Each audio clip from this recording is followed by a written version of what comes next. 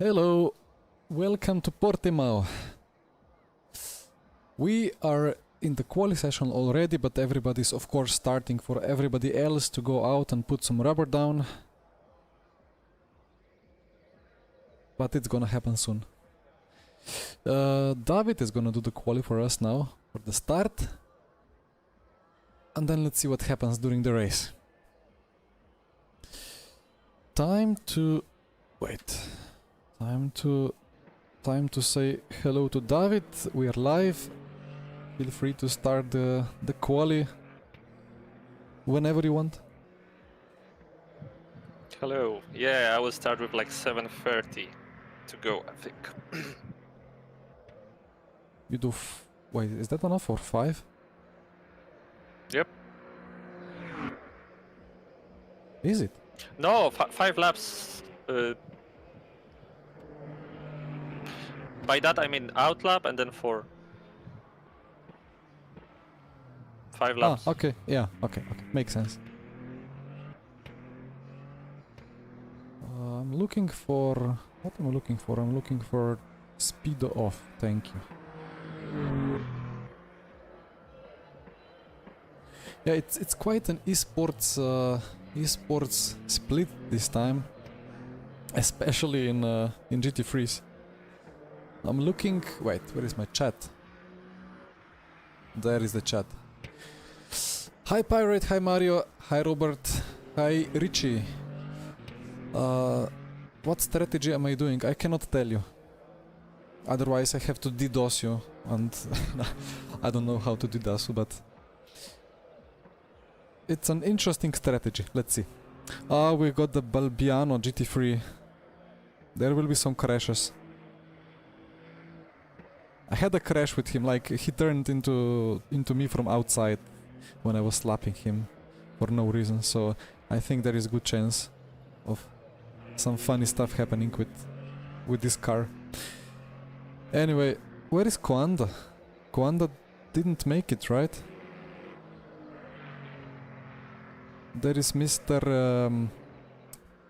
Oh, I keep forgetting. Anya-chan Guven.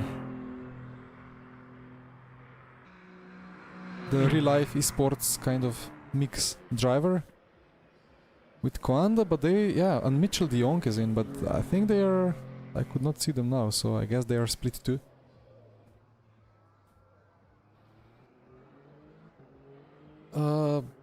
Thank you for yeah, for the thumbnail commendation, or what's the word?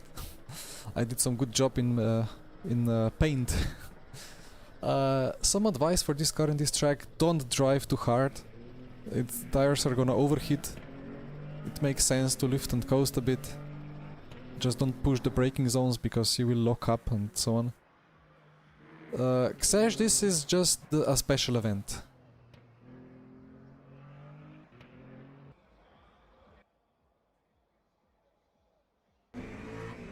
Blair exiting now.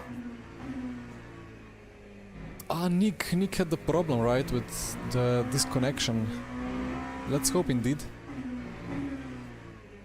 Waiting for the track limit exploit. I'm prepared for all different situations.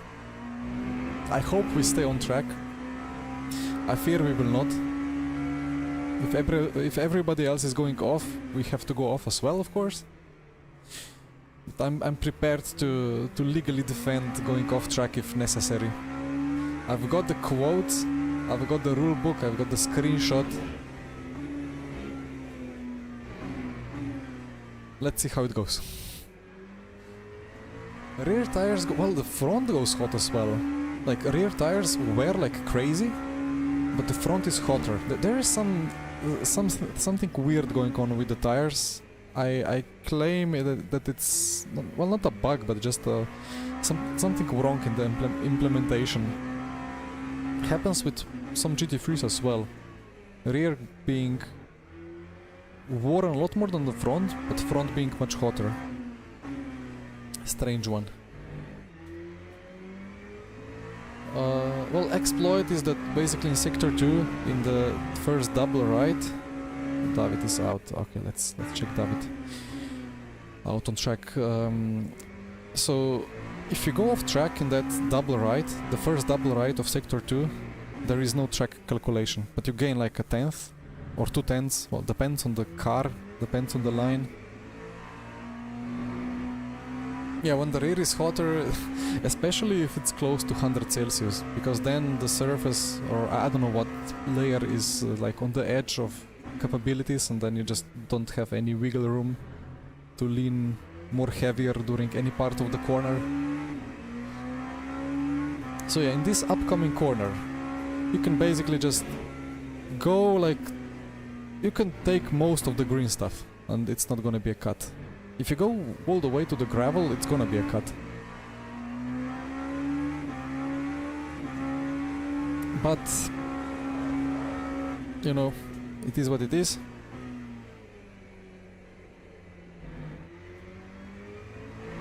I hope David doesn't scrub the tire too much. Well, he can scrub the fronts, they don't wear.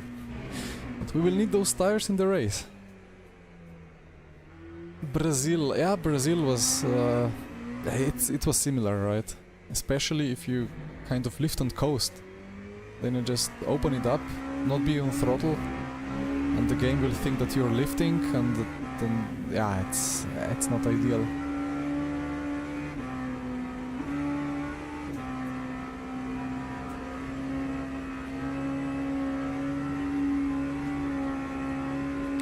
It's a funny tire model, yeah.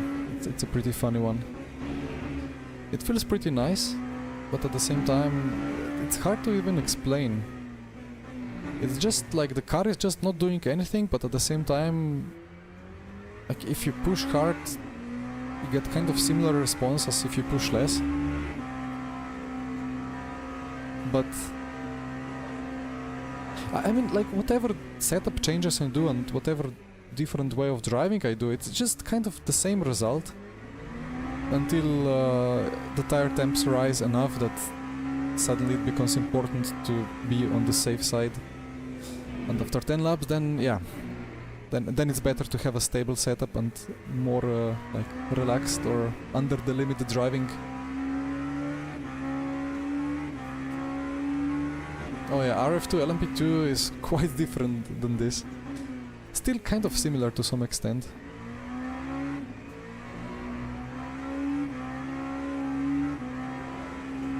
I'm not sure if my secondary monitor is a bit broken, color-wise. Just looking at the color scheme.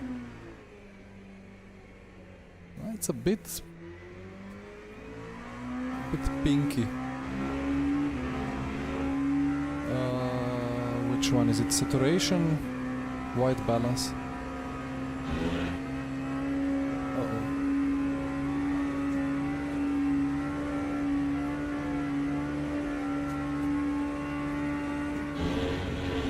It's hard with these monitors to make it like it should be color-wise. Anyway, maybe this is slightly better not to have pink curbs.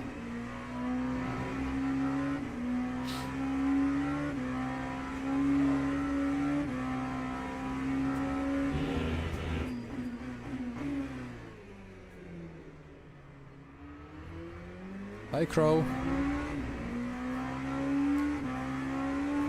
32.1 at the moment for pole. But Blair will do 31 for sure. And most people are now doing these outlaps anyway, so I think Blair exited the pits 1 lap before us, or like 1 lap time worth of time before us. So he is now about to cross and do 31, pretty sure. Thank you, Ricardo. Well, it's just OBS. Camera settings in OBS.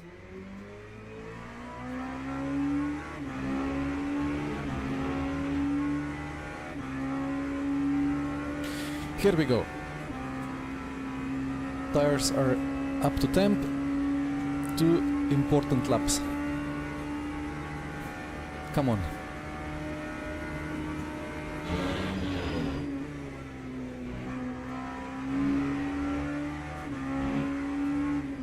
before I forget, where are you? Where are you?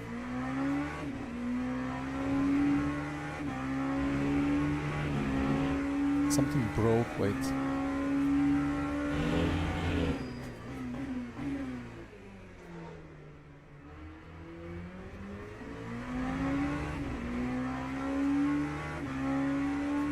There we go.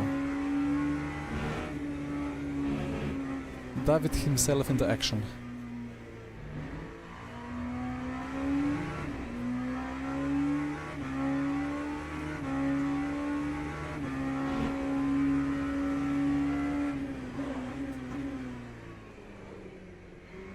Little bit wide.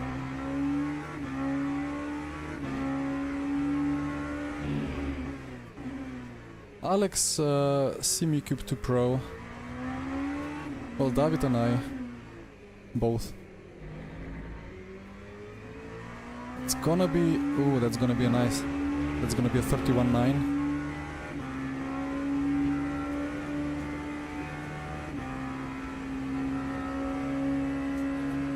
$31.91 or so. Yeah. And now the most important one. And very conveniently, the Delta brakes and freezes. Awesome.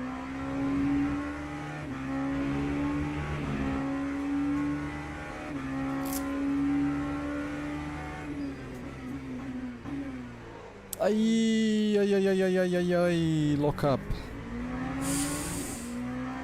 Oof. Yeah, that was too tense.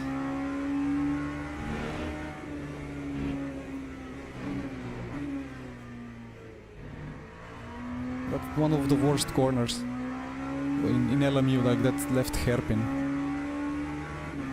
No tire grips ever.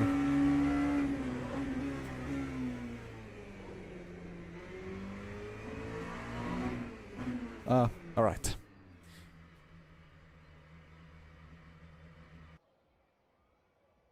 So close. Yeah. A bit of a shame about the last lap because I think usually in all of my previous attempts my PB was on the last lap. Quick change. Exit car. Sorry. All good.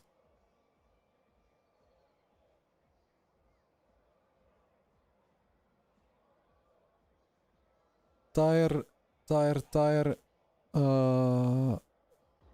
Okay.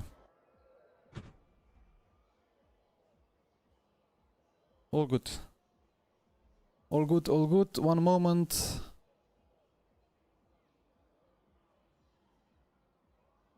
We should be functional. Almost forgot to driver swap. Yeah, we planned to have me for the start. Jardier in P5 as well. 9 LMP3s. And then we have Williams. Ooh, double pole for Williams. William in the Williams. That's nice. Porsche. Lexus. Let's see how much the Lexus progresses.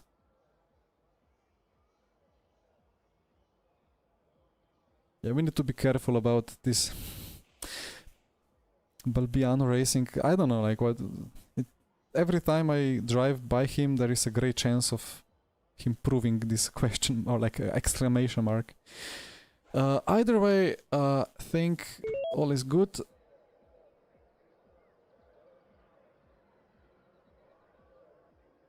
And we can go racing. Just thinking if I didn't forget anything. I think all is good.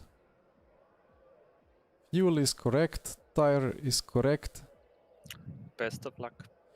Thank you. Good luck. Let's have a nice one.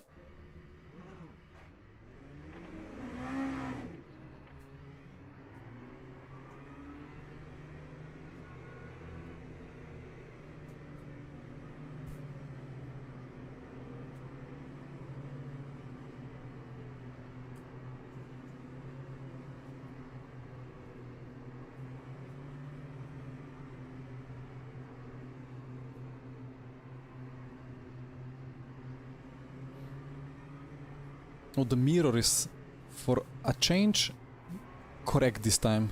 I always get this squeezed mirror, but today the virtual mirror is correct. Beautiful.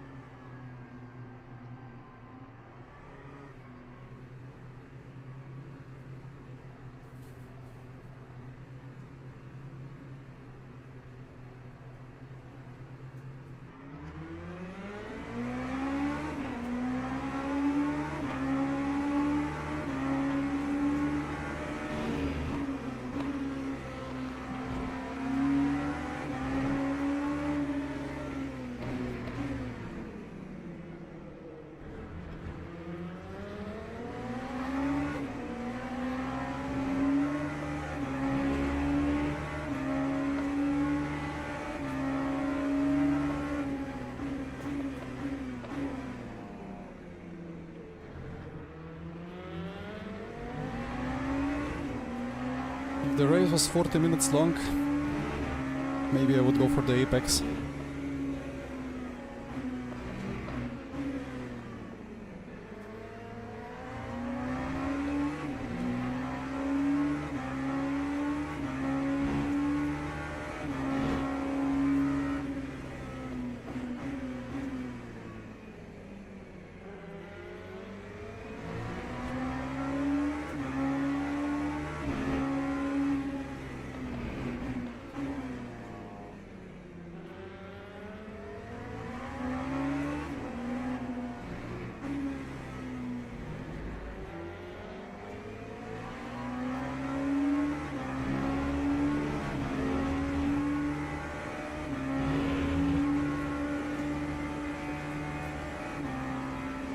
They are on the long gears.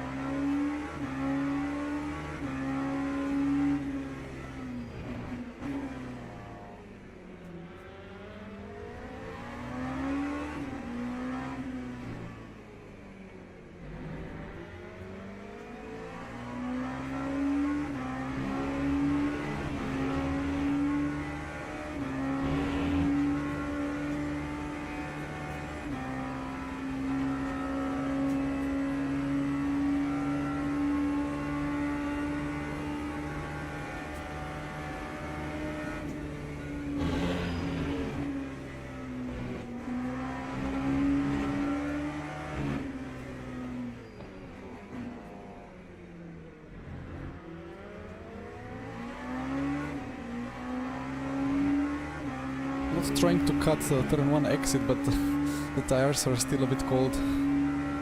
Couldn't get the grip that I expected.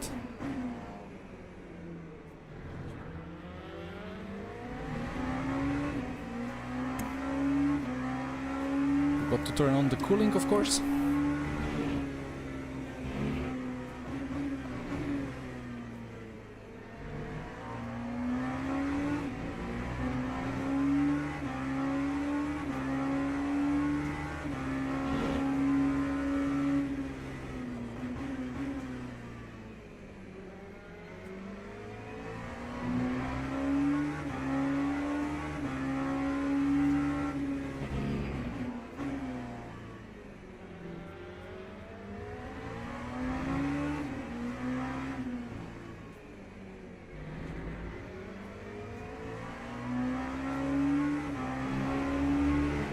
think they're pushing quite hard on the exits.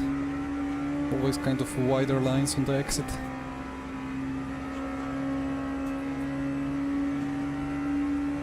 And that's significant because of the rear tire wear.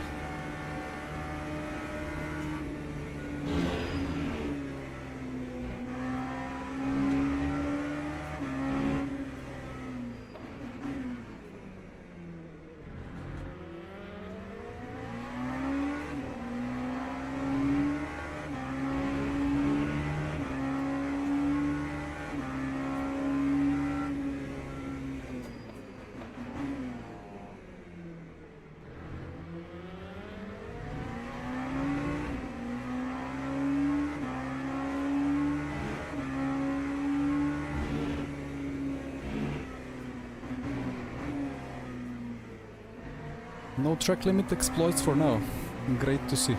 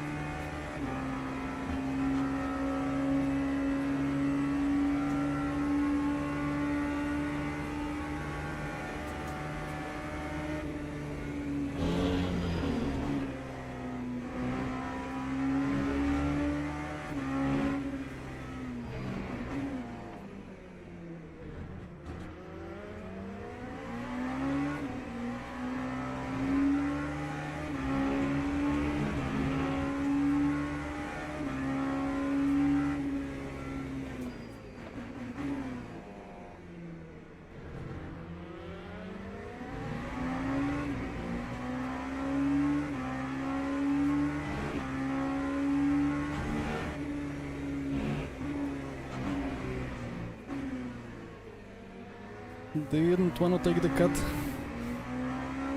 Yeah, the terrorist badge soon. What did they do wrong? I think I removed David, right? Or didn't I?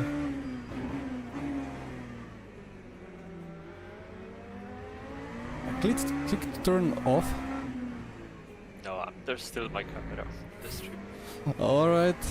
And it's, in fact, the image is bigger than your Uh-oh. kind of camera. Uh-oh. There you go. There you go.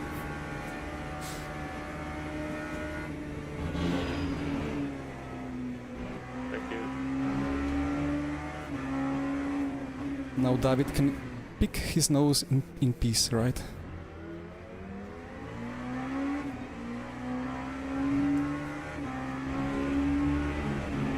No, I think I clicked it before, but maybe the click didn't recognize. Anyway, all good. Thank you.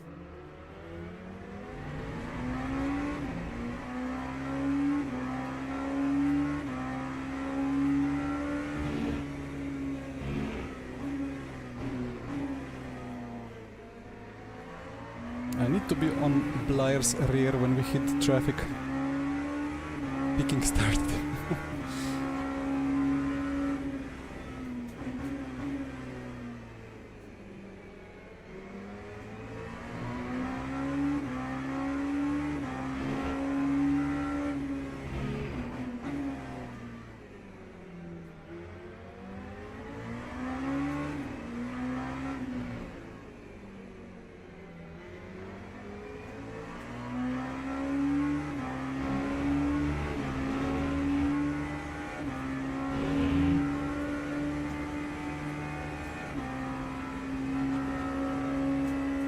Tires are up to temp.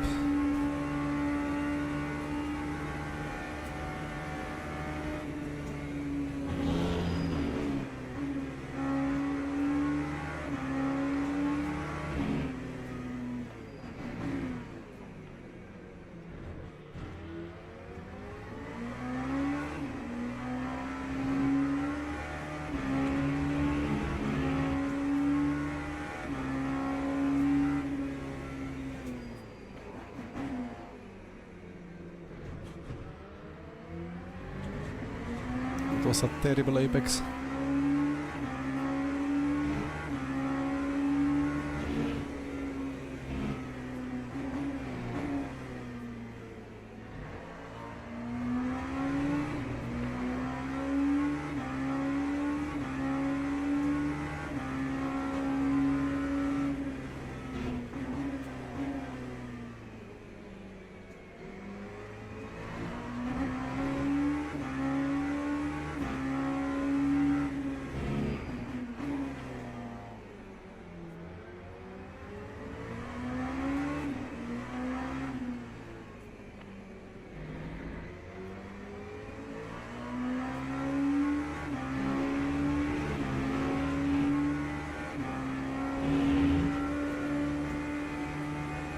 I think Blair is saving fuel less than I, at least a lap less.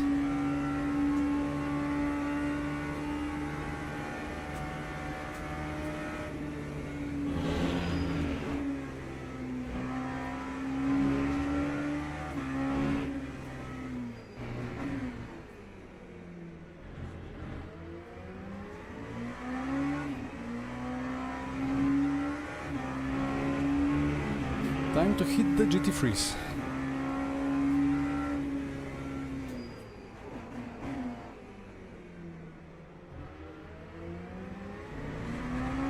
I don't have an engineer role, so you have to change everything yourself. You don't?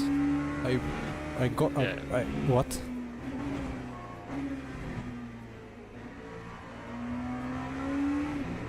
I gave it to you before.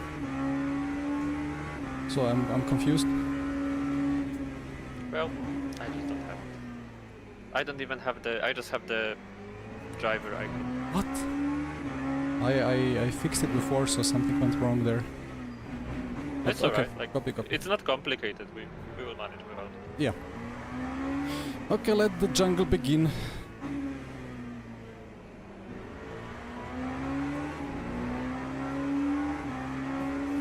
Outside.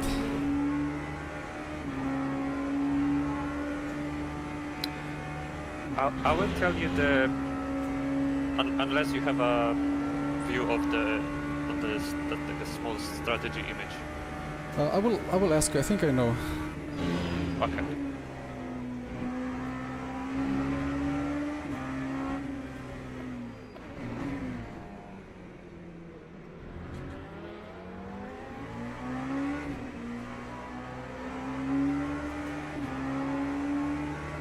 Too far to dive the whole train.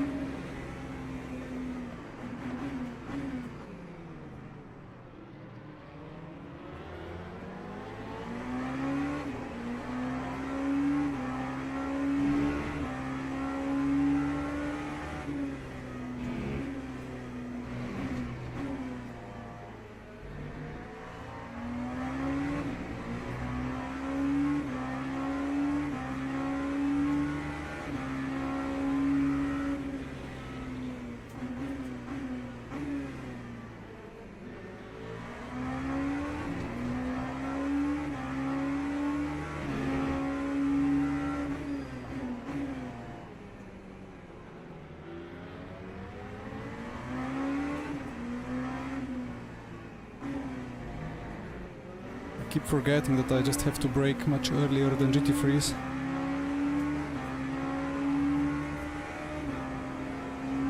Outside it is.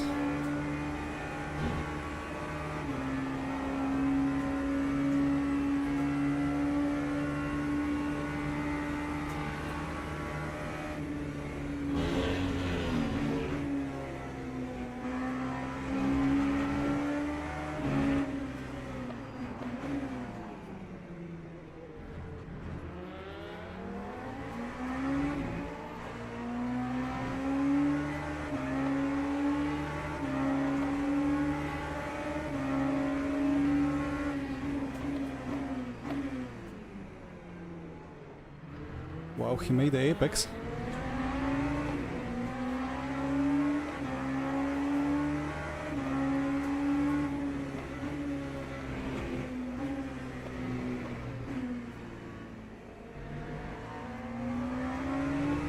Decent traffic for now. No big drama.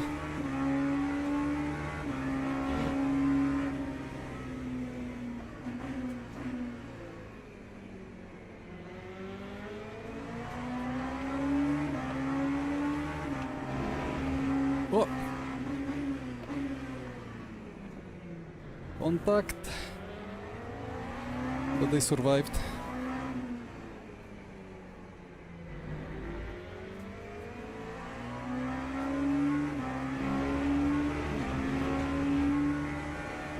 I wonder why they don't have liveries. Williams team.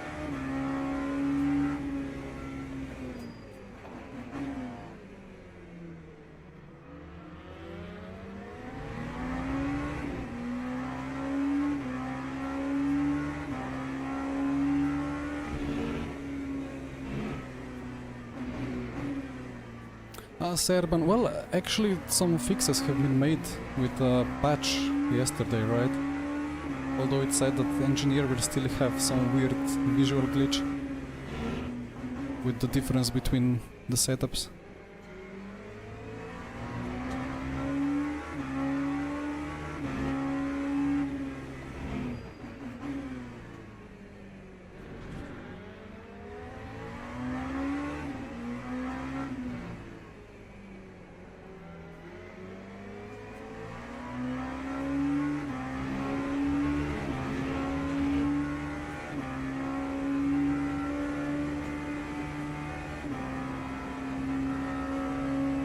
LMP3 is coming up. Time to remember they're even worse on the brakes compared to LMP2s.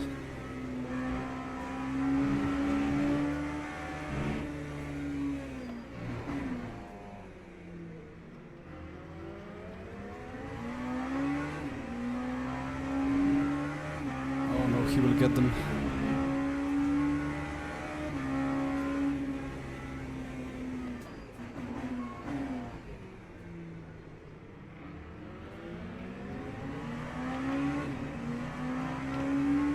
That ended well. Nice.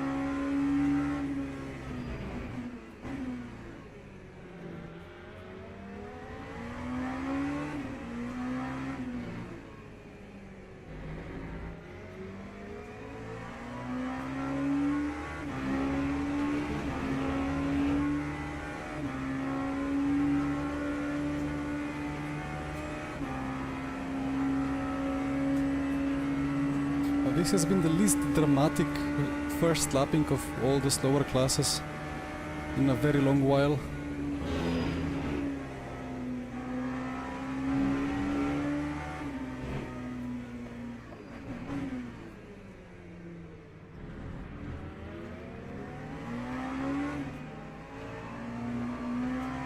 Actually, they are quite nice on acceleration.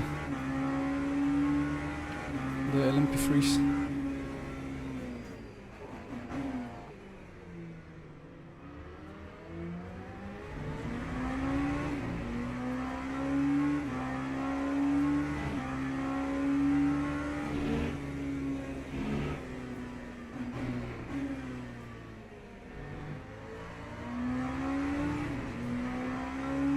Just 3 to go. And then GT3s again, right?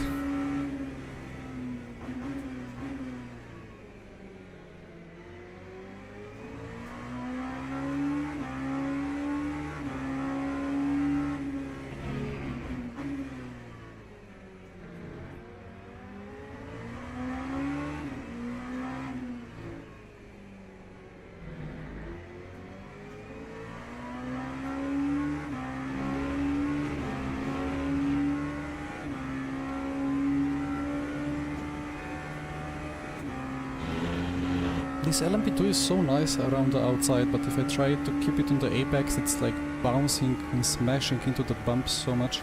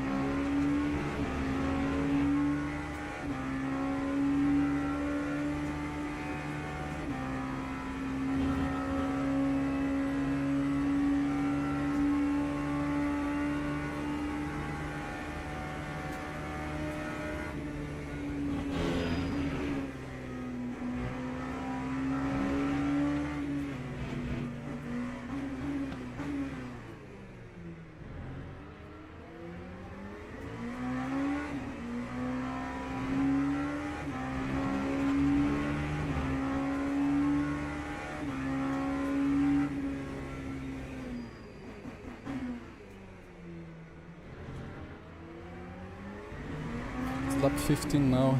It's the time where the tire temps really hit like probably the peak.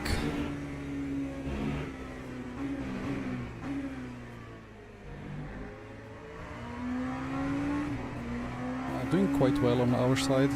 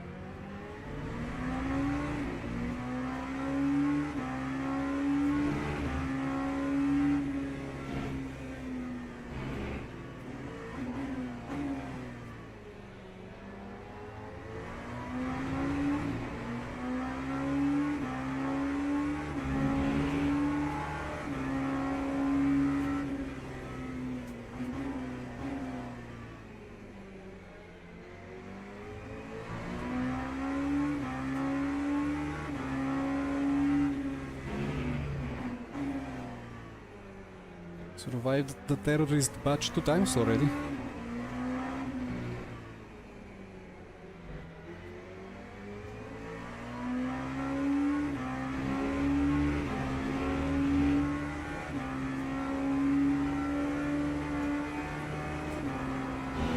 What was he doing? Suddenly in the middle of a corner just scared me to the outside. Okay. Thought he was boxing.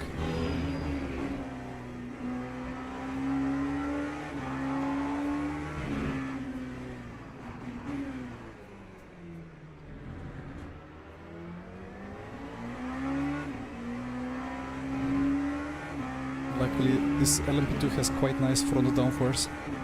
Spider-Man, hello.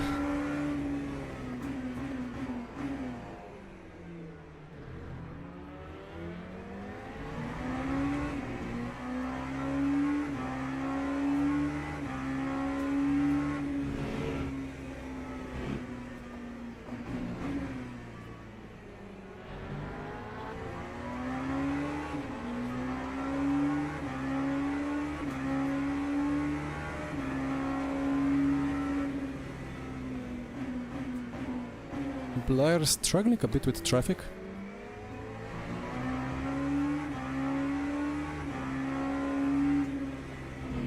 Just looks like a bit on the edge with line selection.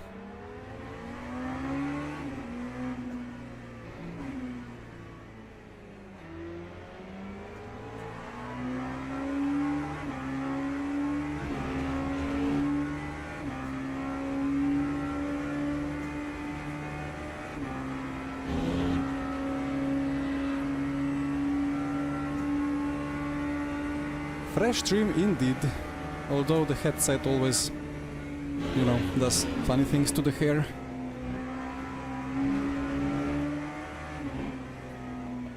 Ooh, there he goes.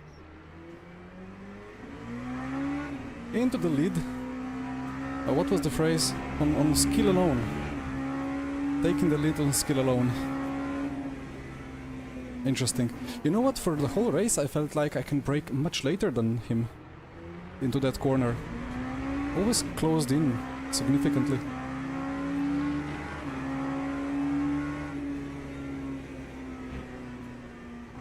I thought he was just lifting coasting, but no, actually he has less grip there. Maybe brake bias too far to the rear. 20 years younger, thank you. Oh, okay. Let's not beat it back too quickly.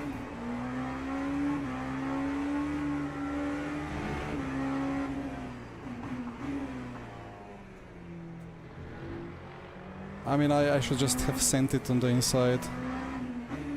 Like this. Just over the curb in that long multi-apexed right-hander braking zone. There is enough of space. If you go around the outside, it's just risky.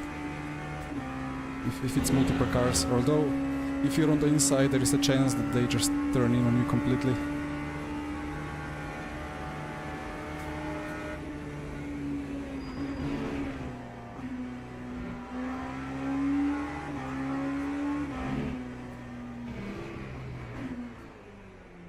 How did they lock up the rear though? That was so weird. I usually just have terminal front lockup. Balloon rears, indeed.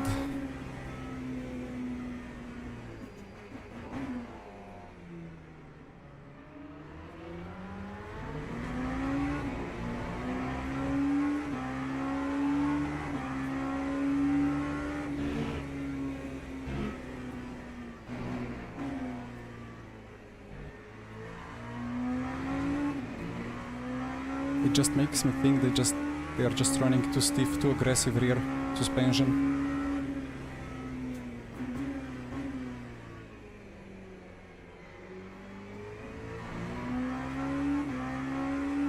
Everett, that's a great question. I would like to know as well.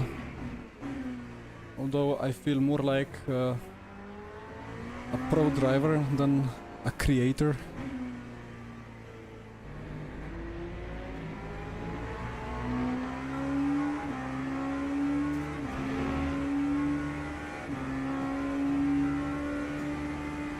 Is that a genuine racing line, or are they, or is he just trying to kind of block me as much as possible on the inside? Just I don't know.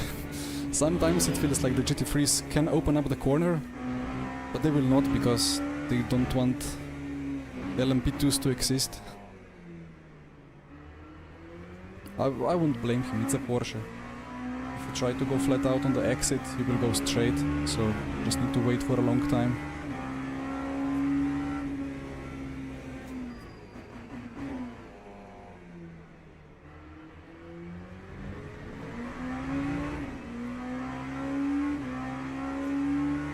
The LMP2 diff, oh yeah.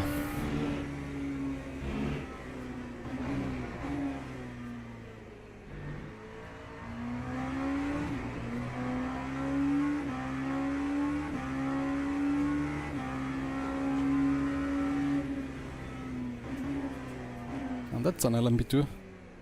I spun here yesterday, I did the silver race, the ELMS sprint, tried to carry the speed around the GT3. Suddenly the rear just said, nope, that's illegal. And I made a nice 360 downhill in the gravel. Good fun.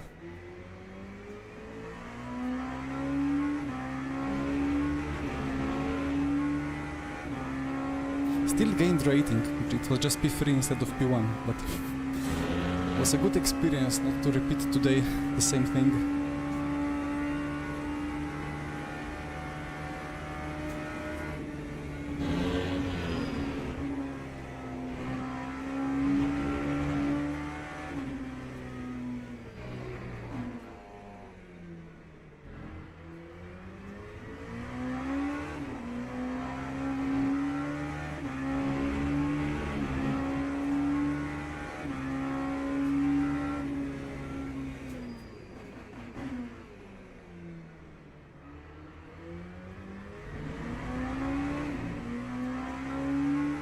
At least he got his rear balloons under control.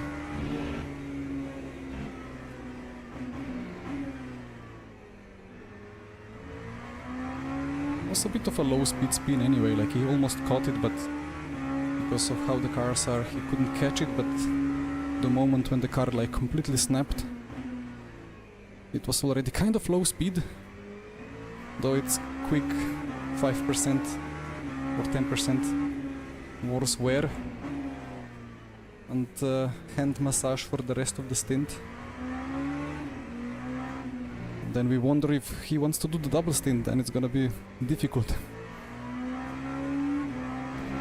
But Blair has the pace, keeping under 1 second, so I guess no big drama for them.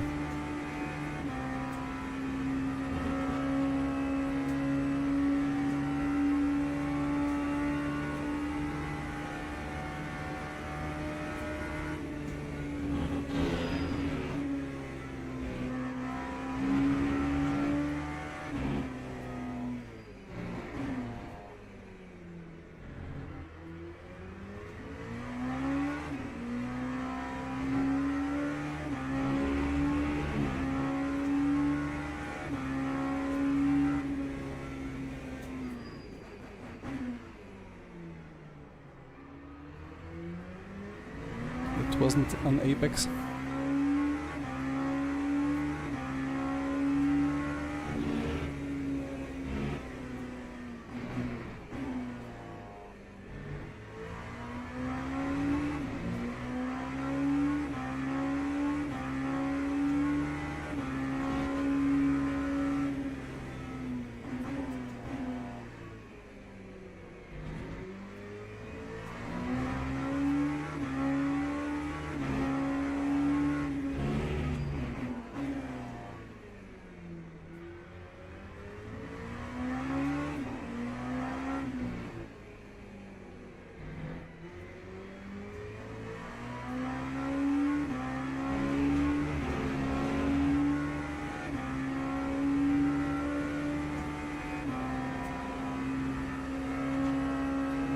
Well, another win, it's still 3 hours and a half away, right?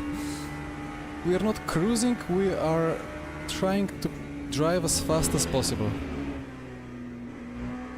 But if I drive much faster, tire will disintegrate.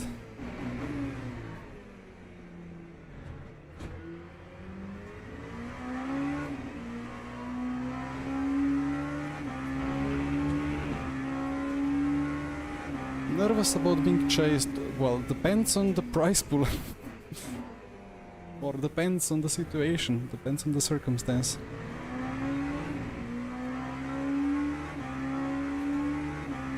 But hard to explain the feeling.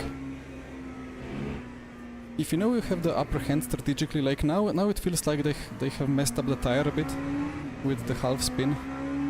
And maybe they are fuel saving less, so it feels like even if I lose position, I'm still having some advantage.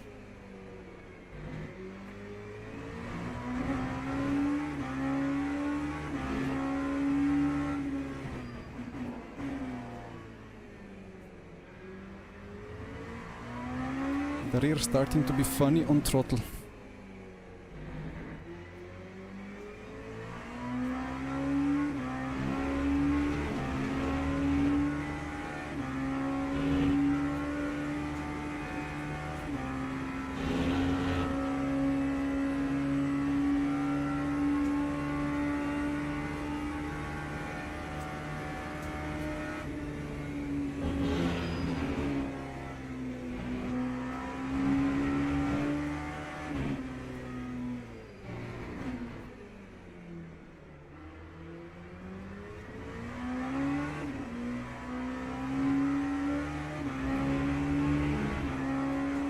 Yeah, we need to double stint at least one time, but let's see.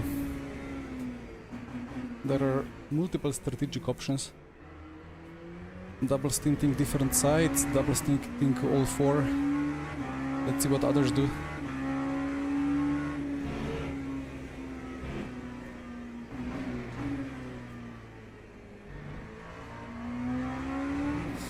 I'm trying to save for extra lap, as you can see, but it's a lot of lift and coasting.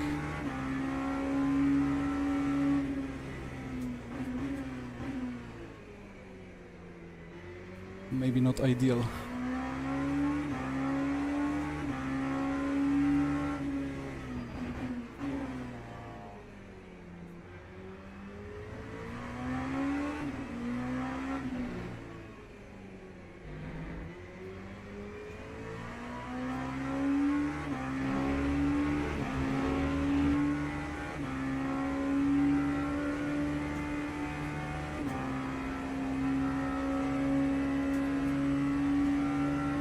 Adam, hello.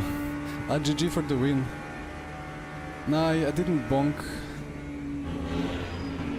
I had a skill issue on the outside myself. I downshifted to first where I shouldn't. And the rear went. But again, it was a lesson learned for today.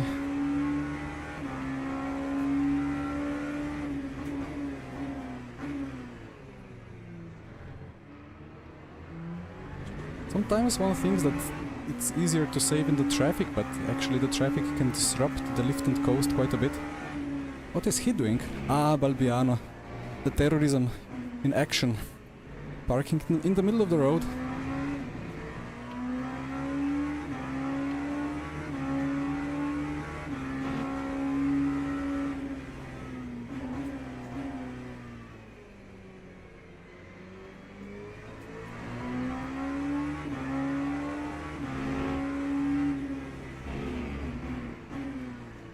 What is Luke Whitehead doing in P17?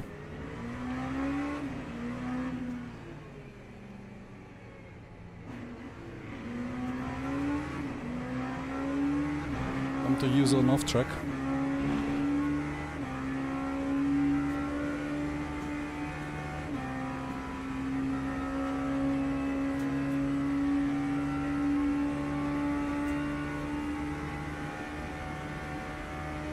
Yeah, Everett, it's different. Like in special events, I don't think that's the case.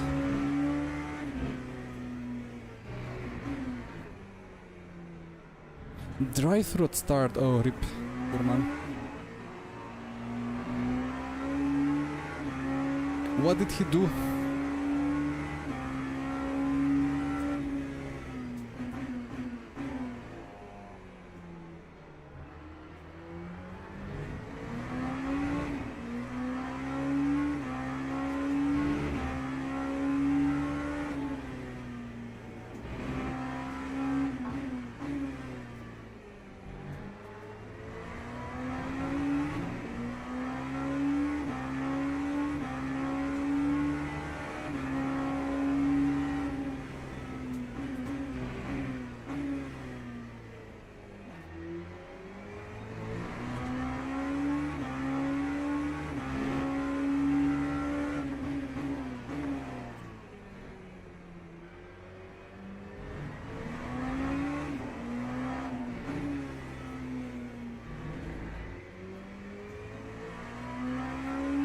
Alright.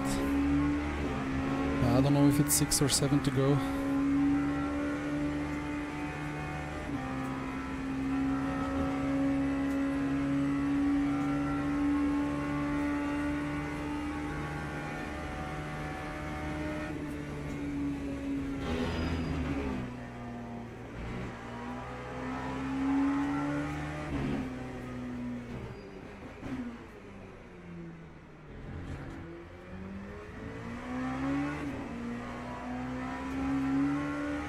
This uphill is just so weird. Should be easy flat. Yellow flag? Oh, it's gone.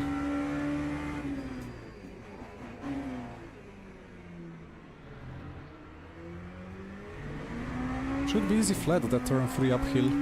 Turn 4 whatever. But the rear is doing weird stuff and the wear is crazy.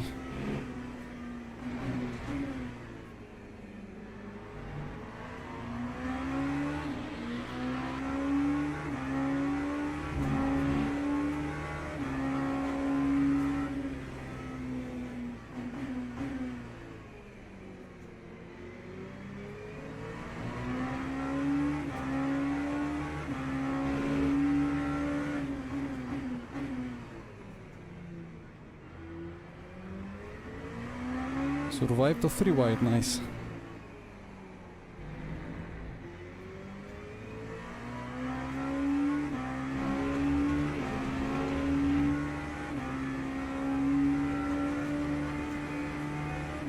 So bumpy there at the curb. Okay. Something happened to it before? Was it Babin?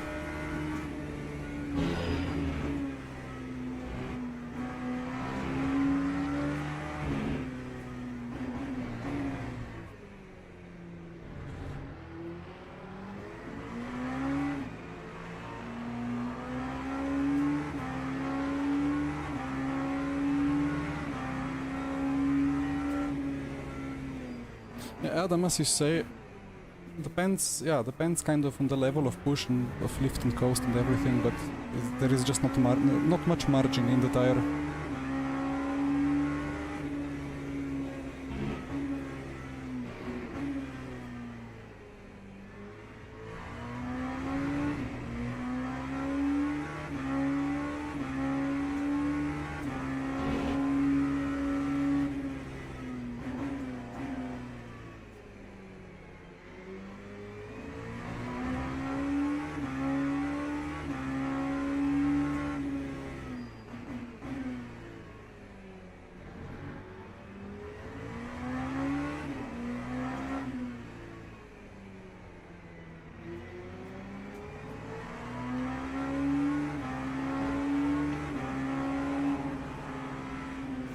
Unlucky.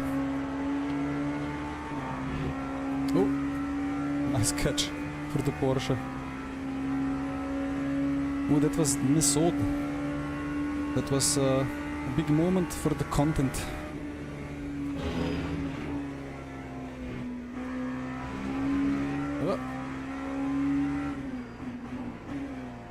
Won't T-bone me, thank you.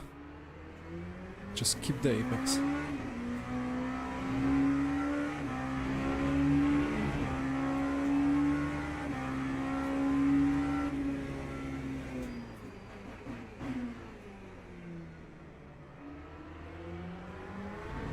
Feels like the traffic was much too toned down or too relaxed in the first couple of passes, but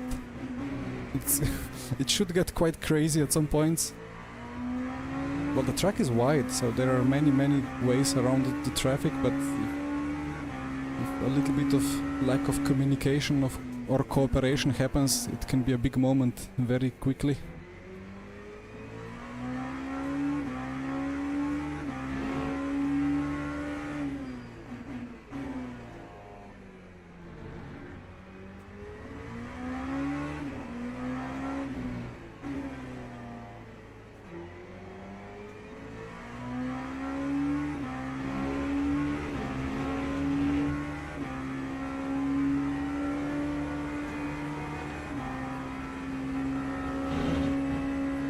Okay, free to go. So David, can you just read like the the note of the second stint? Or like the second number maybe? 5-6. Okay. And the second number for the other cell?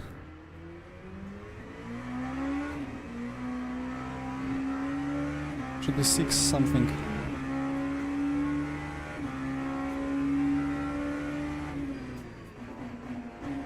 Do you mean 6-4? Yeah, that makes sense. Oh, okay. No. So note. Okay, I get it. The note on the left is 5-6. Okay. And note. On the You right want is the 6 other 4. one? Yes. Yeah, okay. Copy.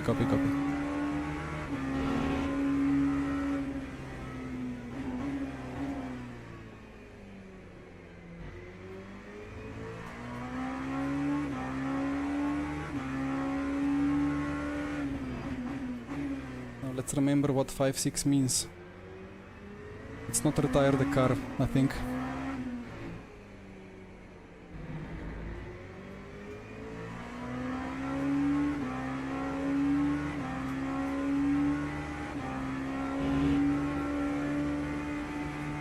Yeah, conveniently for all the engineers of the opponents, I have everything transparent and visible on the stream, so I need to be careful with what I say.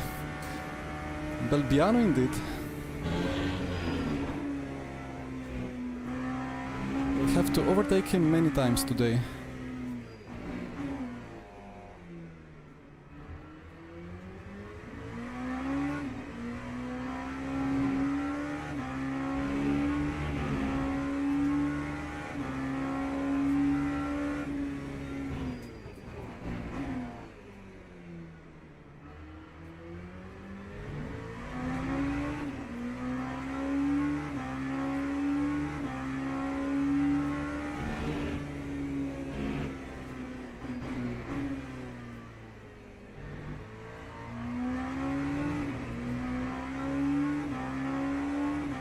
Let's see if Blyer boxes now or next up.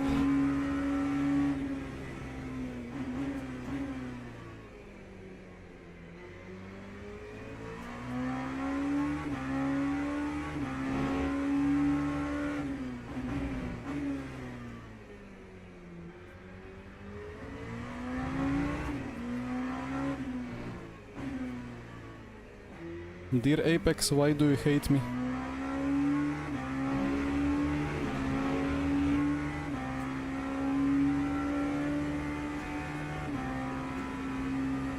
So he is boxing. We are one lap longer. That's beautiful.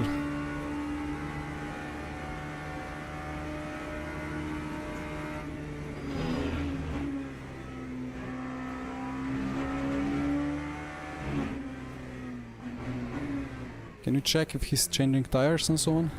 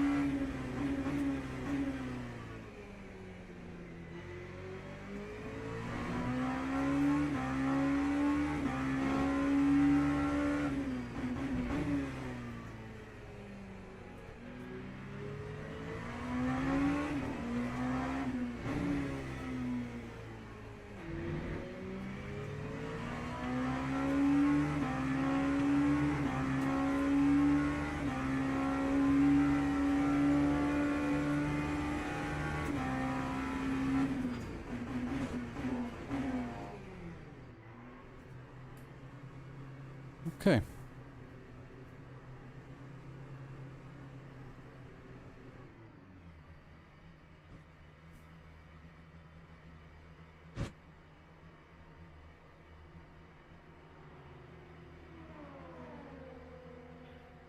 Yeah, his stationary time was like 54, and at the beginning his car was lifted, so I think there was some, maybe one side change. Yeah, that's one side and full tank, I suppose.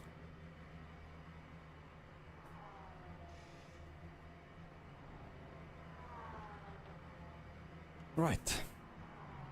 Well, all going well so far. I don't know why Davi doesn't have the engineering, like I clicked it on some days ago. I don't know what happened. I wonder what happens if you enable the engineer functionality for one driver in the lineup in the middle of the race. Not sure if I want to figure out.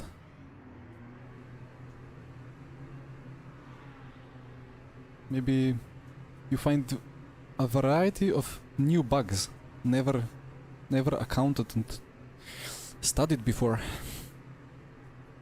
Either way, we should be easy in the lead now. Well, effective lead.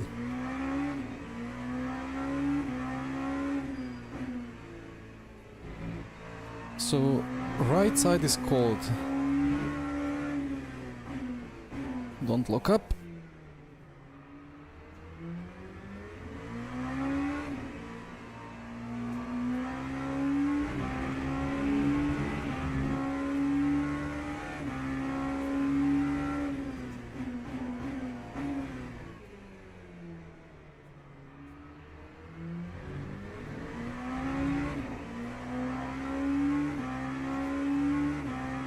So we have a nice gap to Blair, though he will gain a couple of seconds now because he has more temperature in the new pair of tires that he took, and we took less fuel, so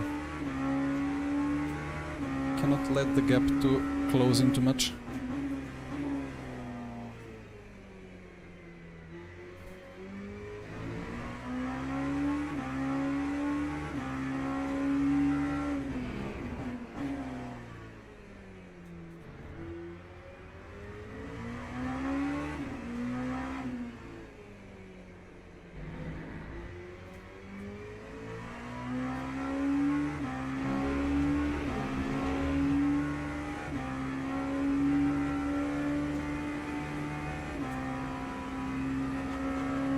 Yeah, 34 laps for P1, P2.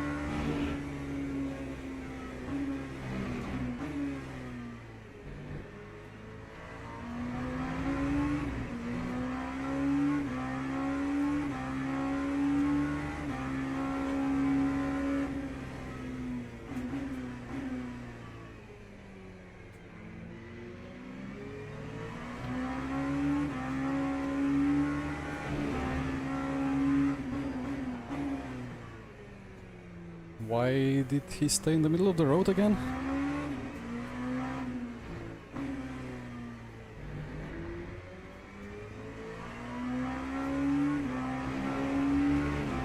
Or maybe he was not that much in the middle. Felt like he kind of pushed me on the apex a bit on the inside. All good. So, what's my target?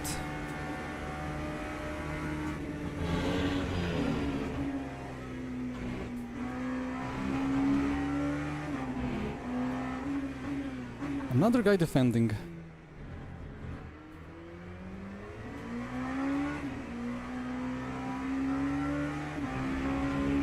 Ah, Balbiano. There you go. It's incredible.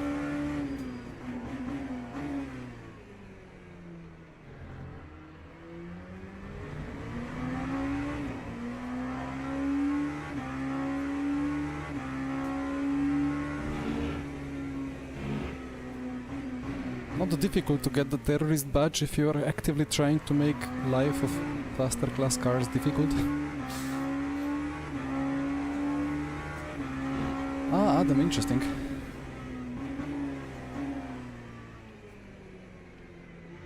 Changing all 4 tires now. I mean, okay, maybe they started on quali tire. Now they'll just do 2 doubles on the remaining 2 fresh sets. So that's a good strat, maybe.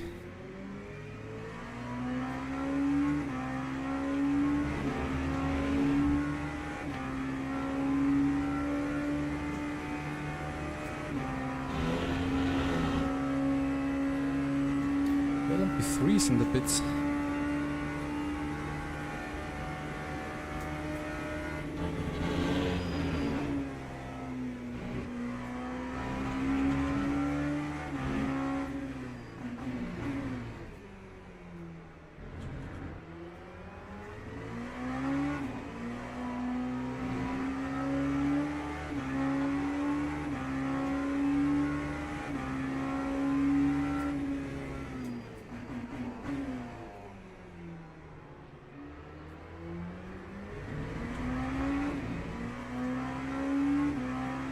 LMP3 setup guide, nope.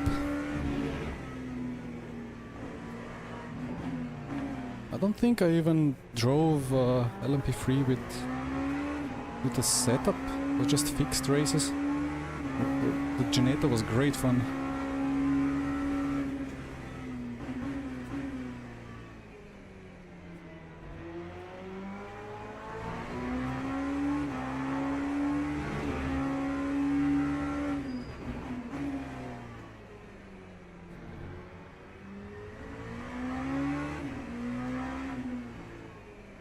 Man, I wish we could have this good old R-Factor 2 all tracks, all cars kind of setting, instead of having split everything between WEC and ELMS. So you could just put all 5 classes on the track on the same time, or like some weird combination like GT3, GTE and LMP3. That would be quite hilarious multi-class.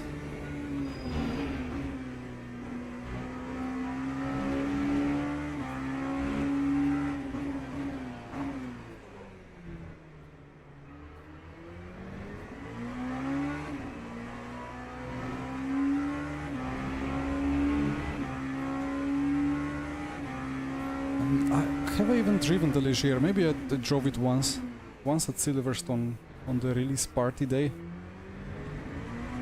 But I cannot drive cars which have steering wheel on the wrong side. I just have zero feeling for the track limits. Oh. Take the cut exploit, but I lost time, so don't be angry with me.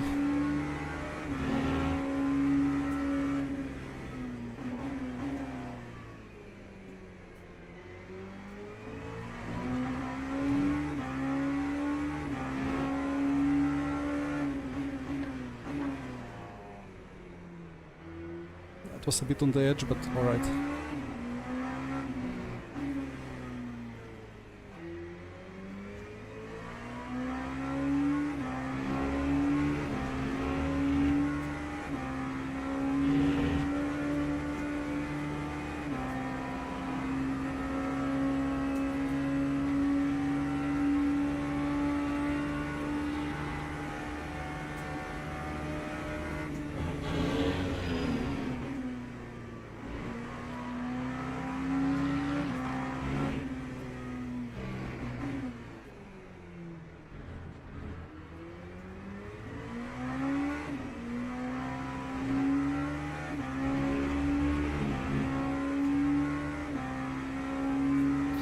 Private servers, oh yeah, that's true. Never tried. It's weird that you can do it in private server but not offline.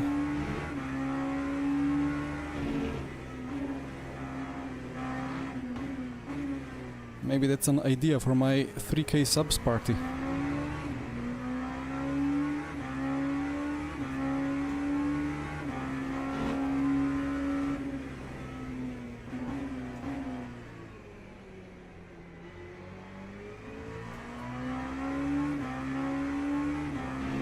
Bahrain outer, but with the weirdest class selection.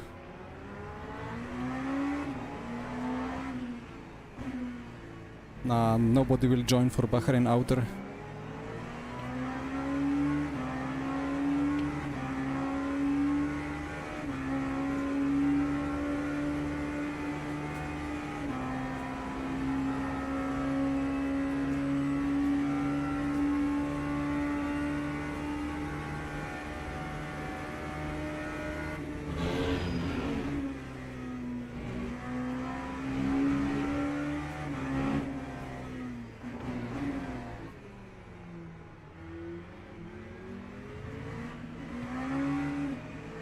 If you're behind there, no way to get through in the uphill.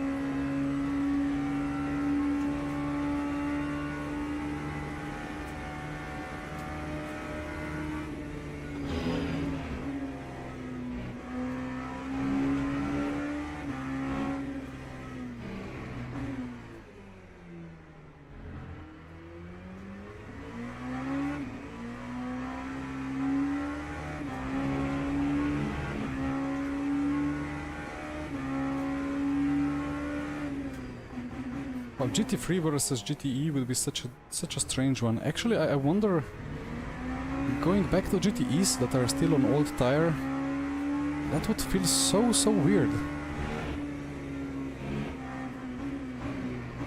But in some way they are really pleasant to drive. From R Factor to driving style POV.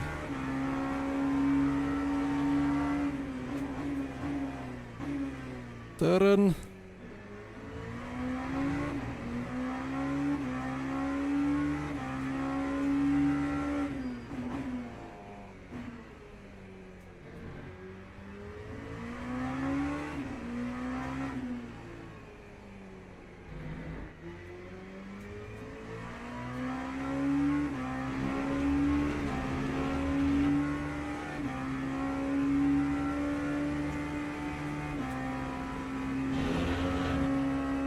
Yeah, hopefully, Joao, hopefully. GTE was slower, okay. That's interesting.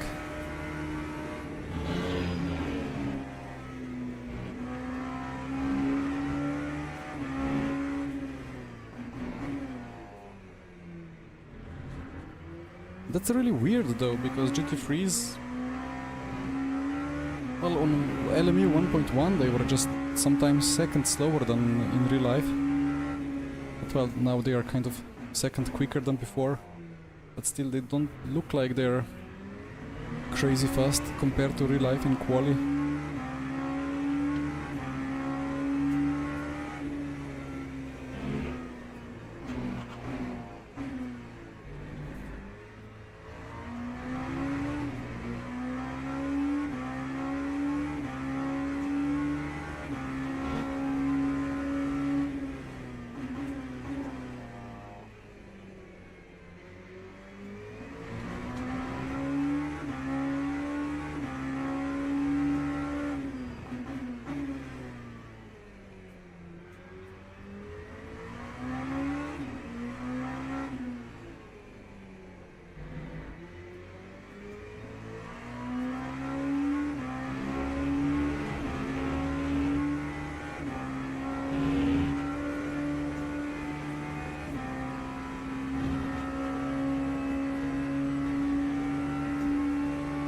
You were in the GTE, okay.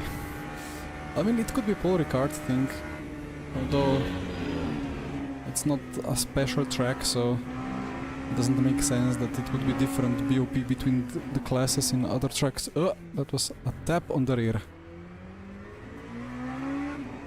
If this was iRacing, my rear wing would be gone and my rear bumper would be gone.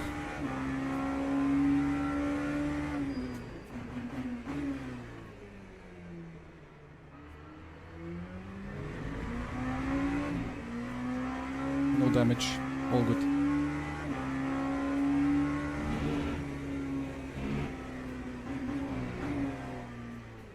I kind of opened up my lane a bit too much, or like my lane. I went too far to the left, so I will not be mad at him.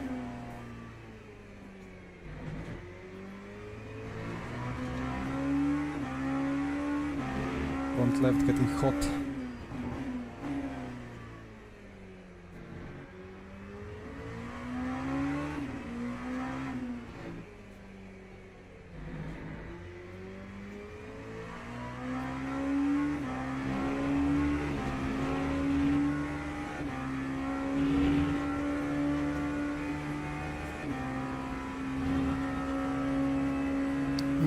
LMP2 versus GT3. I mean, I prefer LMP2 because it has more downforce and I like more downforce. But GT3s are not bad.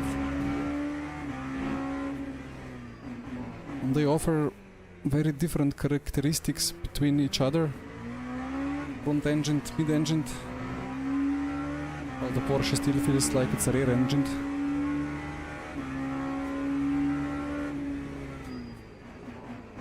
So does McLaren, to be honest. But they drive differently, they are kind of fun. So I'm happy to drive both.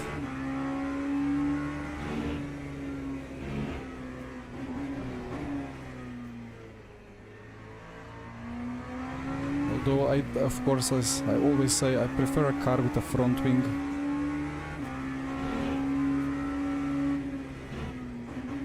And I don't like the need to focus on the rear for the rotation. I just want to turn in and feel the front grip. And I get that more in the LMP2. Although still not to the extent that I would want.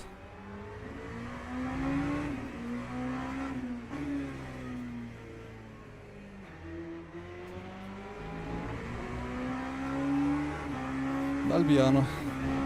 Hope you enjoyed the inside curb for longer than you needed, but anyway.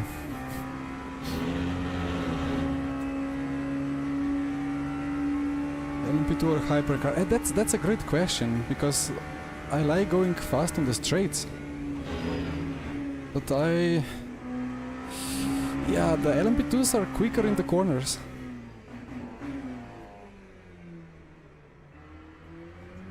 If it's hypercar versus the WEC LMP2 with the restricted front aero, then hypercar for sure. But if it's this less restricted ELMS LMP2, then it's a good question actually. Depends on track.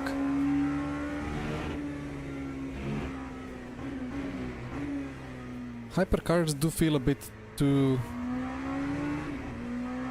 heavy, too strong for Portimao. So if it's Portimao, then probably I prefer LMP2.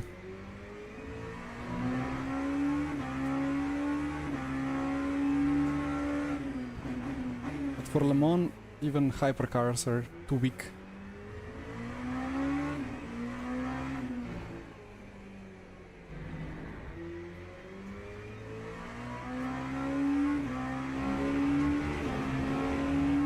But oh well, they decided that going 380 is maybe a little bit unsafe, so... Well, LMP2 is kind of lighter and... It's more important to carry the speed through corners.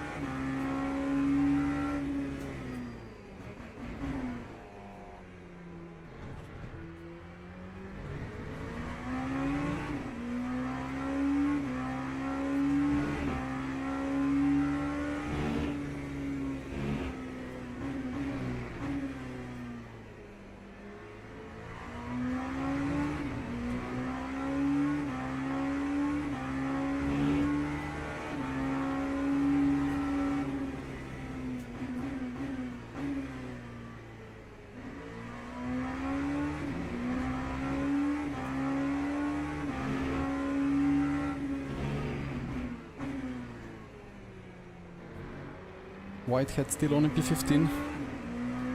Or is it a different strat?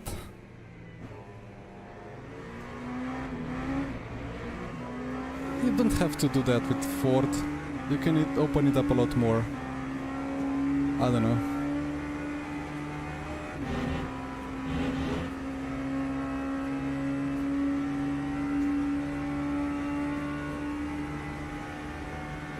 Yeah, the Valkyrie is pretty enjoyable for sure.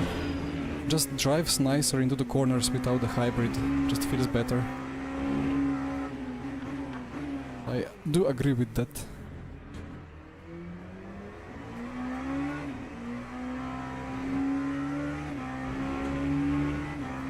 Hi Dragos.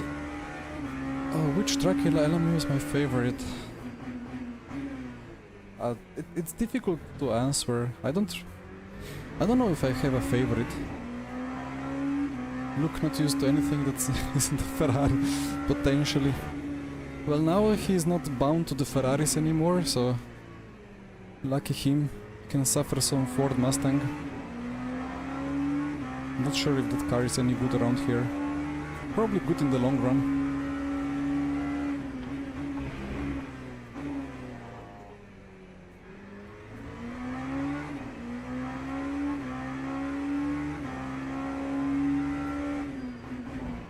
I mean, I'm enjoying this combination.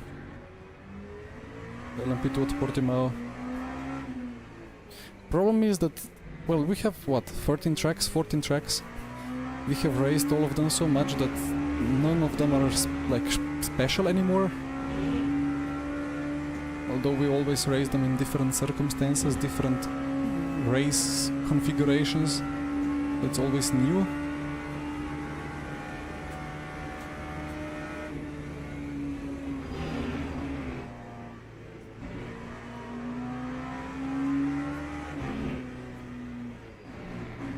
But if I want to enjoy a track, I will load R Factor 2, like I did some days ago, and installed some Lienz Festival der Geschwindigkeit and drove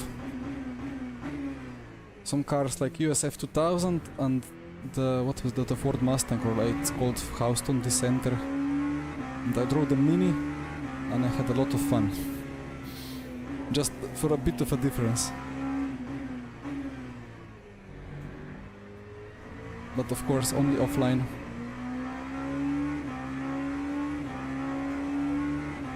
Luke is going Aston for I still have to pick cars for VMS and for that Tatum Race Tech Championship. How can I pick? I don't know. Hypercars are gonna get an update, so whatever I pick could be wrong.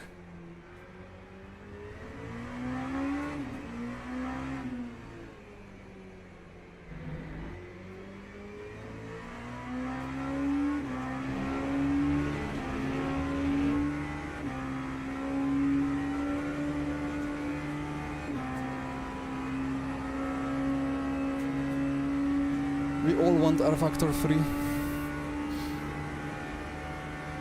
At Dragos it's Grid Engineering, Grid Pros.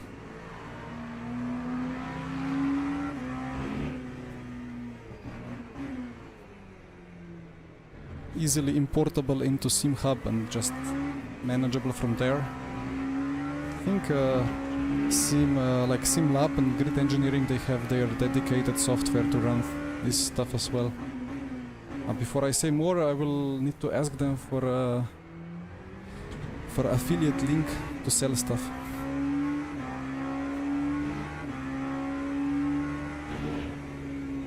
I'm losing a bit of time now with all this traffic.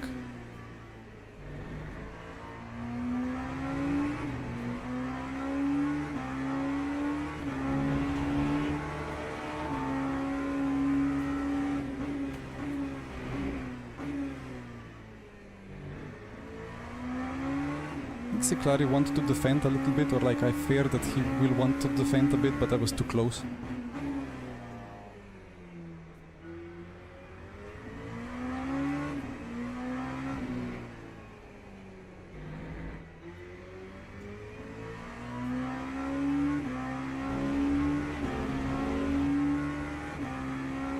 So Blair has more fuel, and probably he changed the left side, I assume. Changing the left side will make him a bit faster, but then next stop he will have to change the right side, which is not that critical.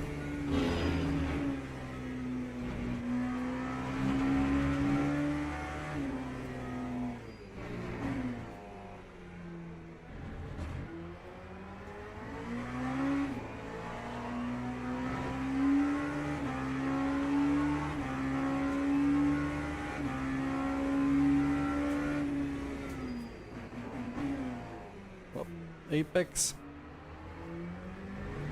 It's hard to feel the limit of the brakes here. I'd rather miss the apex a bit than lock up.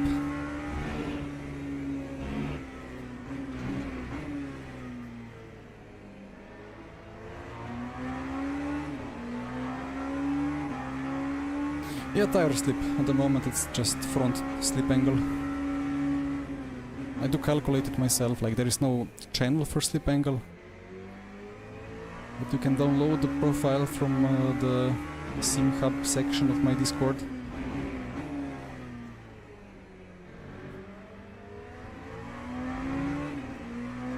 And I have not adjusted it for GT3s and LMP2 yet. It's just made for hypercars, which on the old tire is running higher slip angles.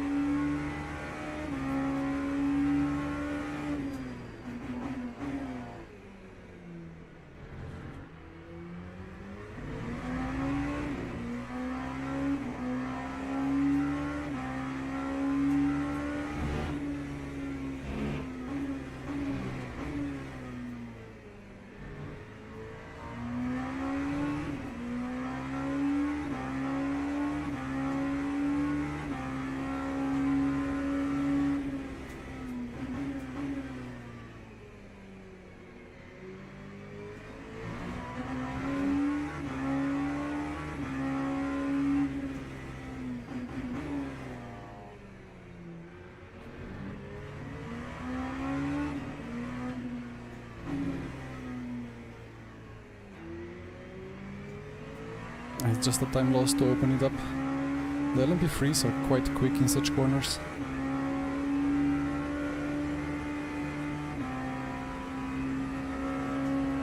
Need a little bit of glucose for my millimoles.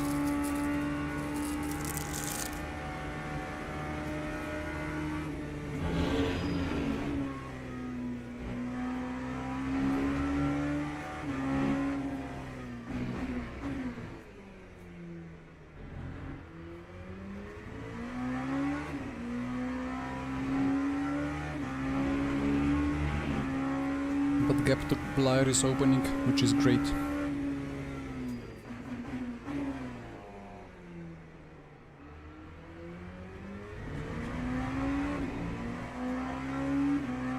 College professor teaching Motec. Well, I mean, I could do that. I mean, I would need to learn a lot of things. Of course, in real life, the important part is knowing as well how to use the sensors, where to put them, how to actually log them to make the files. We don't have to do that here.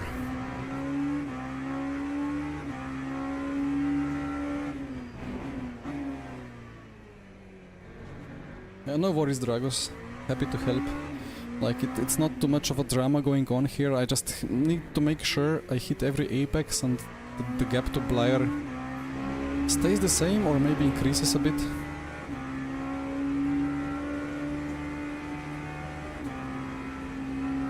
Because the moment where we will lose the most time on track is gonna be the final pit stop probably.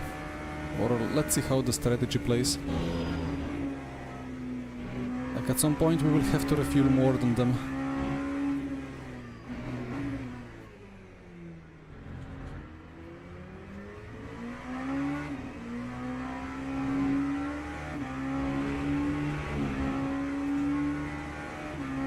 Motec webinars. Well, I don't know.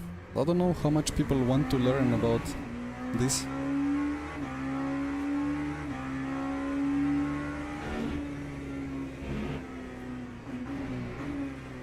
Only one way to find out.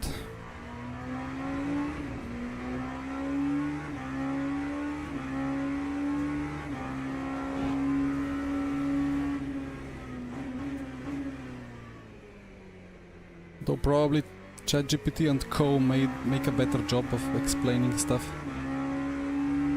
nowadays. Way too easy to get the information. If you can interpret it and know what makes sense and what doesn't.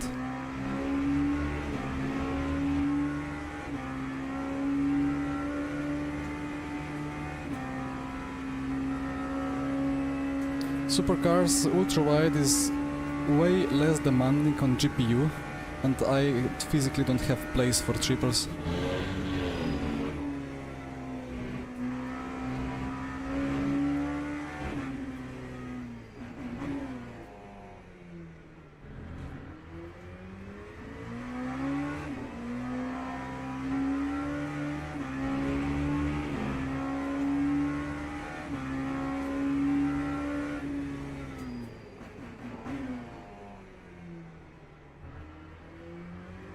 I'm quite limited by PC resources. Well, it's GPU that's the problem.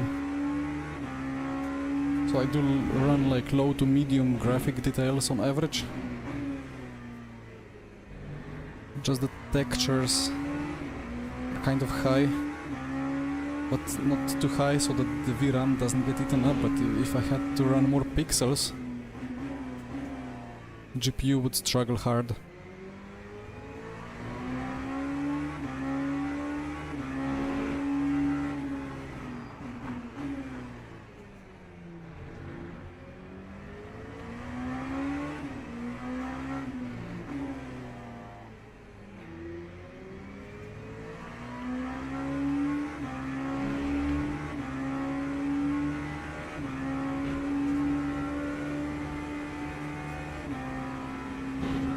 Can I clear all three? Beautiful.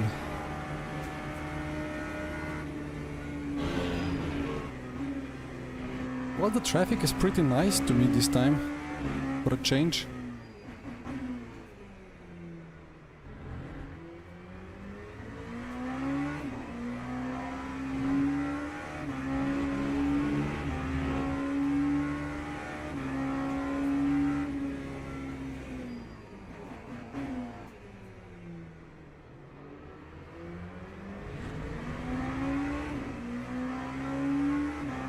Whitehead P14. Every time I pass him, he's 1 or 2 positions better off.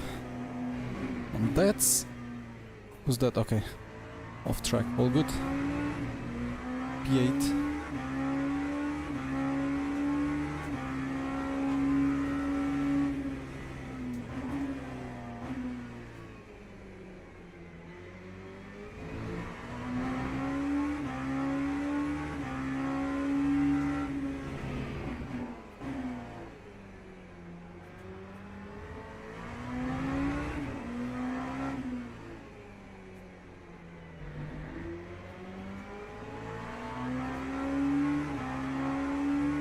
What I don't understand is why is like P6 already 50 seconds behind? Are we that fast? Like I don't think we are doing anything special.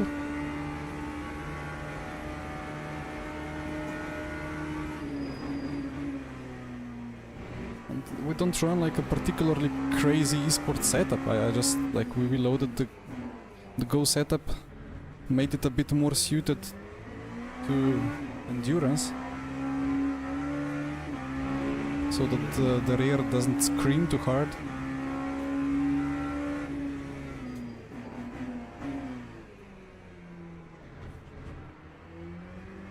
that's it.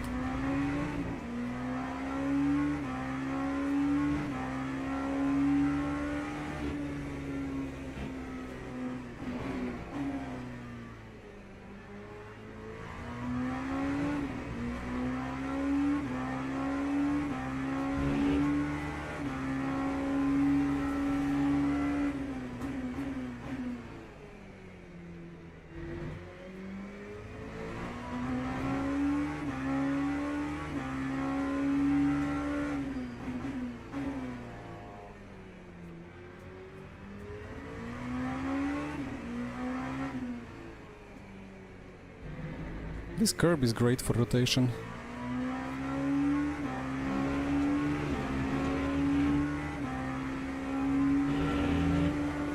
Oh, it's so stiff on the inside. Super sick, yeah, thank you. I took one big sweet jelly. Let's see what the sensor detects in the next couple of minutes. If it stays in the low forms of the millimoles, I'll take extra sugar at pit stop. Wanted to go for the inside a bit quicker, but I was kind of boxed.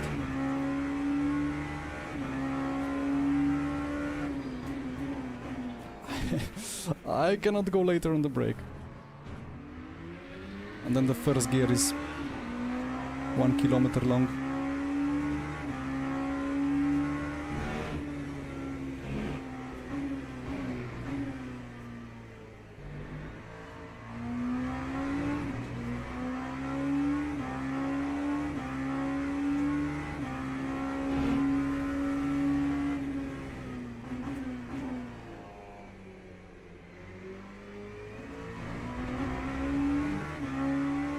Track limit.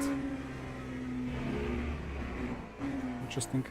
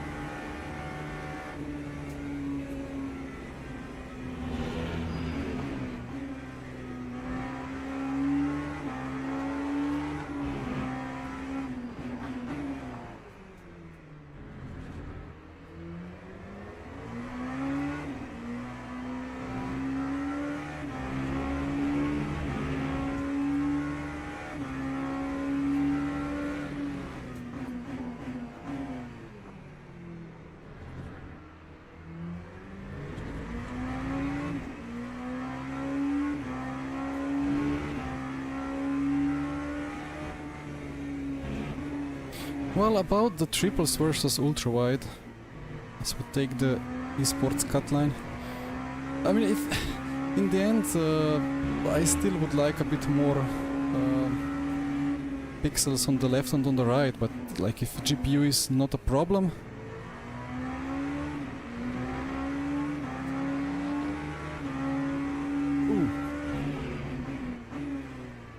he had a bit of a wobble or maybe a bit of understeer, but we survived.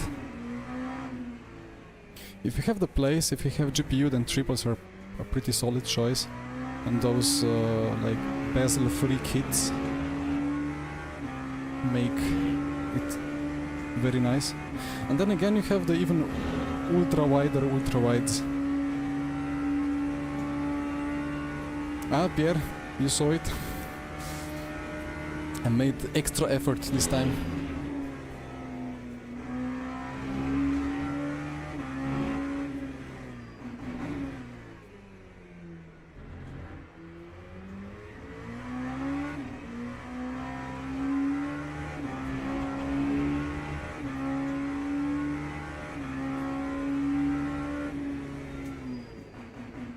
And about the triples, I mean, I've never tested triples, but it's more difficult to set it up correctly. And then again, there is some inherent mathematical, geometrical fault with ultra-wides, which can make the curvature feel wrong. But I never really felt bad with it. Like I can use, like I like how it's curved, but there is some mathematical problem with it that I cannot explain. So it doesn't look as good as it should.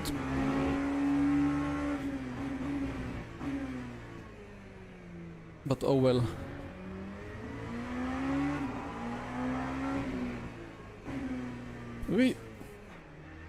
The forbidden downshift.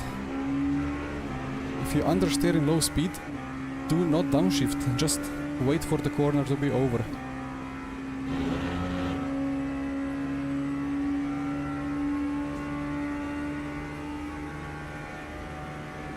Deadpool, I have not watched Deadpool, so...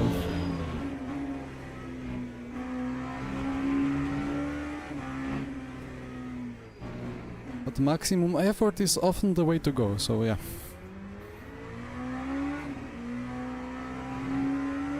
Although for the thumbnail it was not, I mean, Microsoft Paint is probably not maximum effort, but does the job.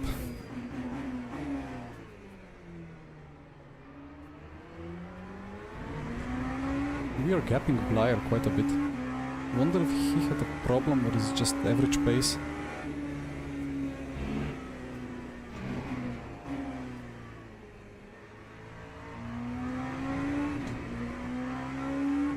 But yeah, overall the performance is of course better on ultra wide. Then again, depends if you have 24-inch 1080p triples or some crazy high resolution 58-inch ultra wide. Just need to count the pixels.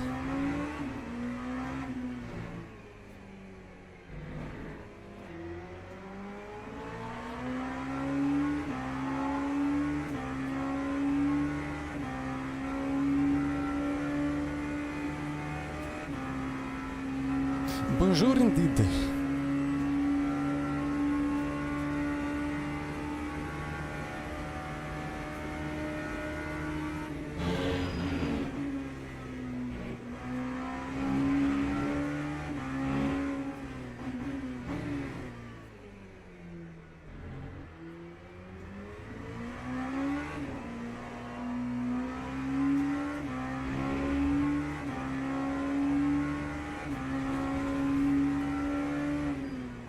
Already forgotten how tricky it is to set up the pit menu. But again, something went wrong with setting up the engineering for David, so he doesn't have it.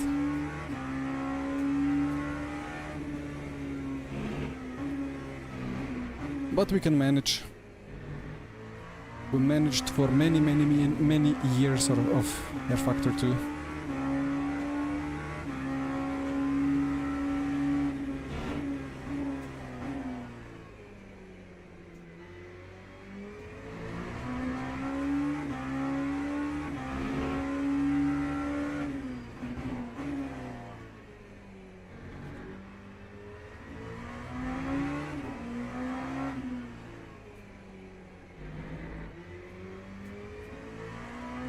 Box, box, box.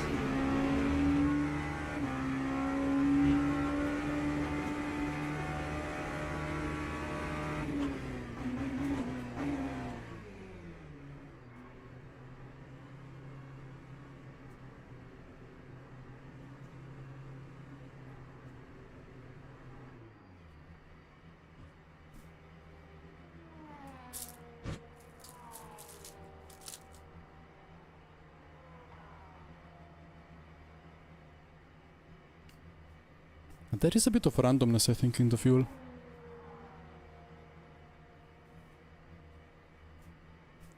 Just adding 3 liters extra. Maybe 4. But it's 3 seconds longer pit stop. Or maybe it's the rounding issue.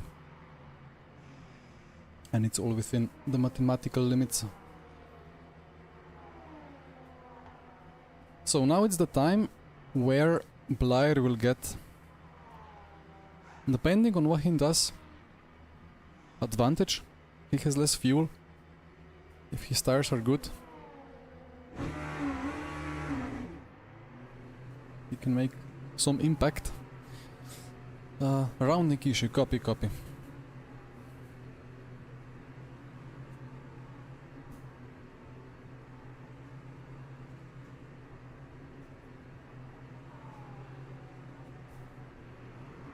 So let's see where we end up now. Clean track behind, cold tires on the left.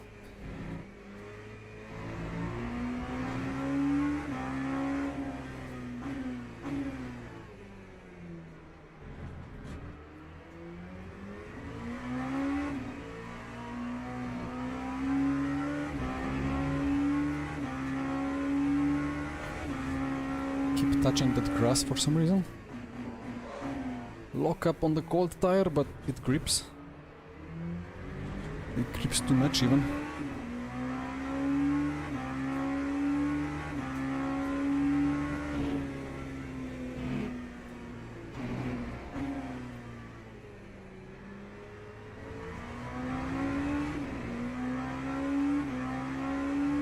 Whitehead P12.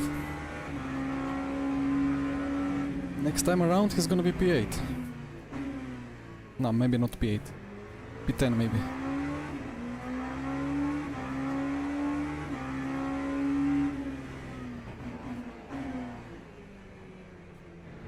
This is the non-terrorist Balbiano.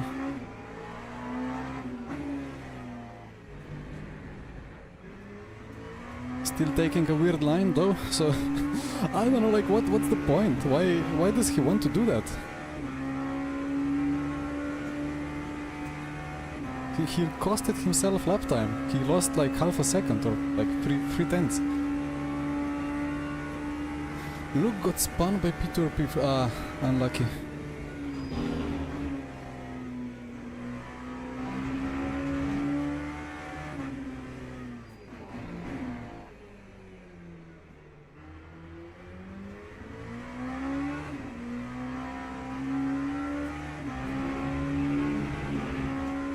Mythical creature.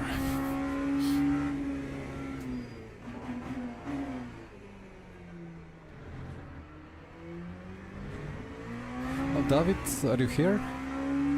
Yes. Can you just, if you have not, just note down my pit entries? The time to go on the pit entries? Or my both pit stops? Also then you can decide if you want all four new, or one side first and then the other side. But I guess all four make sense.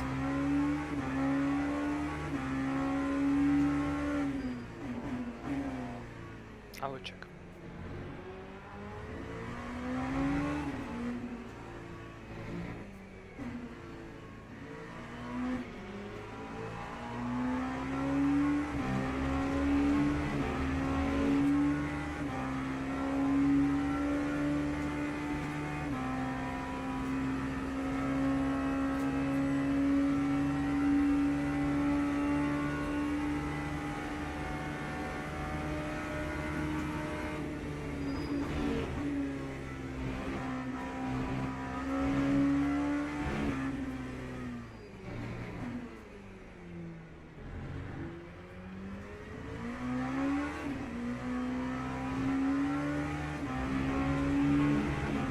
Hey Nova. Muller got perma ban. I know some Miller that... I don't know which Miller. I saw a thumbnail about somebody getting perma ban. But I didn't watch it. The badge, it's two, I guess, two brothers. Yeah, two Balbianos indeed. But they seem to be driving similarly. No big deal, but you know, if you have somebody around you who wants to survive, then you can drive like that. Kind of aggressively defending against higher class cars, but if you have faster class car that is kind of angry and just wants to get through, then you will get the incident and the terrorist badge.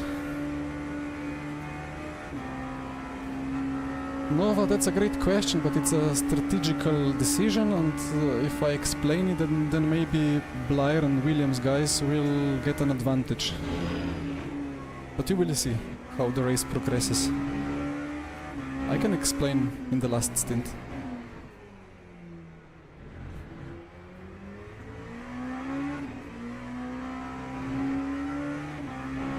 Jesper was angry at me multiple times in the past because I kept leaking our strategies. So I need, I mean, it's a fair point. Blair in.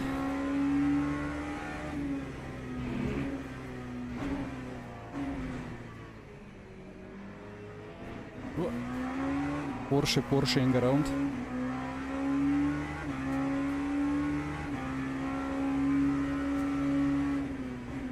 Secret strat, indeed.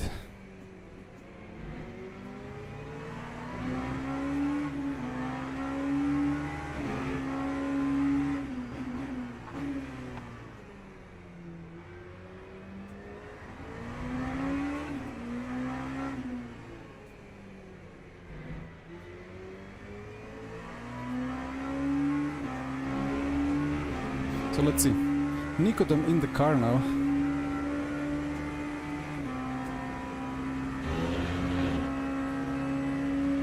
Yeah, I haven't leaked the new team. It's gonna take 2 months more, I'm afraid. So where is Nicodem? He's still in the pits.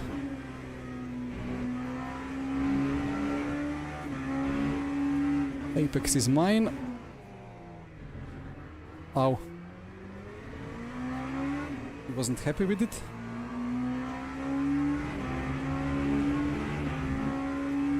No damage, all good.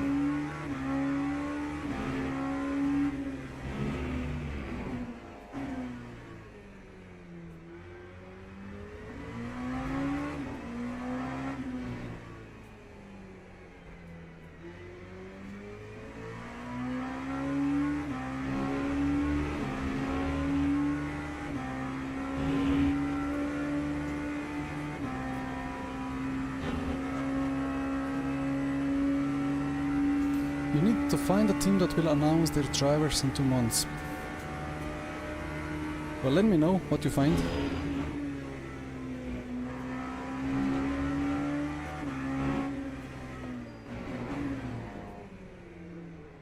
Oh.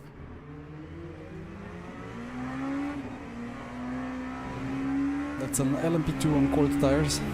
Ah, that was Babin.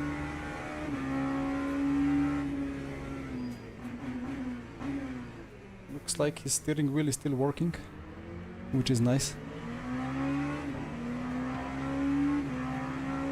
New hypercar tires.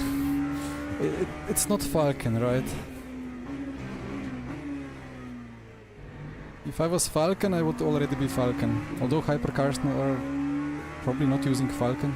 I don't know. Sim racing, yeah, it is my job. Somehow. Since late 2020.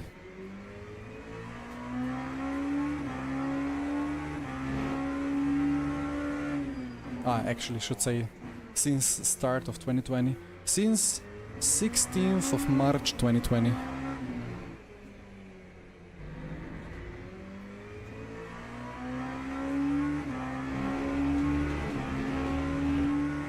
When a certain race happened instead of F1 Melbourne. Whitehead P11. Well, this time in the pits.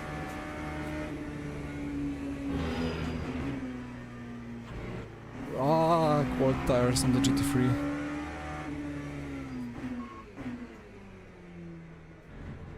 With all this asphalt everywhere, it's just so easy. I imagine what it would be like at Long Beach. Have multi-class like this. Where there is a cold, tired GT3 in the middle of the road and you can just not get around him. Must be fun.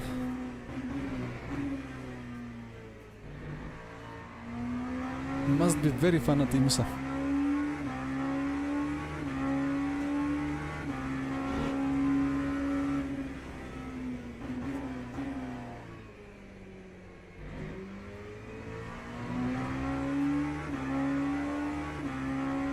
Jarir into the pits. So he... wait, 69 laps. 68? He did 2 times 24 now.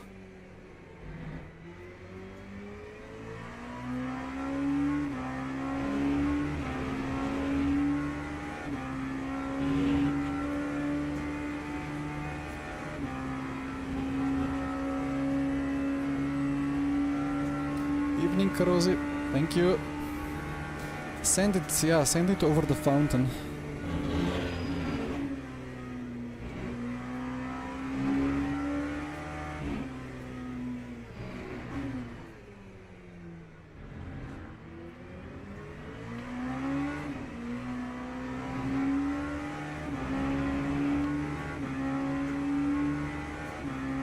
I wish the LMP2 had a rear this solid as LMP3's.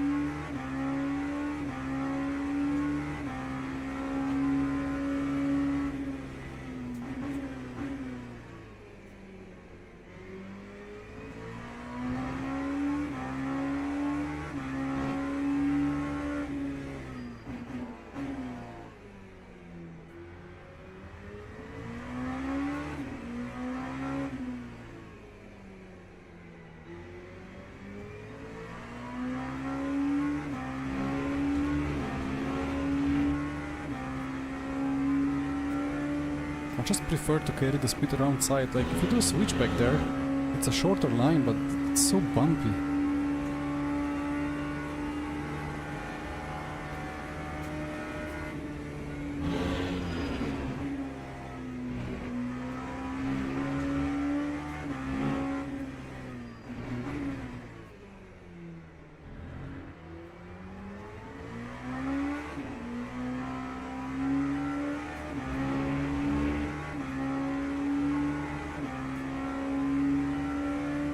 Zinho, thank you. Indeed, for some reason we just have really good pace. Like at the start we were pretty much matching lap times with P1 and P3 when we were P2. Until Blair, Nicodem's teammate, had a half spin on the brakes into turn 2. And that made me realize they probably run a much more aggressive setup, so it's not good for the long run. But they have the raw pace.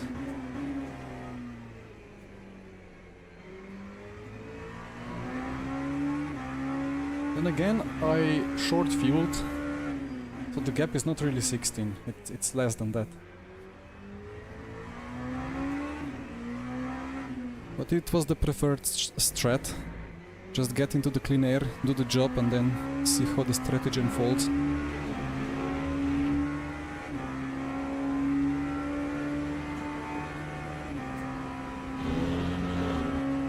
So much grip on the front, so great to feel. Ah, Dominic, hello. Yeah. We did run some numbers and we were like, well, this could work. There is no way to make extra pit stop.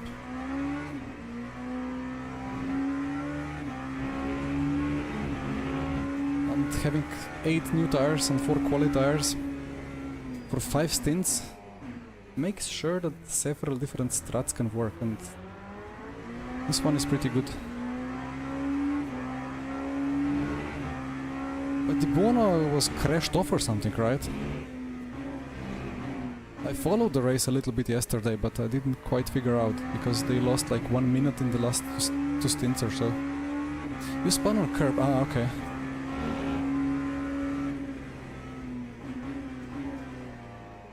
It's a tricky braking zone.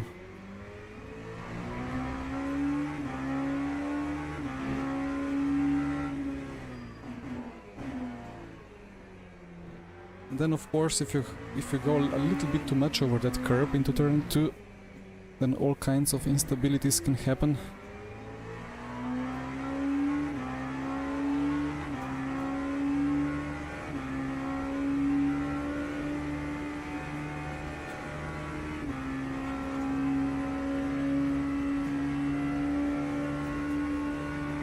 He kept spinning, right? He probably destroyed the rear tires.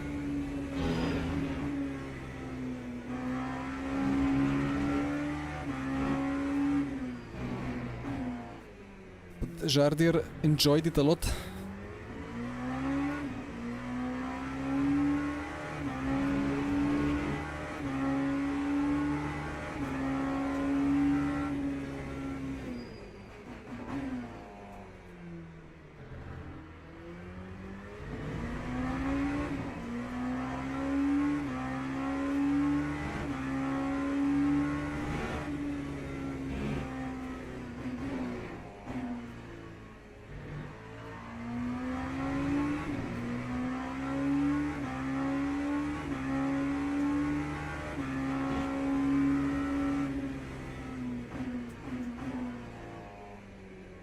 Wait, who was with Whitehead doing the race with? I think with Sven Gelhut?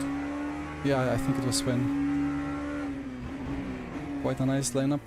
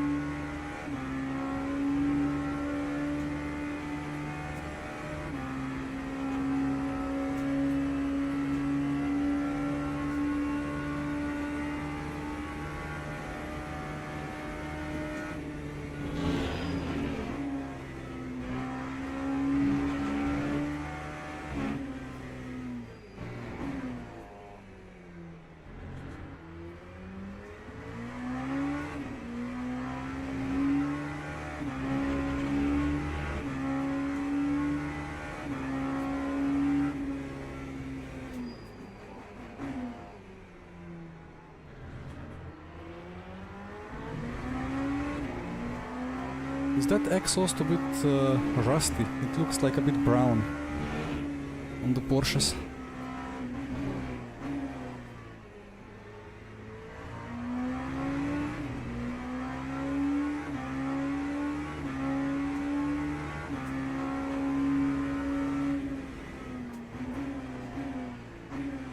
Around outside. Can work.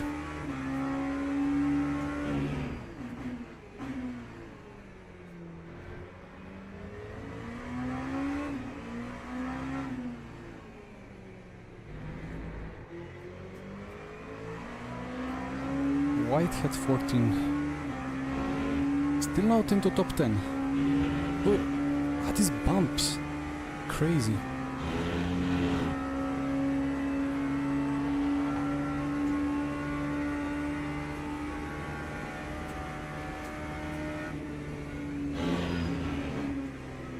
I need to look at my fuel target a bit better.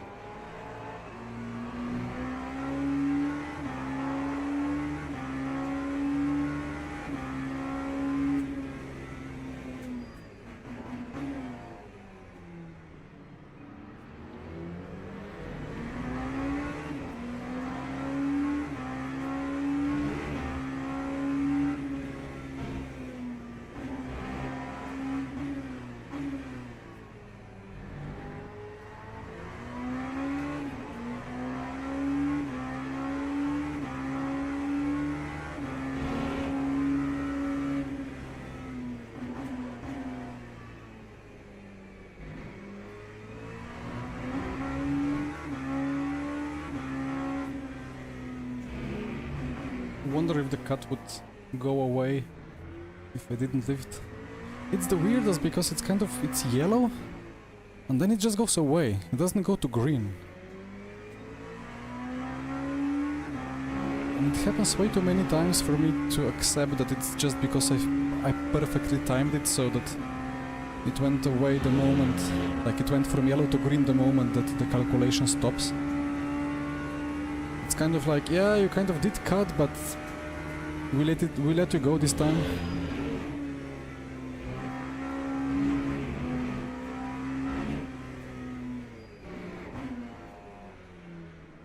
Luckily no sector lines at Portimao in the places where you cut, so we won't lose safety rating like at Paul Ricard.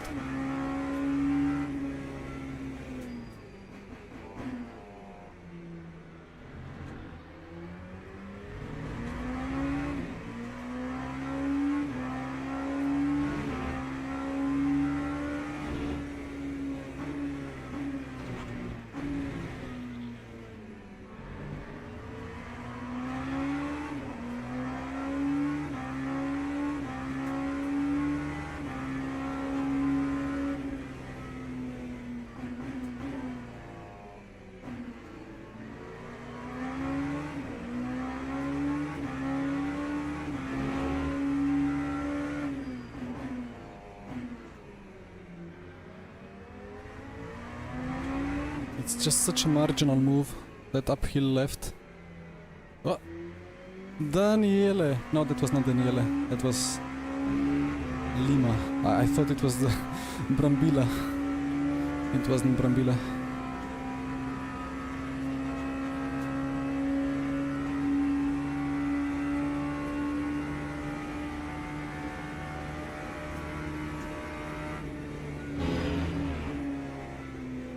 Yeah, no, this green cut, whatever this green cut system is just like, it's wrong. It should be yellow and it should always disappear from yellow off. Like, you shouldn't see green. Then, like, why would it show you a cut warning if you don't cut? If the game doesn't intend to penalize you?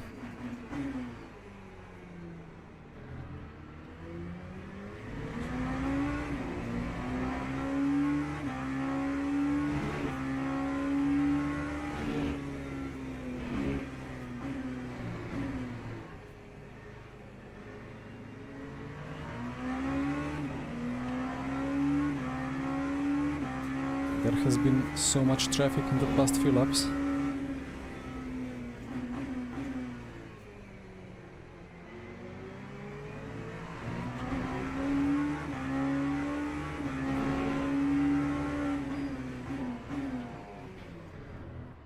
Nice job.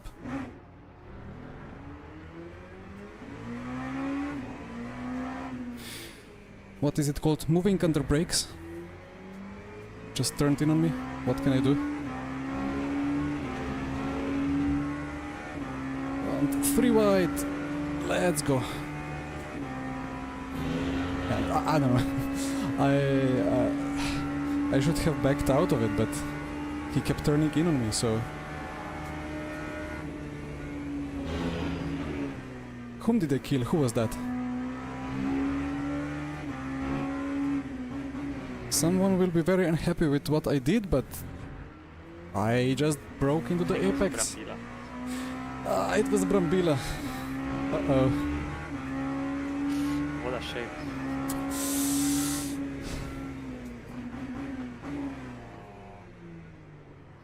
No, but I mean, as you said, he just... You had kind of like open door ahead of you, and then he... just as the braking started, he jumped to the left. Yeah, moving on the brakes, that's the last thing that you should do on track in critical situations. Well, I didn't want it to happen like that, but oh well. Lost a subscriber today. Let's see what he says later.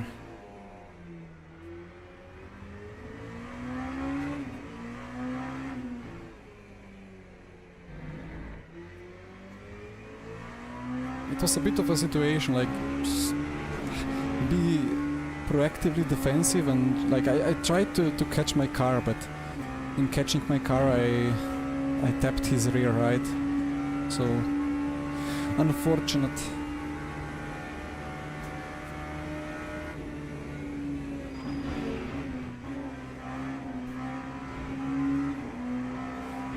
The perfect pit exit, right? We were angry with the track designers, with David last time. We should just be using that pit exit that cuts through turn 1 apex, because like it's such a sharp apex. We are doing high speeds, and people with cold tires just stop on the apex. It's just like that. They do it to I don't know, to create content in real life, to create crashes and controversy. I don't know why they do it like this. It's just so dangerous. But okay, you can just go around the outside and all is good. Although in real life you maybe get a puncture on some debris.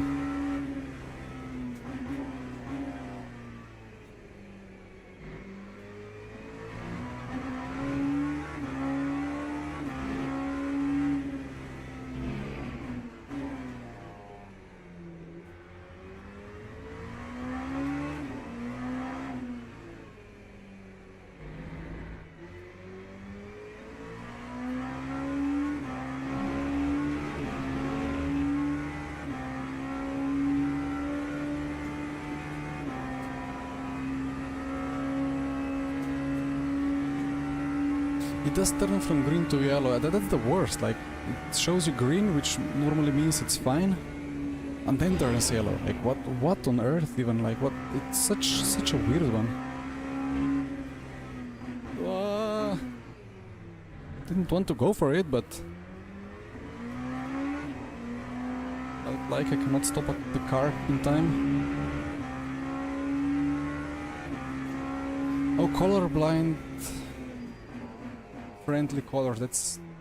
yeah, that's a good call, good point. I would never think of that.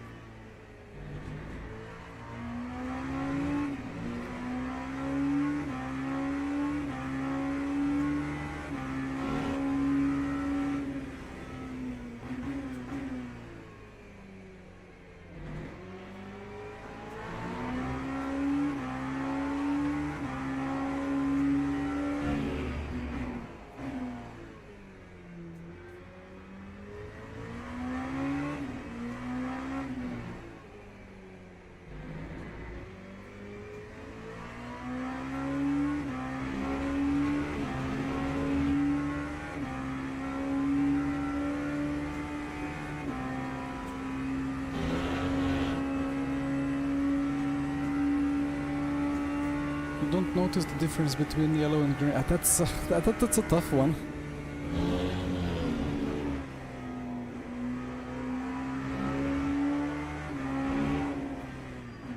Oh, that... you know what? Thumbs up for Balbiano.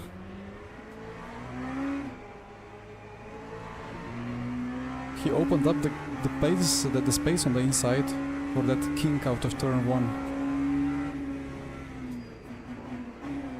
Good driver indeed. That's how you have to do it to avoid crashes. FOV 26 degrees.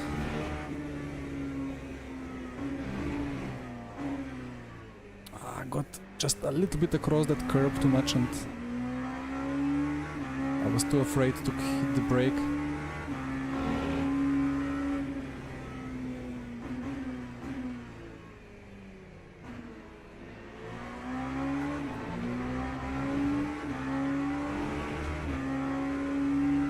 So they don't want the traffic to go on the inside there. I'm figuring that out now. Like P3 or P2 was it before? Now Huben, the leader, try to defend the left side and make me go around the outside, but I have not experienced that before. That kind of makes sense. Maybe safer.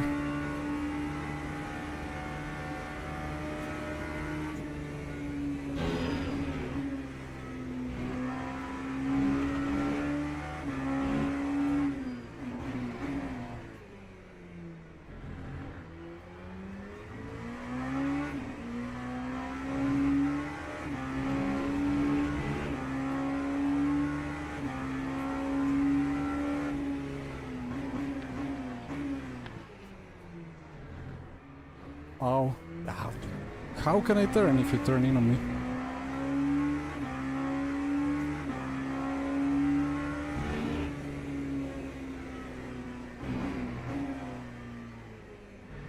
Tricky traffic. And I lost some time to Nicodem.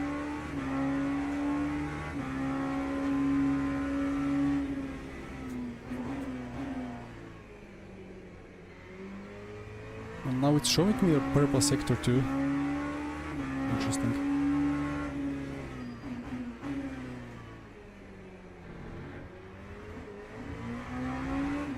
That's a bug. That wasn't purple sector 2. I got crashed in sector 2.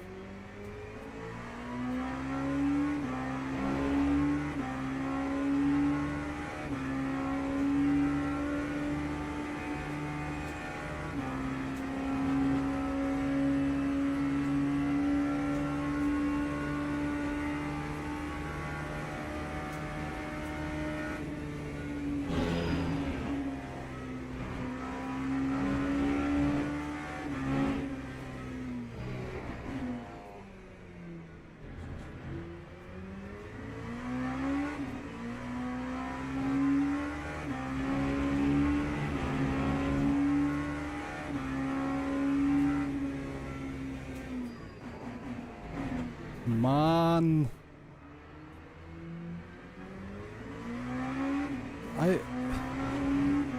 Why did he turn in? Half a point of a cut for that.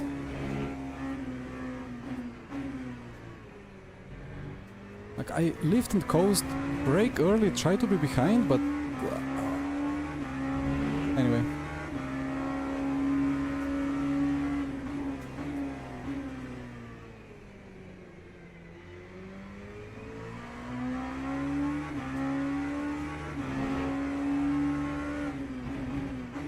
Well, surviving the traffic, right?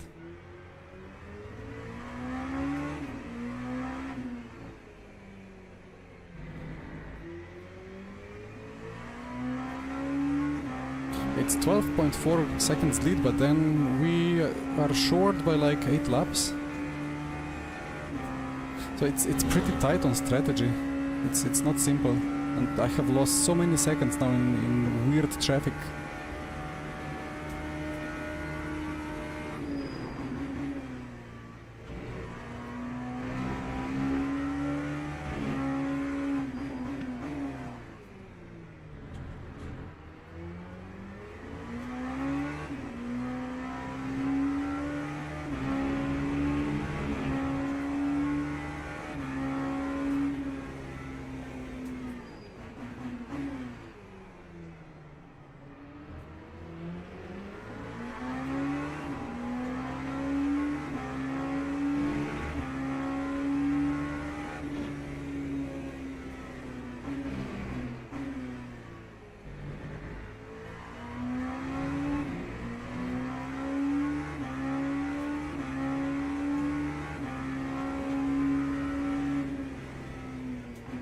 It does feel like there are 60 cars on track, not 38.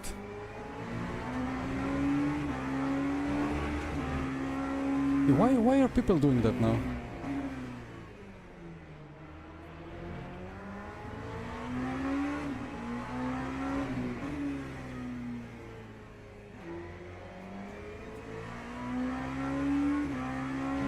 I really didn't experience it before that the GT3s would be this unhappy with me taking the left side, but okay. Guess I'll try to go around around the outside next time.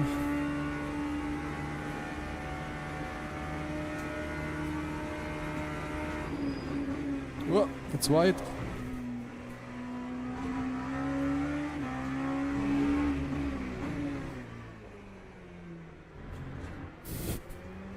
Oopsie. All good.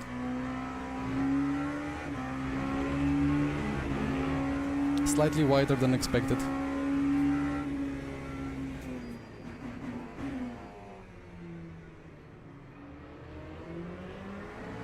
There goes Whitehead into top 10.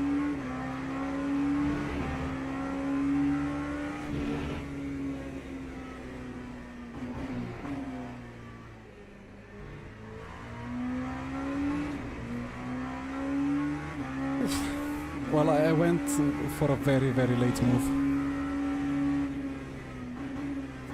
But I didn't expect it to be that wide.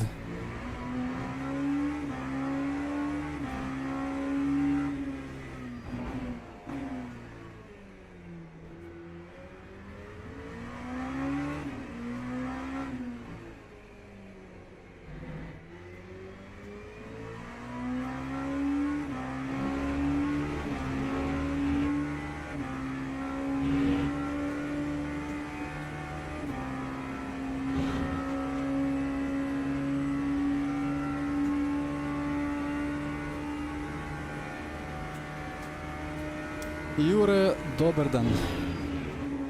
Yeah, indeed. Well, it might be a page refresh issue, but otherwise, of course, likes, I'll always appreciate it if you have maybe a spare 1 second to click. But thank you so much already for all the support, for telling the algorithms that this is worth watching. Although it's not really a thriller of a race, but strategically speaking we are probably like exactly tied, so but difficult to show that.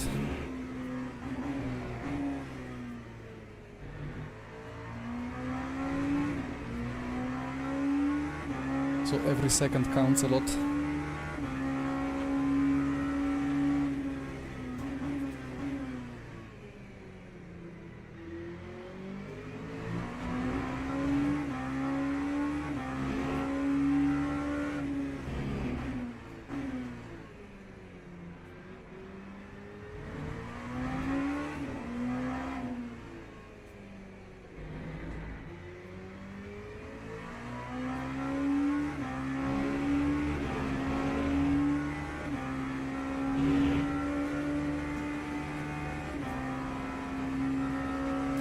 David, 6 to go. Alright. Do you want all 4 fresh, or do we do one side first? Yeah, I've never done the one side only, so... Okay.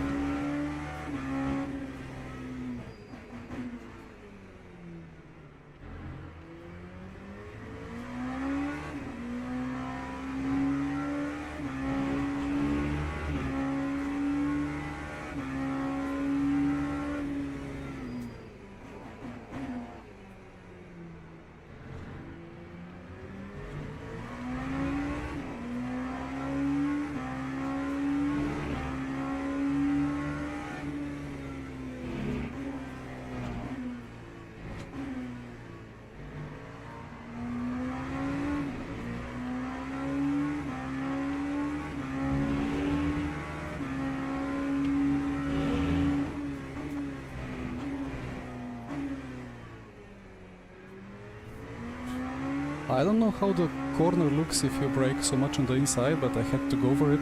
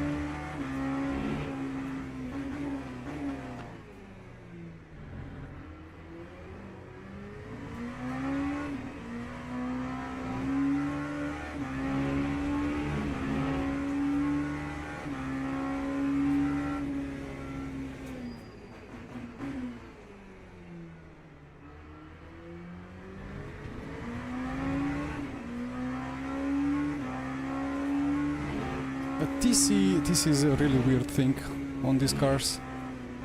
I think it's broken, it's not implemented correctly. Put it to 6. It will be activating like even here for this kink. Put it to 4 and it will spin everywhere. And on 5 it's sometimes activating in the way you don't want, sometimes it's too much, sometimes too little, it's just weird. The rear is so fragile.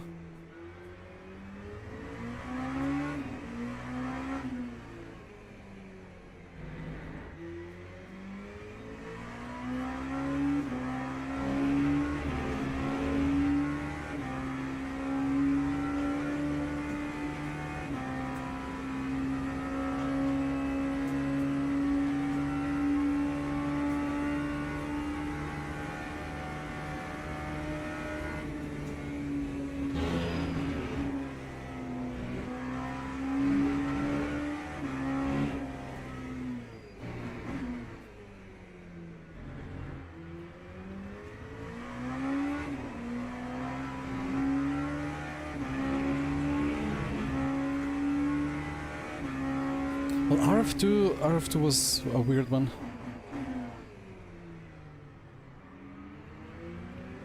Usually you had to run it at 0.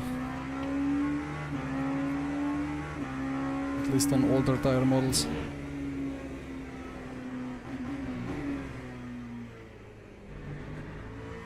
But it's a lot more clever here in LMU. It's a lot more useful in LMU.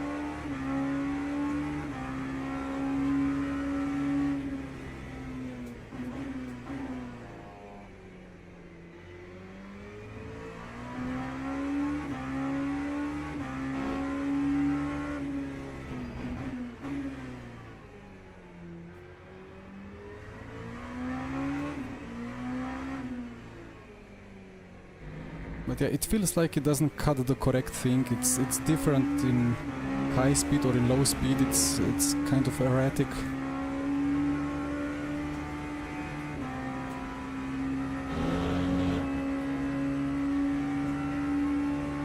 I mean, it was not too bad in RF2, but the problem was that it just kept activating for too long. And because you had so much of wiggle room with wheel spin and with slip angles. Like, it was activating because you had a lot of slip angle on the exit, but that was fine. You wanted to have that slip angle and you wanted to accelerate under that slip angle, so you just had to smash TC override. Or turn it off in the setup.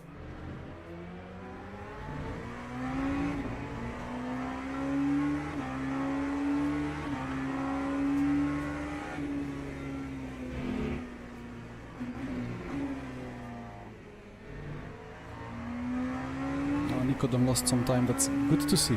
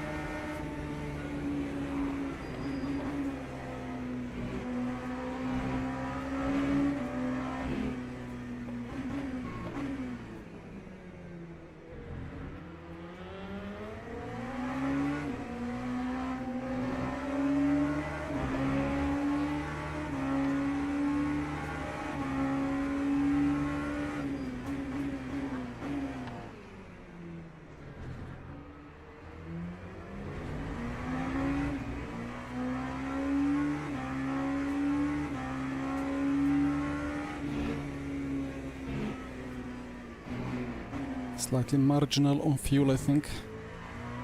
Need to lift a bit more.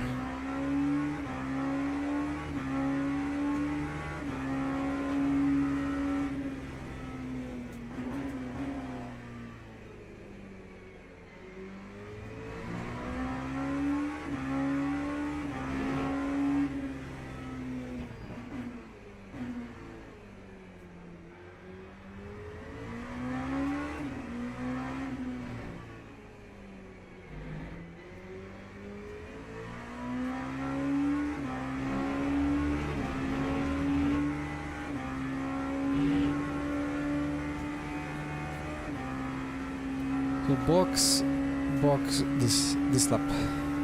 Well, last lap now. Okay, okay.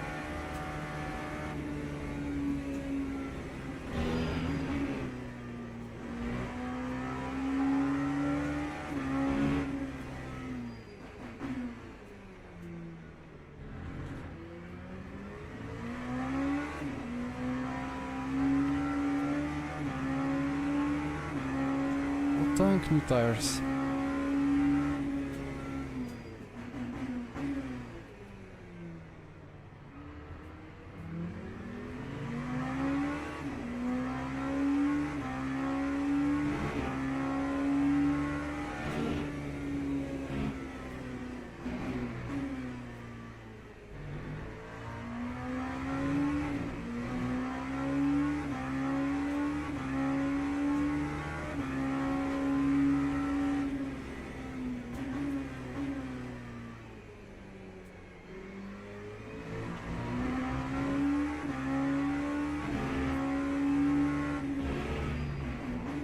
One last pass of our dangerous friend.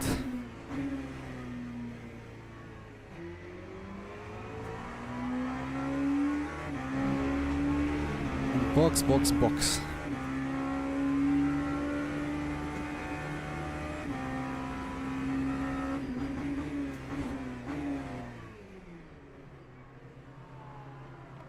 34.09.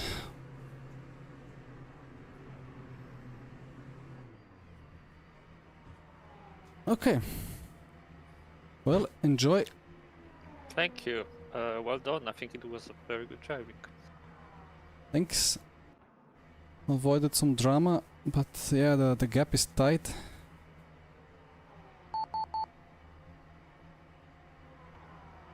I'm wondering what happens now. Are they? Because I don't think they've changed all tires last pit stop, right? They only changed like one side. Yeah, I think they just keep changing one side. Okay. Okay, then we will lose now, because I will be Yeah, very potentially. slow. Yep.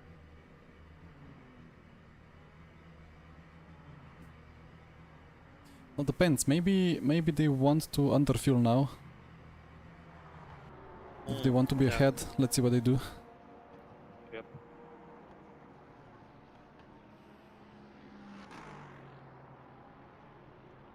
Still clear on the pit entry.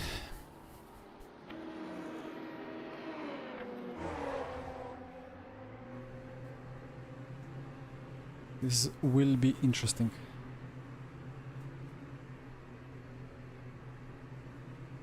So I cold tires, slightly less cold brakes. Okay.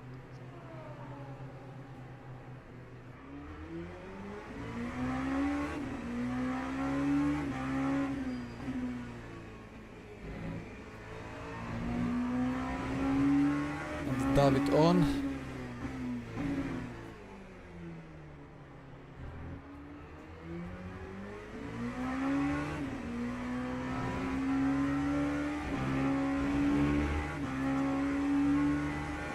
Yeah, it's a problem a bit on LMP2s that you cannot unlink TC and TC slip.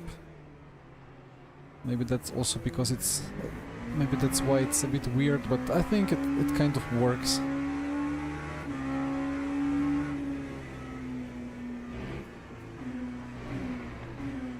Spectate, tiny pedal, let's go.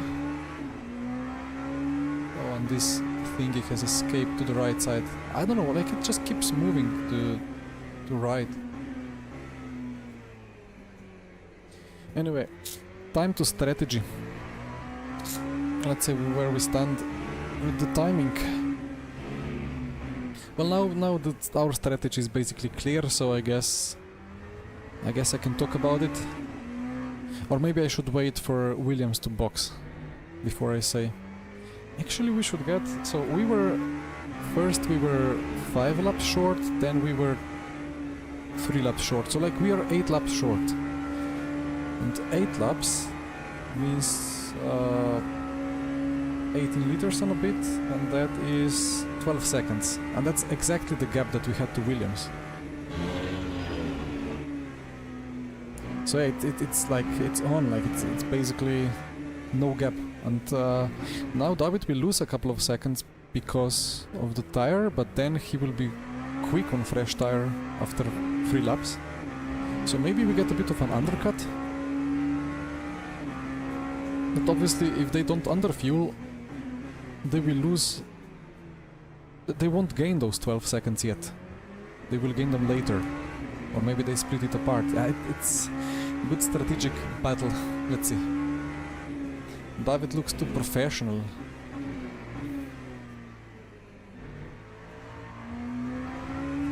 You mean I don't look professional enough? Ah, yeah, the Monza special event in classic cars. Yeah, that was a great one. Did they have... It was with the old camera, I think. I basically had this camera as the one recording the monitor. And then I had the old 15 FPS camera recording me. It looked kind of good, but... not really that good, but yeah. This Elgato Facecam Pro just does such a great job now at recording the monitor. New haircut indeed. I mean, as much as the headset allows for it to look good. Okay, strategy.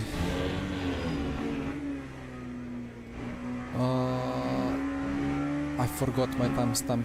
I read it when I went into the pits, but I guess I will have to read it again from the replay.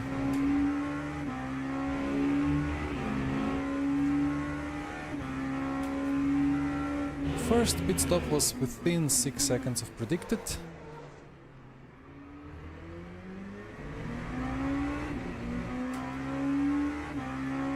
Second pit stop.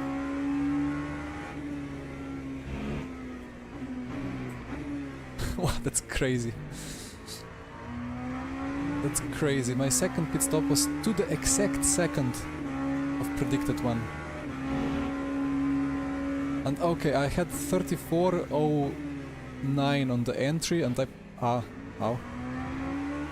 So I predicted 1:34:06 to go when I box before the race started, and it was now 1:34.9. So I was 3 seconds slower than predicted after 2 hours and a half.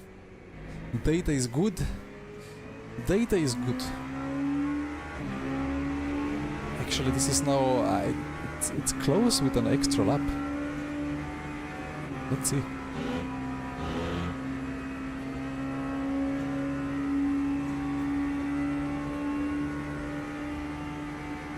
We gathered good data.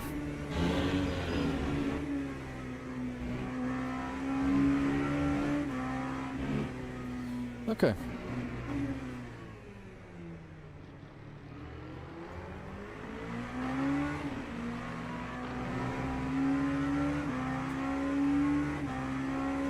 David's tires are waking up.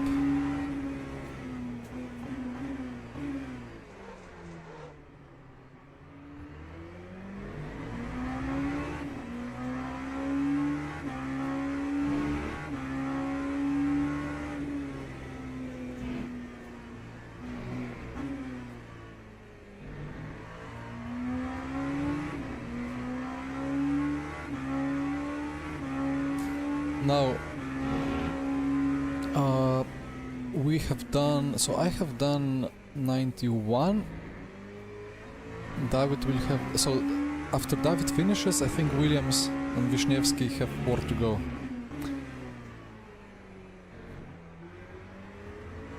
And then, it's gonna be interesting what they do. When they do the pit stop, I will go for a very quick break, but this is important now. So what should be the gap actually? It's difficult to calculate because they can do whatever with fuel. It is, I think they keep double stinting one side each time. So like only one side change, so that's like 5 seconds. And then around, like, what was it? 75 divided on... It's 50 seconds for refuel plus the nozzle in and nozzle out. It's like 52 seconds, I think. Plus half a minute for drive-through. So it's 1 minute 27-ish. So at the moment, if they do a full pit stop, they will be behind. But if they underfuel, they can be ahead, but then they lose the advantage.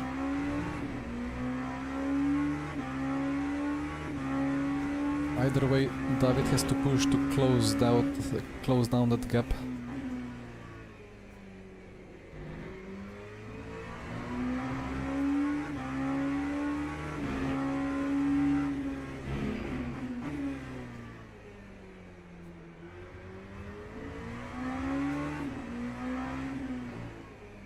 And I'm hoping that I'm not giving the Williams engineers too many ideas. Or maybe I'm giving them wrong ideas.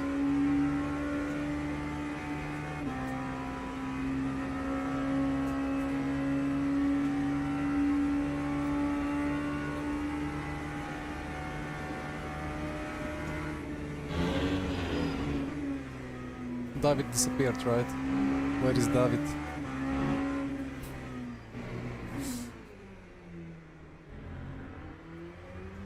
Yeah, I'm still yet to properly fix this situation. I'm just recording the OBS, no, I'm the Discord screen share. I'm just capturing that, but if I minimize that, then it doesn't capture it anymore. So I need to figure out why it does that. And basically, it gets minimized the moment I open Discord for any other use.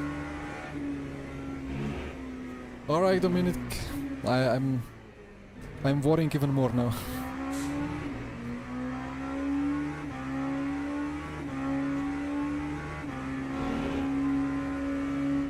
But well, we are on fresh tires, David is gaining time.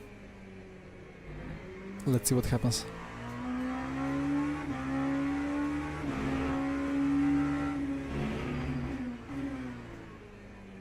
So Nicodem, actually I don't know how many laps are Williams guys doing. Was it 20, was it 32 or 33 all the time?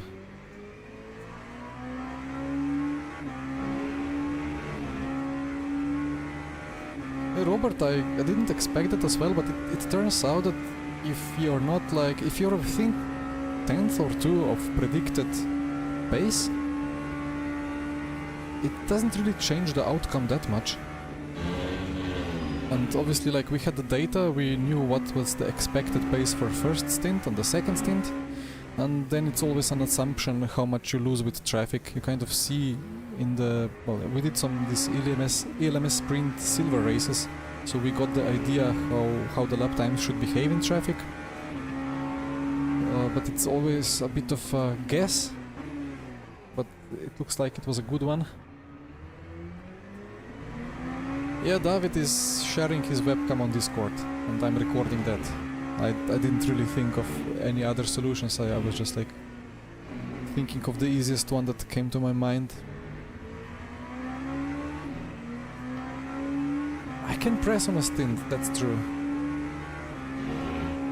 I'm not used to having this much data. Stints.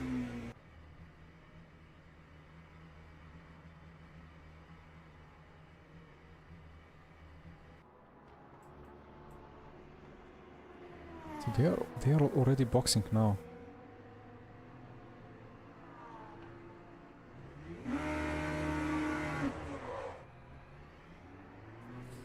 I missed the option to time it.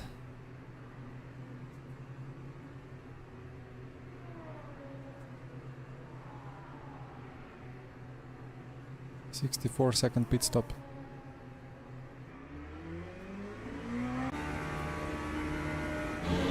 And we are ahead.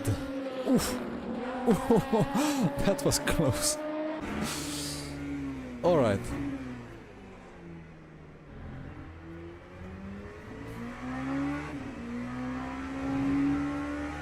Good job. Okay, let's see what happens now.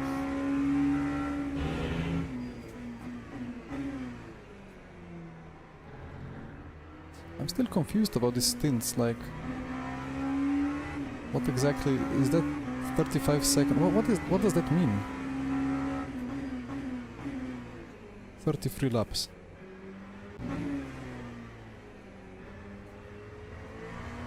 It's like out of bounds, right? It doesn't show.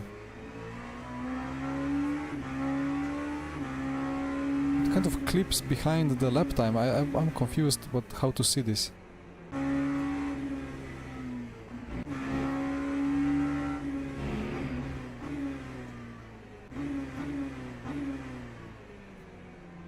Either way.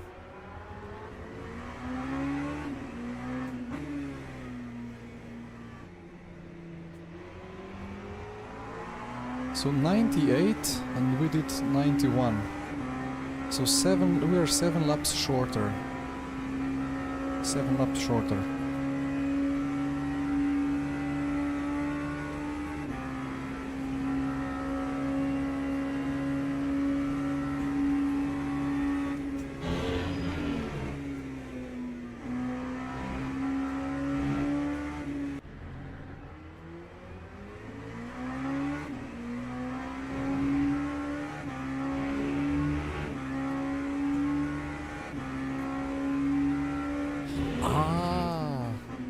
I'm such a pro.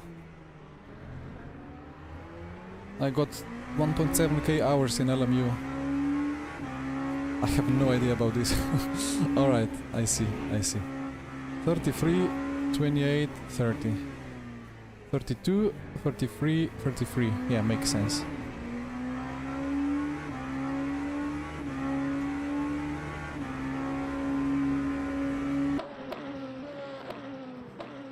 Unlucky.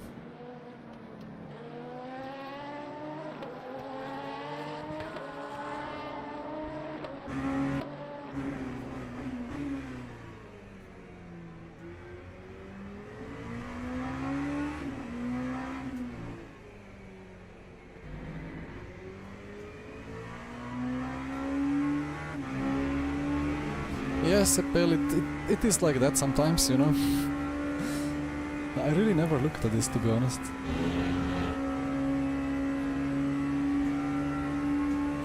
Ideally we have 11-second gap before box.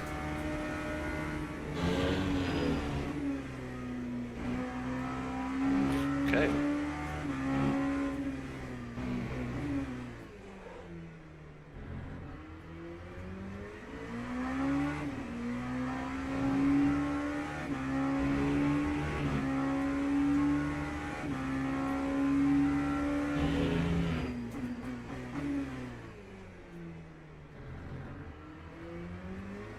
If they don't change tire.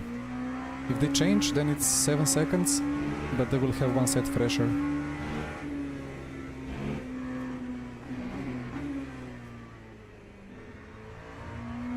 One side fresher, I mean. But you have the pace, you have the advantage of grip now, so push.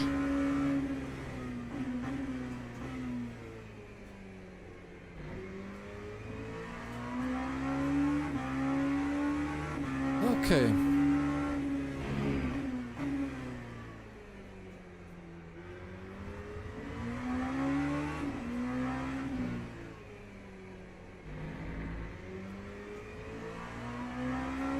I take a very quick break, I'll be back in 10. Copy.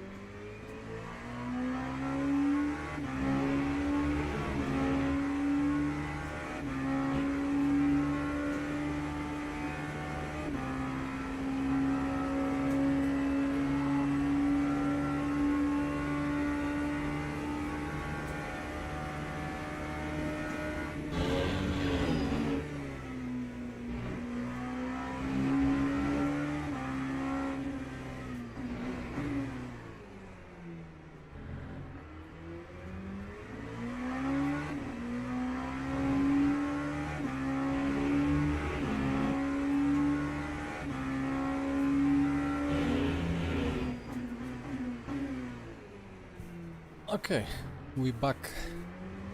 David is pulling the gap beautifully. Ah, Nicodem had a poor lap, I see. 34.7. No, 37.2.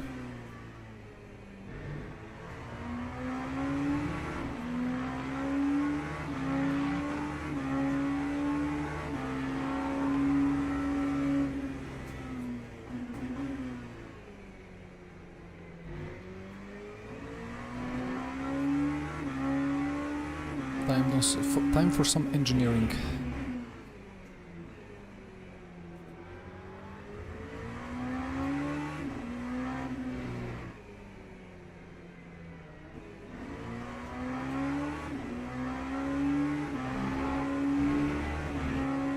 Balbiano. I mean, no big deal, but he just like he drives in a way that you never expect where to put your, like you don't know where to put your car, outside, inside, just so unpredictable.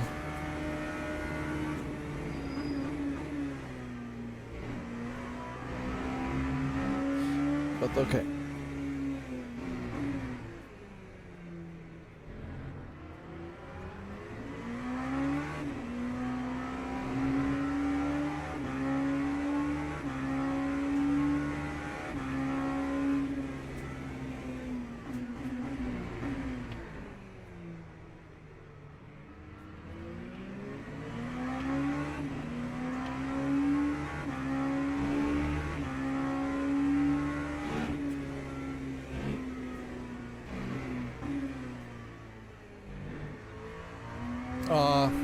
What is this?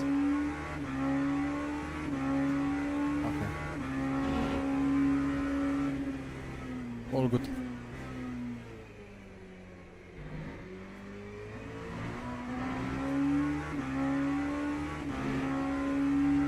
But this is beautiful. We need 11 seconds because we are 7 laps shorter on fuel, which is effectively 11 seconds or so. And we will be slower in the second stint, most likely. But now it's looking good with this gap.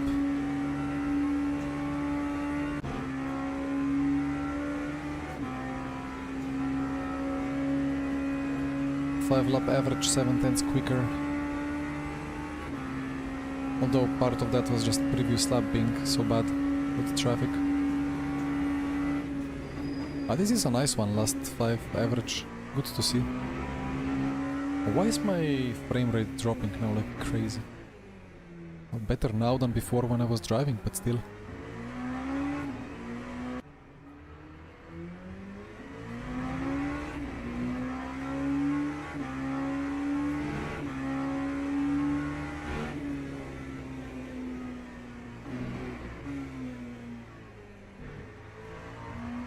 Ah, this was missing. Thought there was something missing up there. So how many laps to go actually? That's an important question, because overfueling for a lap, overfueling by a lap can be a matter of winning or losing.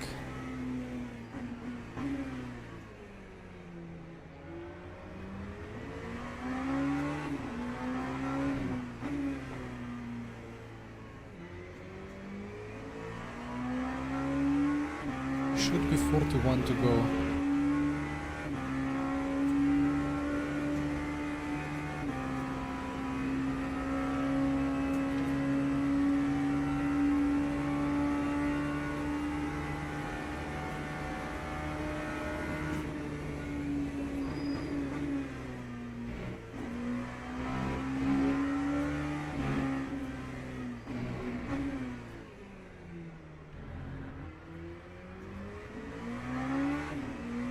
In-game says 40 to go, Tiny Pedal says 42 to go, but I reckon it's 41.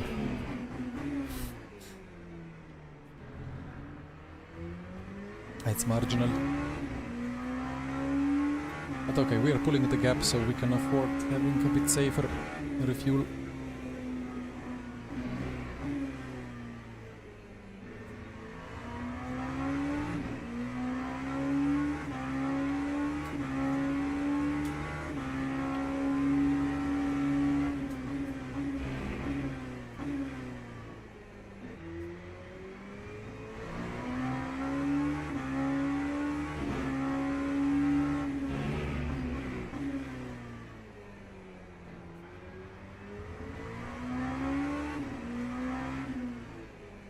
Oh, something broke on my spreadsheet.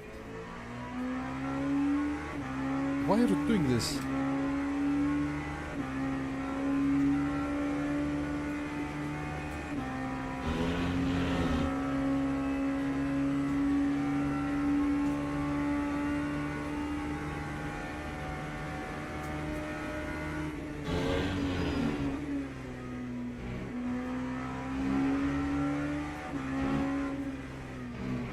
Ah. No, wait, what? I found out a little bit of problem still with the spreadsheet. Okay. It's not counting the last stint. Tire performance.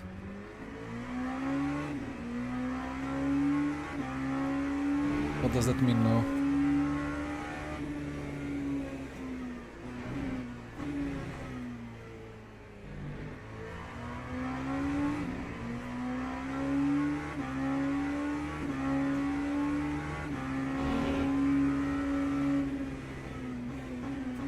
Ah, no, all good. Spreadsheet skill issue.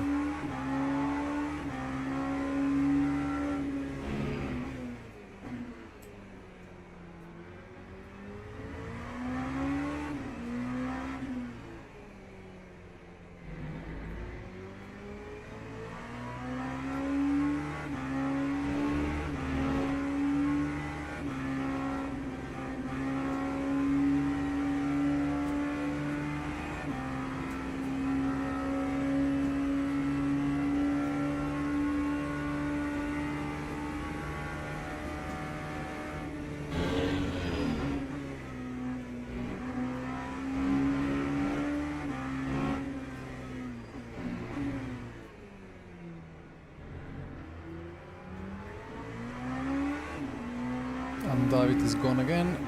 Where is David? There you go.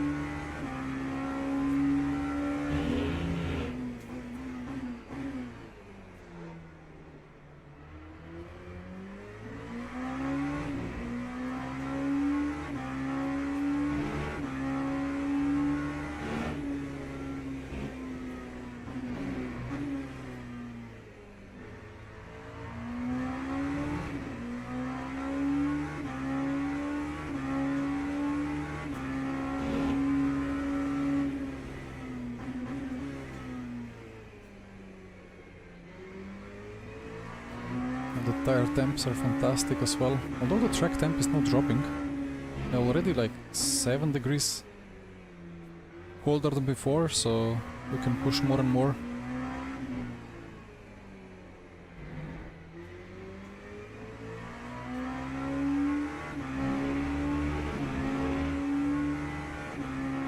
Maybe in the end it will drop so much that we will have to push to create more temperature.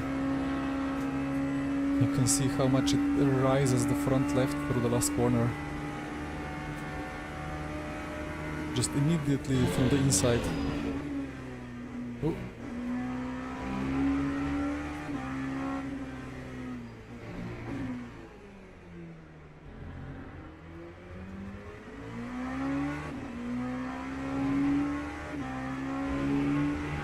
But well, predicted pit entry time still within 3 seconds.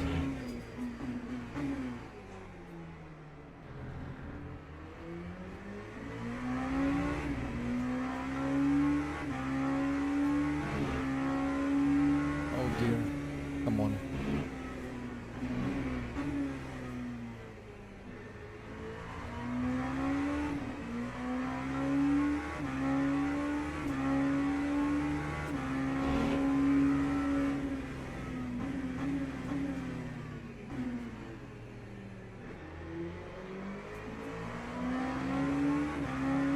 This is some nice GT3 battle for the final top 10 positions.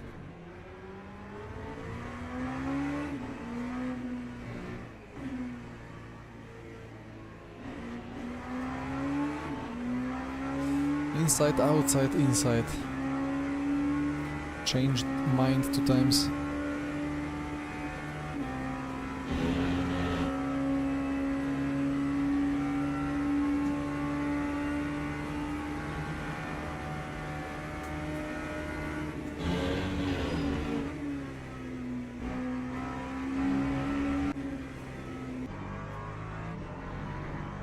Oh, nice bop. 3 Ligiers and then the Ginetas. 2 laps down. It's just... it's not bop.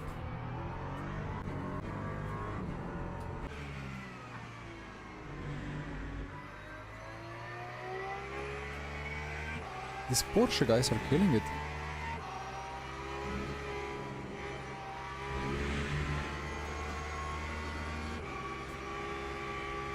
I expected the Alsaptis and Leidens and Whiteheads to be all like at the front, but they aren't.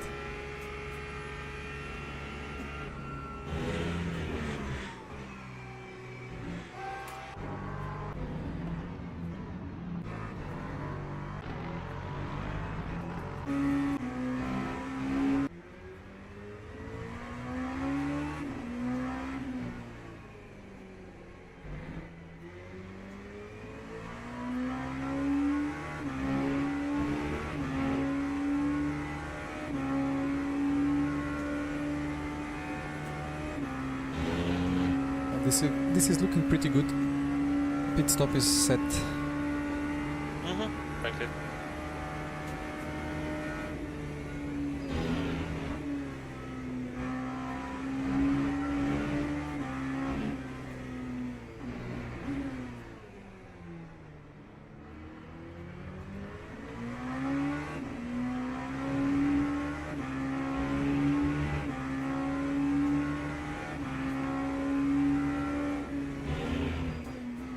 Ah, yeah, of course.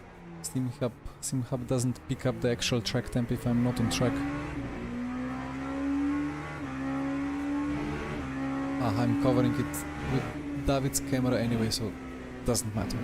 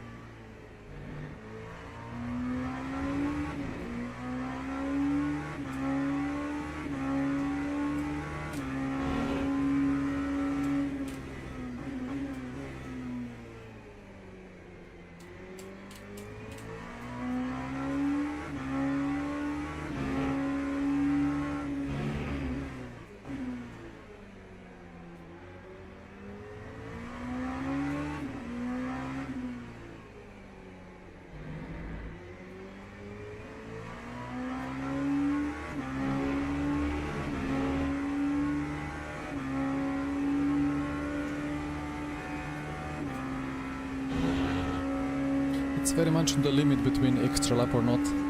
But I guess we take more towards extra lap of fuel. Depends on how much you're willing to lift and coast. But track temp is dropping, so no need to do it that hard anymore.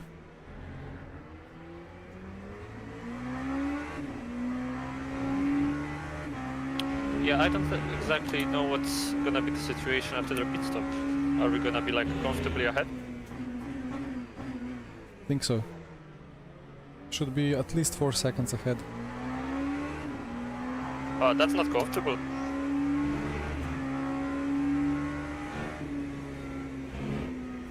Fair point. Oh. Nice catch.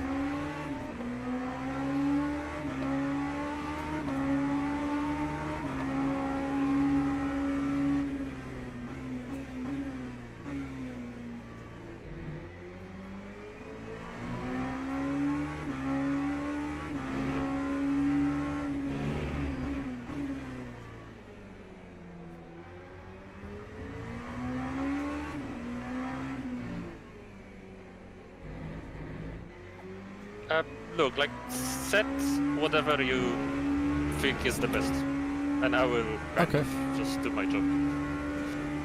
Do you have a preferred minimum fuel save per lap, like 2.25 and not any less, or like I can, yeah. Like I'm doing it now, I think. 2.25.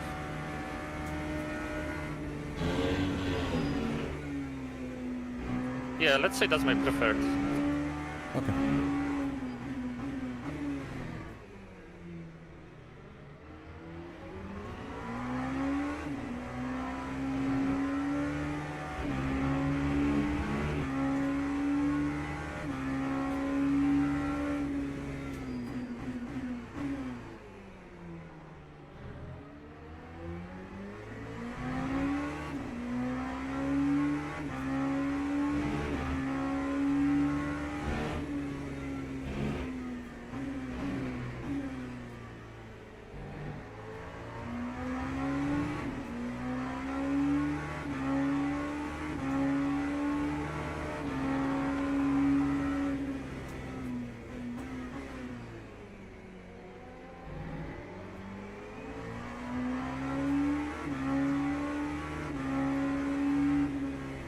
Well, so maybe a quick strategic update for all of you who just clicked and don't know what's going on.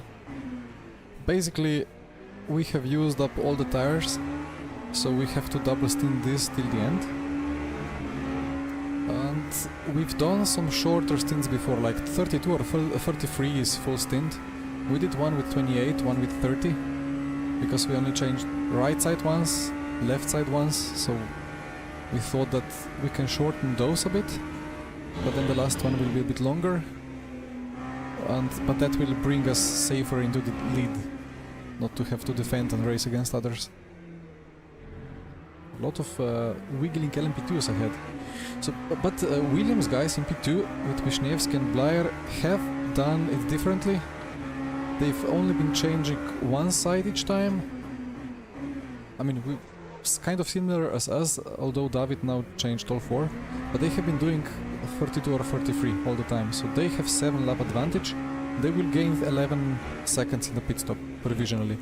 Depends on what they want to do with fuel. If they want to risk a bit more, if it's a lap less, take 3 liters less maybe, gain extra second, but they will be behind us. I don't think there's any way they are ahead of us. Although they will have maybe 2 fresh tires for one side, which means they will be quite a bit quicker in the end. But we will have quite some gap as well. So David now has to bring this gap to P2 as much as possible up, because now we have the tire advantage. Wisniewski will have the tire advantage after the pit stop. We will gain a couple of seconds by not changing the tire. That's true as well. And I think it's looking good. I think we are on the safe side of things, or on the good side, if not safe. But yeah, 33.296, that's the lap time that we need. Plat 1 bicep. Oh yeah.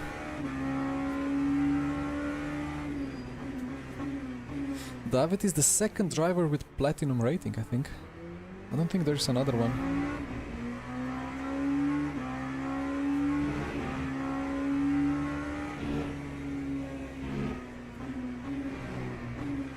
I did trade some rating for some content in the past, so that has to be fair enough. But eventually we will be reaching for plat 3. Though again, it's not... these splits are not kind of equal. It can be more difficult to progress from one rating to another rating, like higher up than lower down. Although I don't know the exact maths.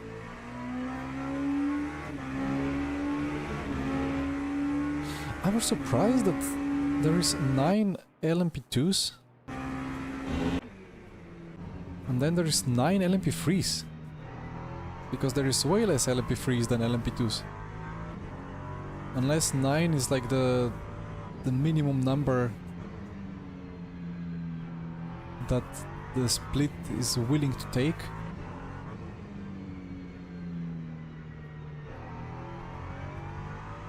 GT3s are still more popular.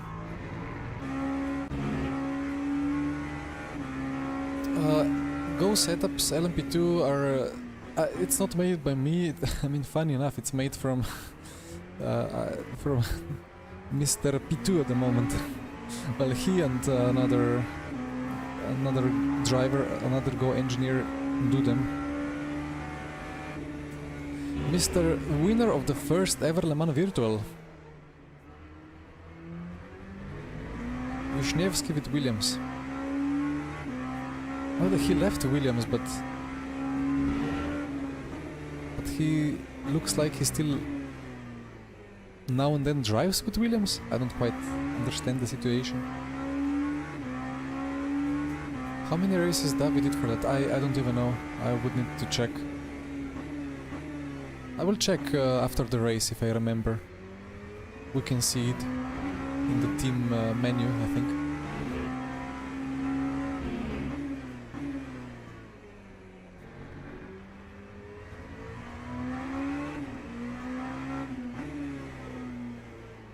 That's a fair point, Mattia. That's actually how it is, yeah. A lot of this, how did I call it? Romeo and Juliet pairs.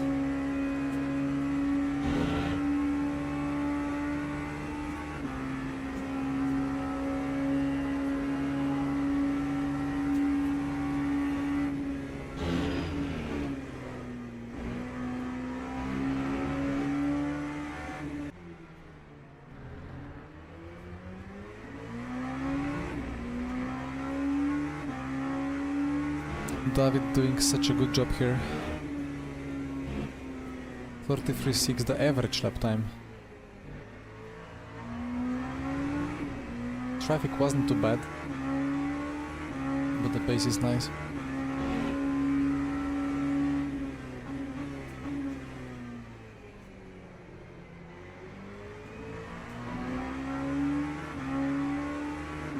It's a bit tricky, like David asked me not to display the Go setup, so like the logo, so it's conveniently hidden behind David's camera. Then again, I'm obliged to tell you that the Go setup is pretty good and worth downloading.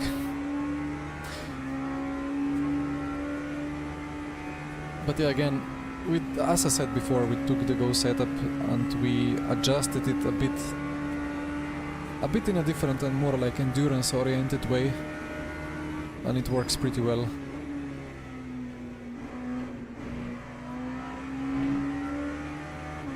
It's free real estate. Oh, good, no drama.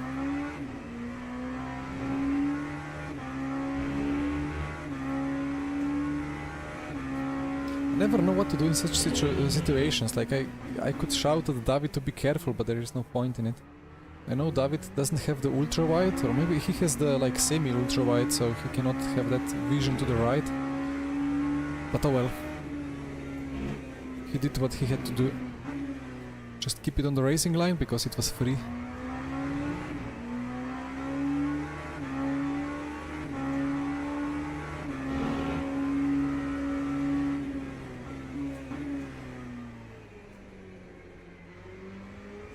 It's really crazy how all these top esporters, or like vast majority of them, just go GT3s.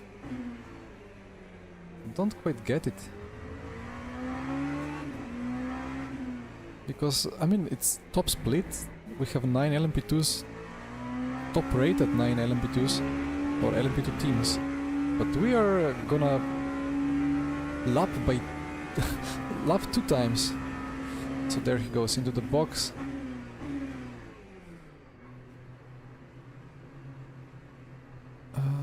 Yeah, all is good, all is good. I kind of forgot. Right, yeah, you will have extra fuel, but just probably it's extra fuel, but maybe you get the extra lap and then it's not extra fuel. So just keep it on target. Okay.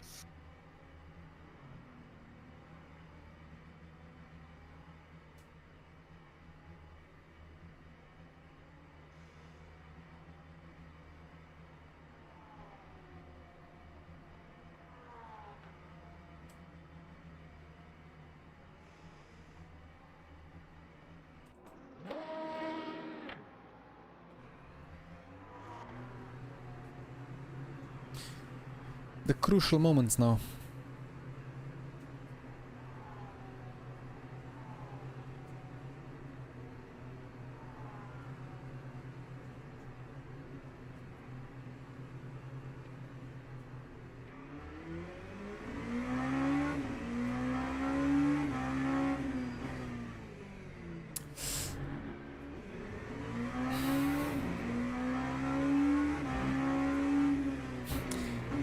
I remember the exact reference.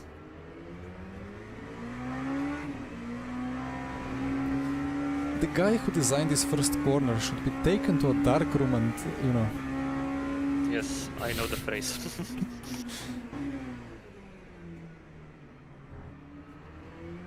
Well, survived.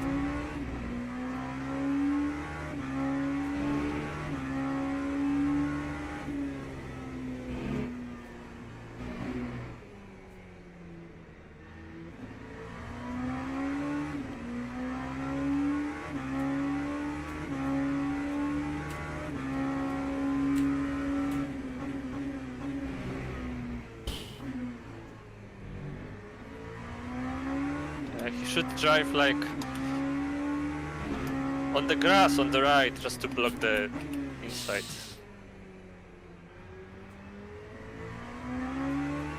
Indeed.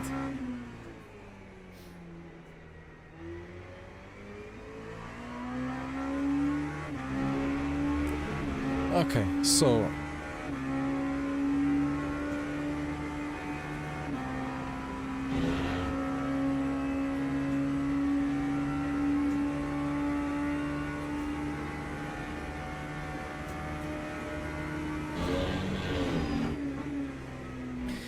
we will have a nice advantage now, when Wisniewski pits in 6 laps. Should be 8 second gap, or if he changes tires it's 13 seconds. And then we hope that fresh tire on one side will not give him more than half a second per lap advantage. I'm getting this bug, like when being close to other cars, the frames drop as a spectator.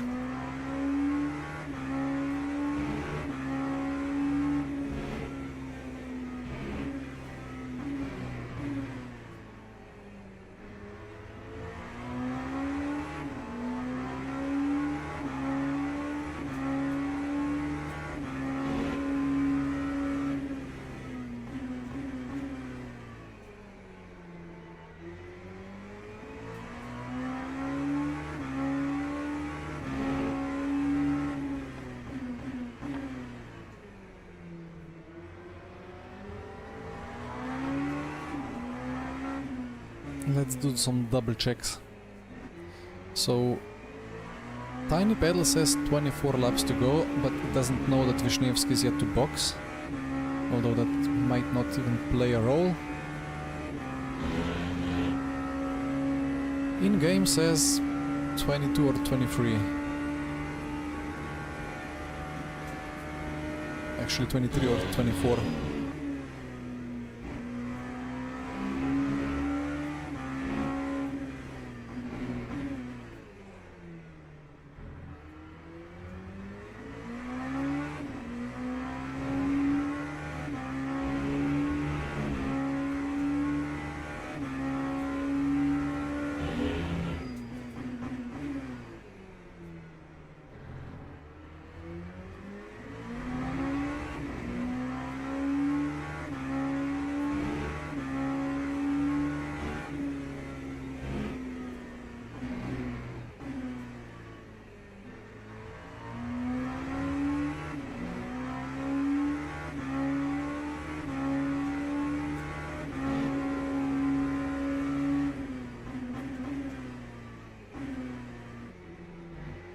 Need to manually check on the line.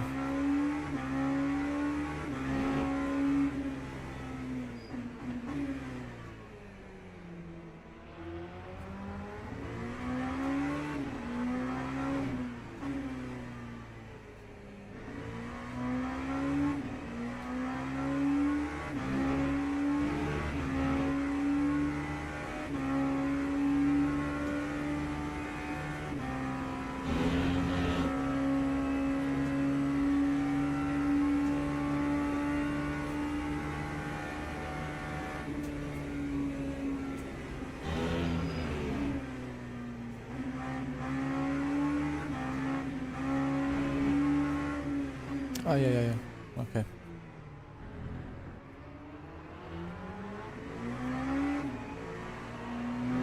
I mean, it's not that bad. Like, there is gap, there is space, there is grip, but it just feels a bit on the limit. With LMP3s overtaking GT3s and being 3 wide.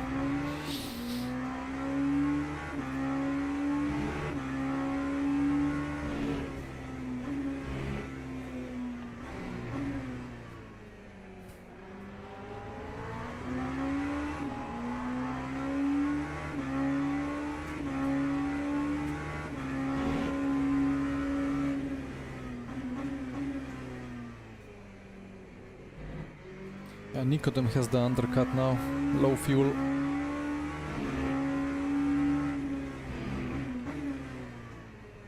We boxed 1 to 4. They have 3 more laps of undercut.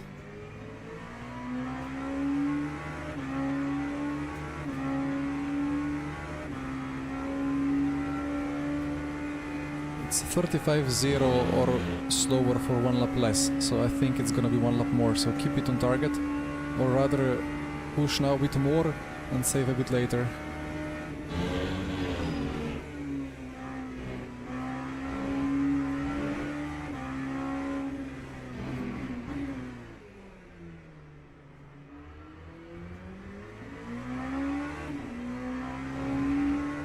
If Nico doesn't change tire, he will lose around 1 minute in the pit stop. Okay.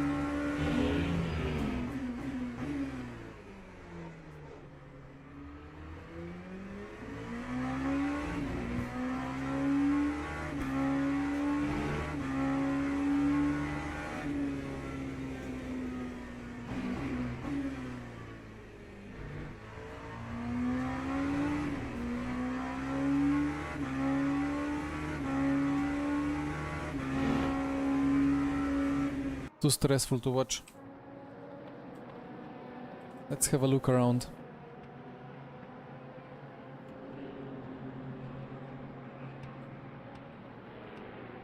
Come on. Isn't it?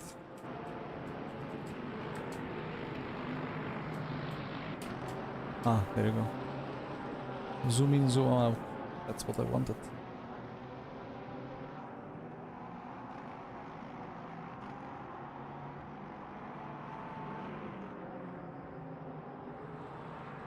So many nice roads, but all closed off. It would be so nice if one could drive through the barriers, through some bridges, and be able to explore the surroundings. What is this? Is this like is it a pond? It is.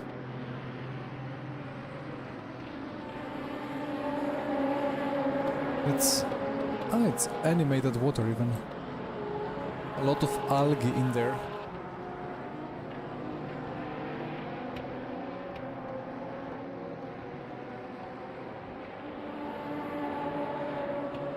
Is there anything interesting here at all?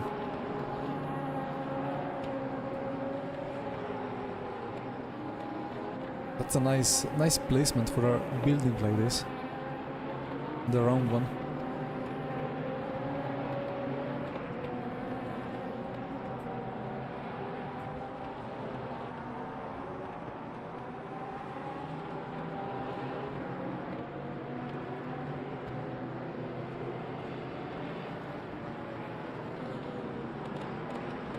Such a nice ambience, right?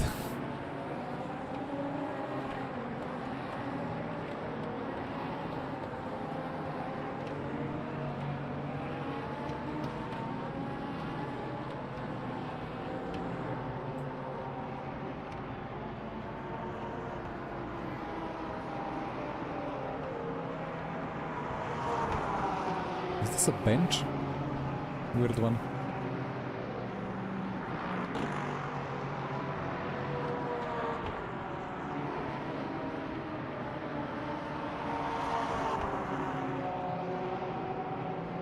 Maybe they changed.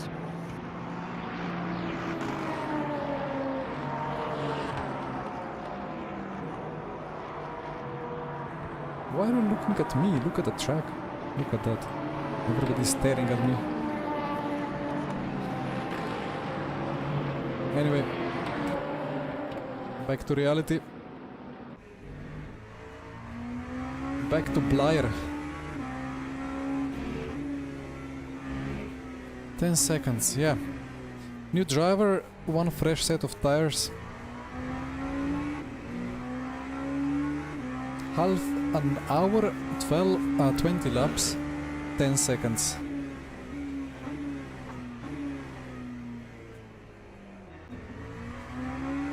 Alright.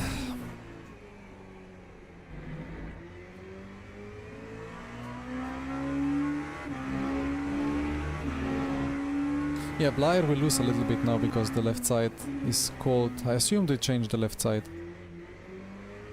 Feels like.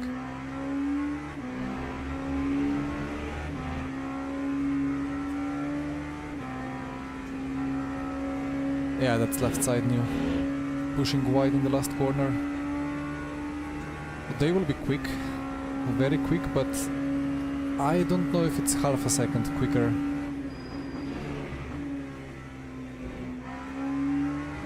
Then it matters as well how much time will they gain by not having to fuel save. If maybe they fueled up more.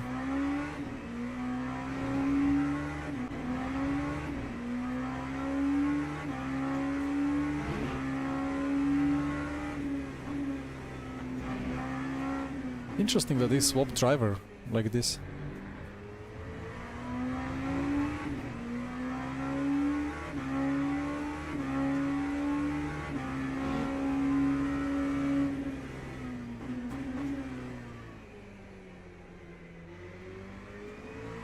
Now Blair will at some point do some crazy quick lap times.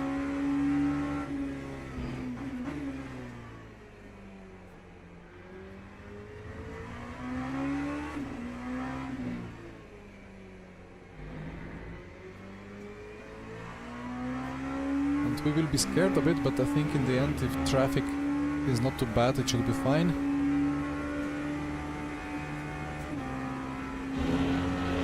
So, they are only on one side new, right? Yeah, and fresh left side. Oh, okay.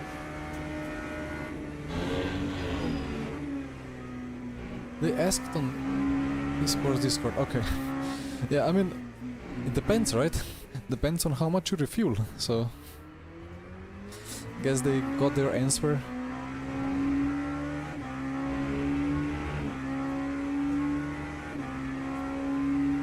It's weird because normally if you just like if you're cold and go into the car for one stint, you just lose a little bit of performance as you're still kind of warming up, unless you're such a guy that you're just better instantly in the first laps. If you have that, then that's nice. But I prefer the third stint and the fourth stint compared to first stint. Some told them 26. I mean, it is 26, right? But it's concurrent with fuel. I don't know, is it 20 or 25? I have it noted somewhere. Should be 25.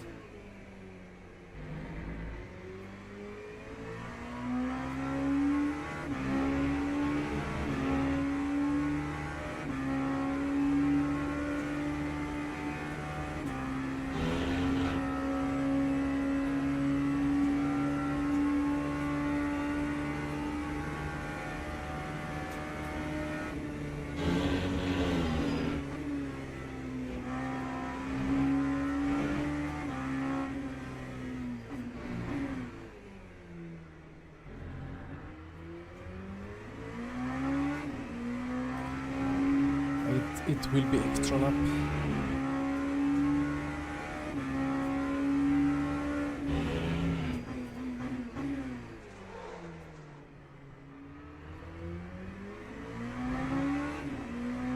Yeah, it will be extra lap 100%.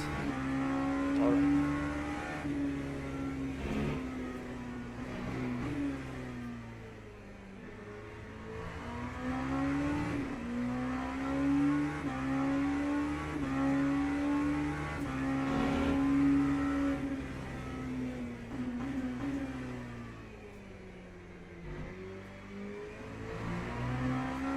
Did David disappear again? Of course he did. Okay.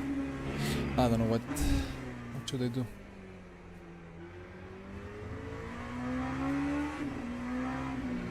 Well, Rick, that's very convenient. I did not experience drivers jumping the start. But you mean people did 100 kph but no, not getting a penalty, or?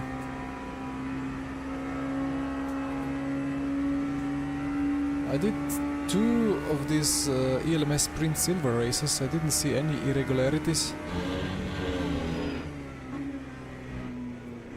Have the clip. Oh, okay. Well, send over and to the devs as well. Because that's a weird one.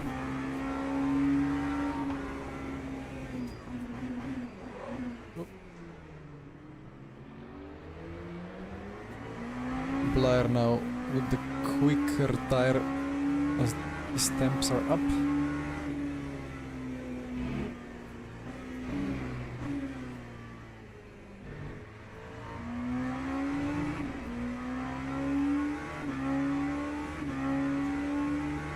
In my Discord. Right, let's see. I guess David has disappeared again.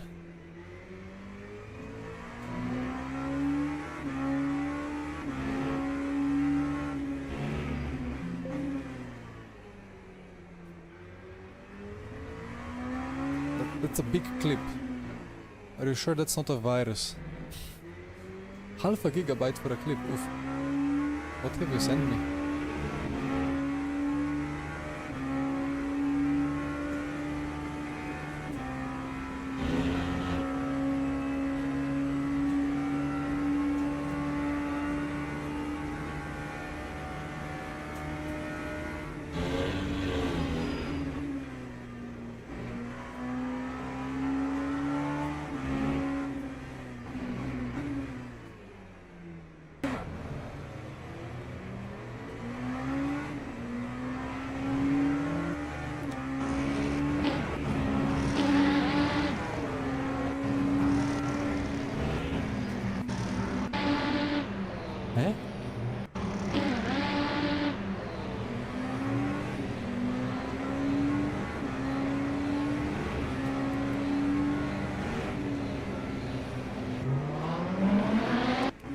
Okay, I guess. I guess if you don't exceed that ultimate kind of limit, but I don't know at which number it is. Like, there is some speed limit, and if you exceed it, you're just gonna get drive-through whatever you do. But looks like it's legal to, even when the limit is 60, to kind of accelerate and... yeah, I don't know. Problem is that you have to kind of catch up sometimes, so it has to be flexible enough to let you accelerate and catch the cars ahead. But it's difficult to distinguish between people just warming up the brakes or like warming up the tires mostly, while spinning their rears for more grip.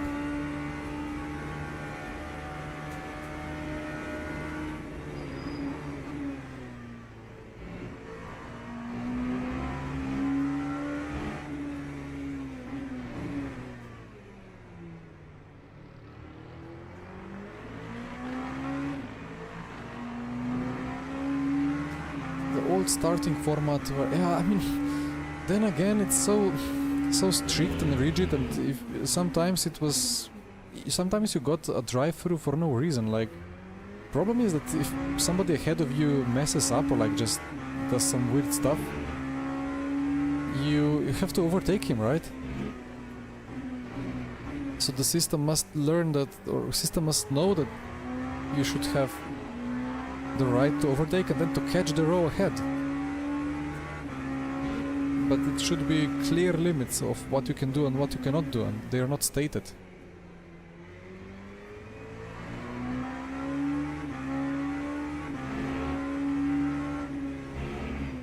I mean, ideally you're free to like, you can do what they do in real life. But in real life, you have real life stewards, and they're enforcing their own view of how the start should be, and it's all clean and clear, and nobody does any weird shit. But if you have a implemented, like, programmed system like this, then there are always exploits.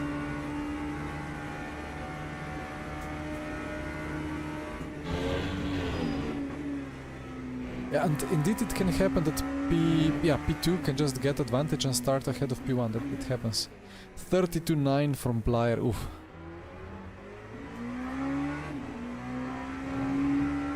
Well, his tires will heat up eventually. Hello, Yokov. Nah, it's not a ban. It would be... If it's a championship, it could be some penalty, but otherwise... You cannot ban it if the game allows it.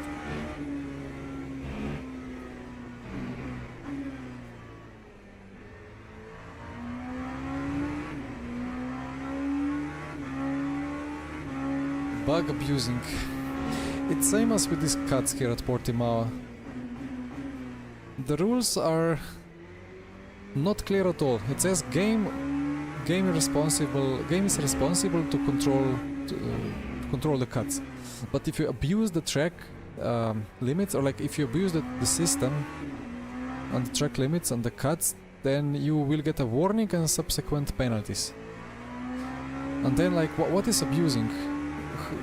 There is no definition of anything. Sometimes curb is part of track. You cannot say that somebody is abusing track limits if it's not strict, and curb, 2 wheels on the curb is fine, 2 wheels off curb is not. Sometimes you can go like 1 centimeter off because of some understeer, and you cannot really call it abusing of track limits. But if you go 5 meters off, it's already abusing. But then again, you have to define it in the rulebook, and it's really not what should be the case. It should be just game sorts everything, and that's it. Or if you have a lot of manpower to figure out the incidents, then just say game does this. But if you do this and this, you will get this. You will get such and such penalty. Like if you go more than 2 wheels off white line, or if there is a curb more than 2 wheels off the curb, then you will get manual penalty. Then it's gonna be clear. Same for the starts. Paul Ricard. I mean, you know, I was kind of beta testing there. I did it to get the logs. We were ahead of everybody by quite some margin, so it didn't really matter. So it was a bit for fun, a bit for content, and a bit to get the logs that I could then after the race send, and I showed the recordings and everything. So it was not used to gain esports performance, but to actually fix the bugs, you know. So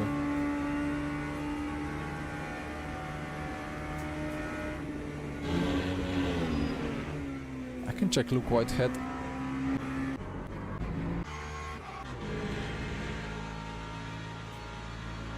Oh no, I went into the replay.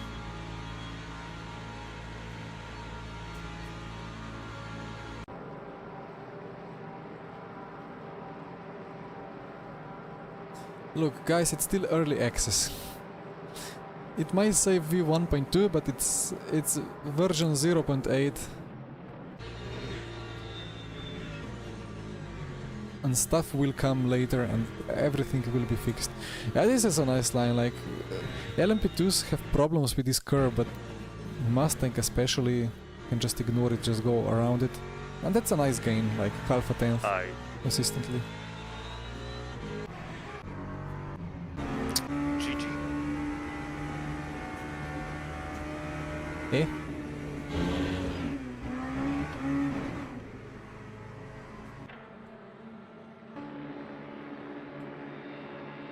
Replay.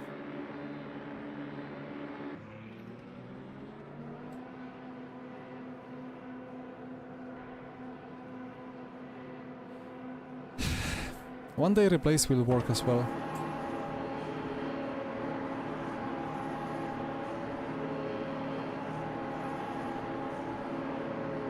Right when I was watching Luke.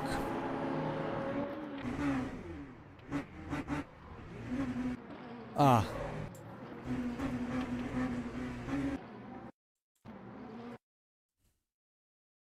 Well, it was a bit of a late move, so... Well, guys, we have some battle. We have battle on the cards.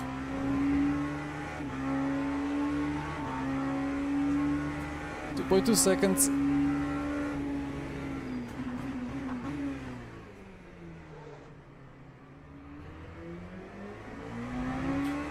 Well, still 2 seconds gap.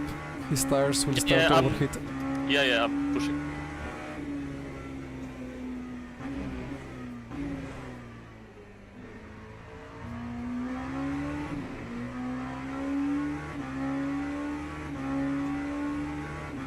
The Le Mans replay, if you're for a longer time in the server, it gets crazy. I don't know how they managed to implement such a stuttery mess of the replay with such a limited functionality. Cannot see the laps, cannot see the timing.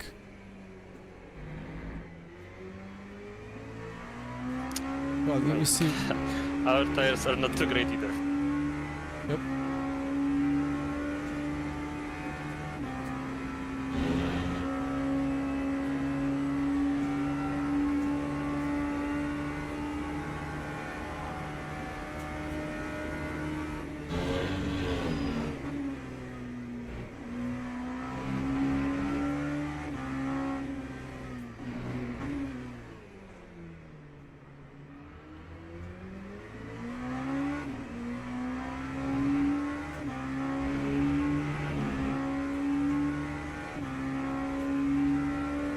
Copy Rick, well, I can report, but like problem is they probably don't have anybody to fix it at the moment.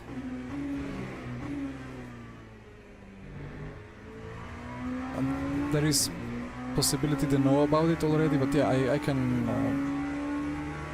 if I don't forget later, I can quickly show.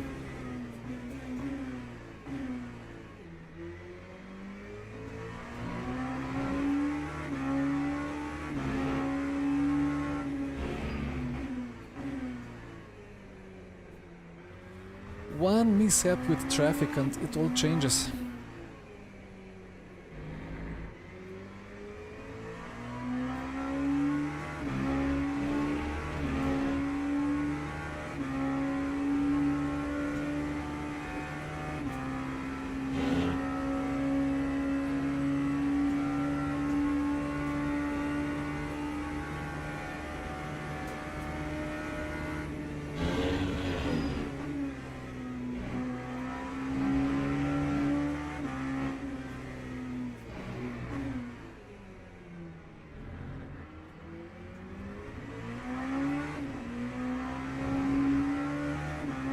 point to one target.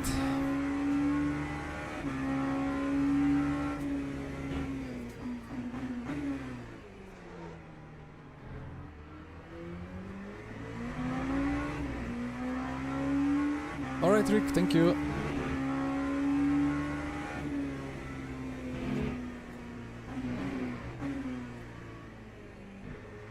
There goes the Porsche.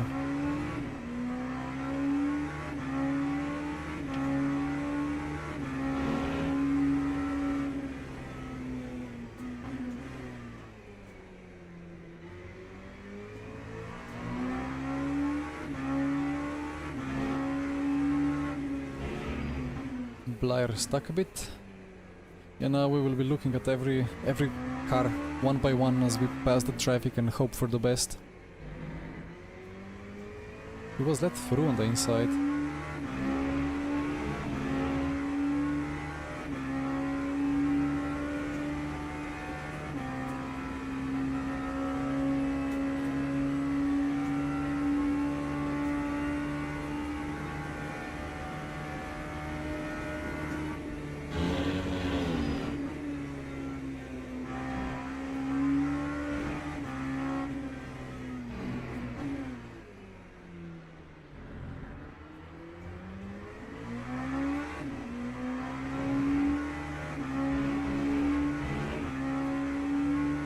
Lift.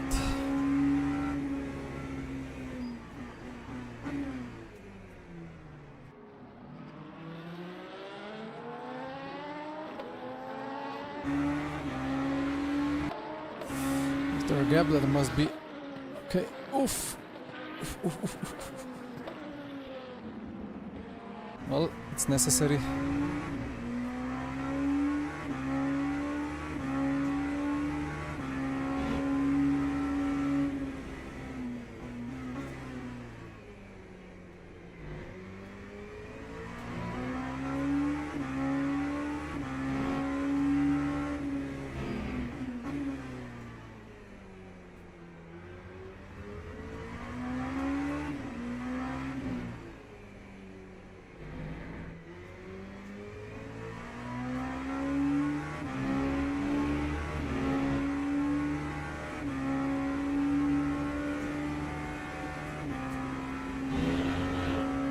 That's a good Porsche.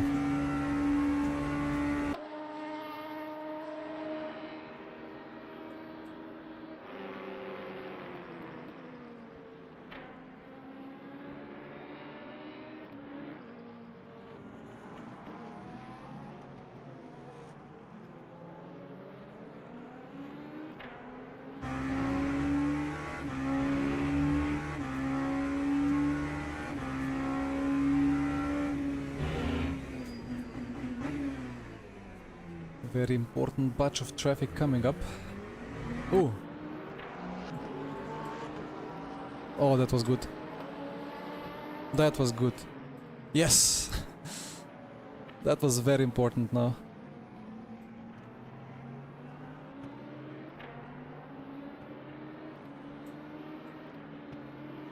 Well, Blair didn't quite lose that much time either, but could be worse.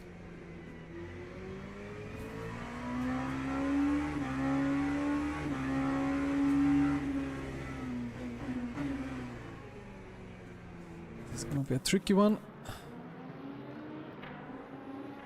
Ah, this was not a good one. Less than a second gap. 5 laps to go.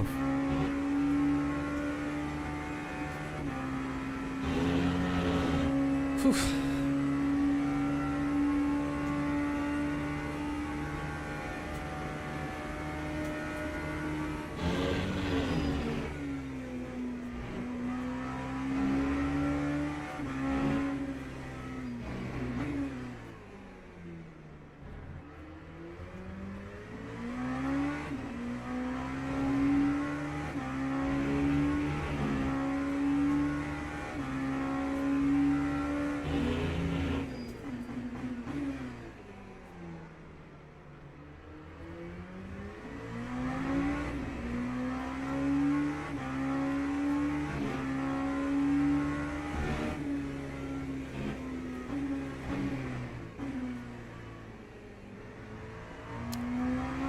supercars, it's platinum one.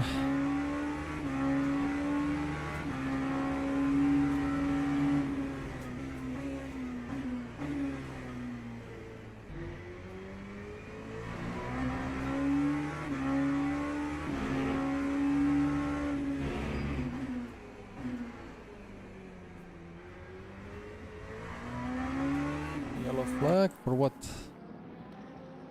Nothing important. Still yellow flag. What is that for? Ah. All good. 7/10 for laps. Yeah, it's Sander Kalash and David.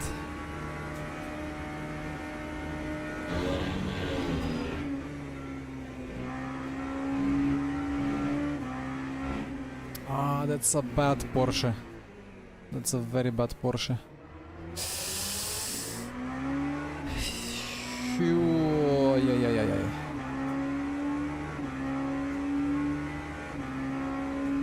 Jardir ahead for a lap.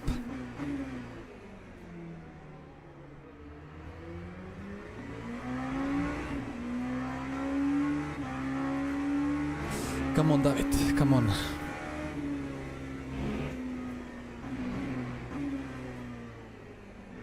It's not the easiest track to overtake, but it's also not the most difficult.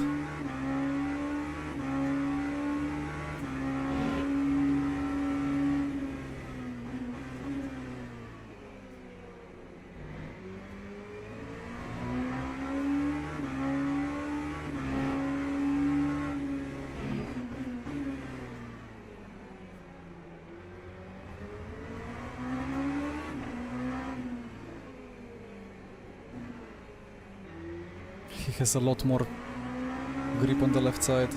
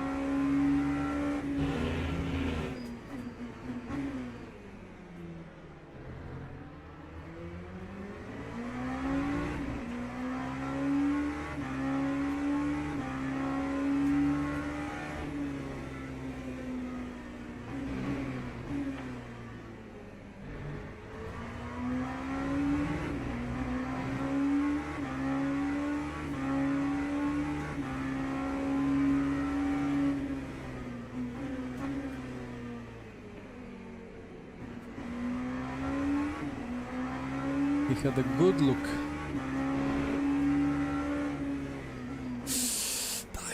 David! That's it. He's maybe stuck behind Porsche. David!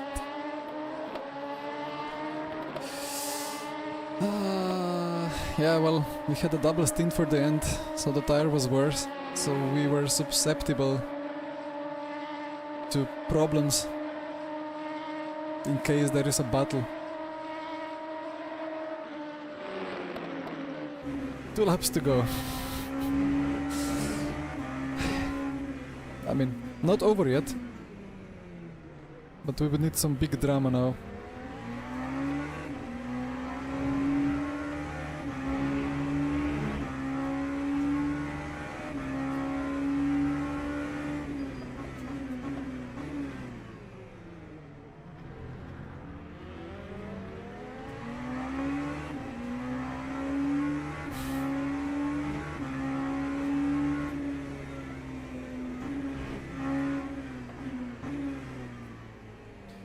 The traffic is making sure we don't get a chance. What is he doing? Like, what is his problem? Erwin, man, don't diagonal like that, please.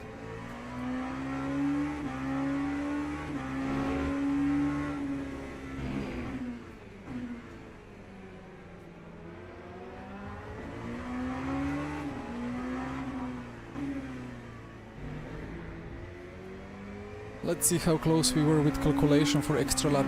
I reckon it's gonna be 9 seconds remaining over the line, or 12 without the in-game fixes on the timing. It's indeed 16.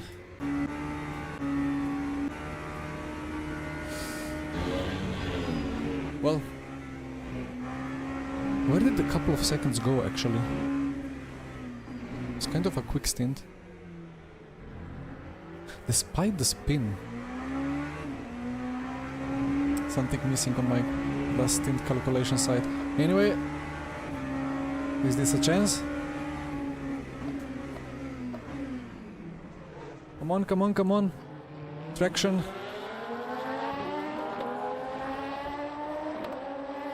Last lap battle for the win. Come on.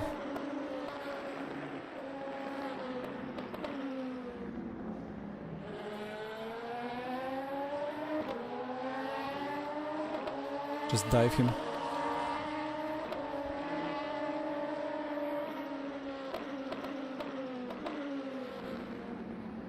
I envisioned a bit harsher dive. It feels like David has kind of accepted that he shouldn't risk now too much and bring it home.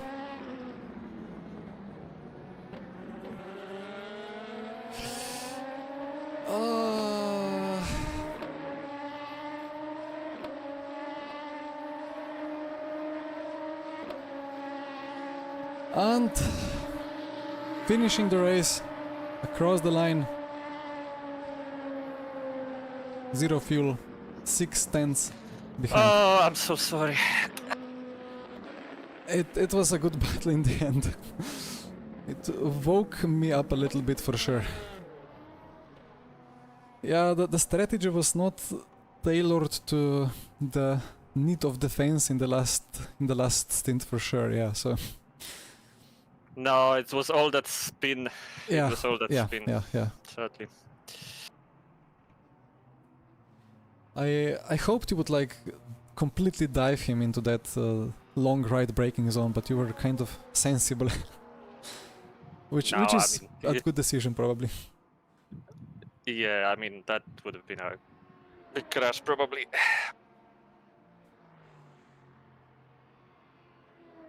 I mean, there was enough of gap behind that. Crash him off, we both turn around, then he goes.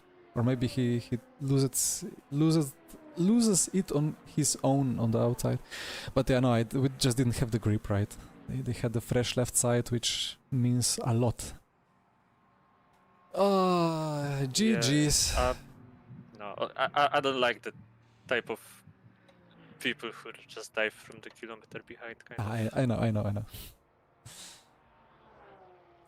It feels a bit different though in the last lap when it's battle for the win. I get the red mist sometimes. Yeah, well, maybe if there was a huge prize pool, then yeah. Yeah. No, fair enough. I think we did a really good race. We lost a bit in the traffic, I think, sometimes. I guess Williams had traffic problems as well a couple of times, but yeah, in the end, that one little moment was enough. Yeah, I don't know. Like, I've seen you diving LMP3s there, but then he kind of. I'm not exactly sure if he kind of released the brake, so I don't know. I just misjudged it. Yeah, I think yeah. When the LMP3 was already turning in, you still didn't really have the overlap, so we still gained DR, so. Oh yes, no, but that was I don't know. With like at some point we had like 8 seconds over them with like 10 laps to go, I think, or 11. That felt like Yeah. it was not. It was a good situation. It was quite like I think we would finish with like 4 seconds gap or so. Yeah. No, shame. Sorry once again. No worries. Thank you for doing this race with me. No thank you. My pleasure. My teammates kind of didn't want to touch LMP2s anymore.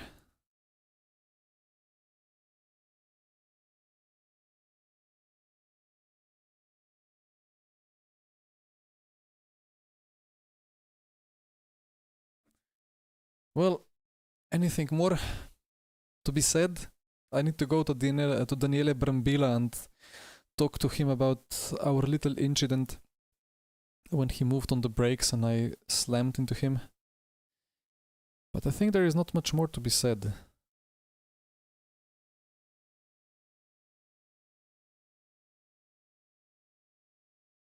Wait, what was... Ah, okay. Qualified P2, finished P2. The strategy spread us apart, but in the end it brought us close again.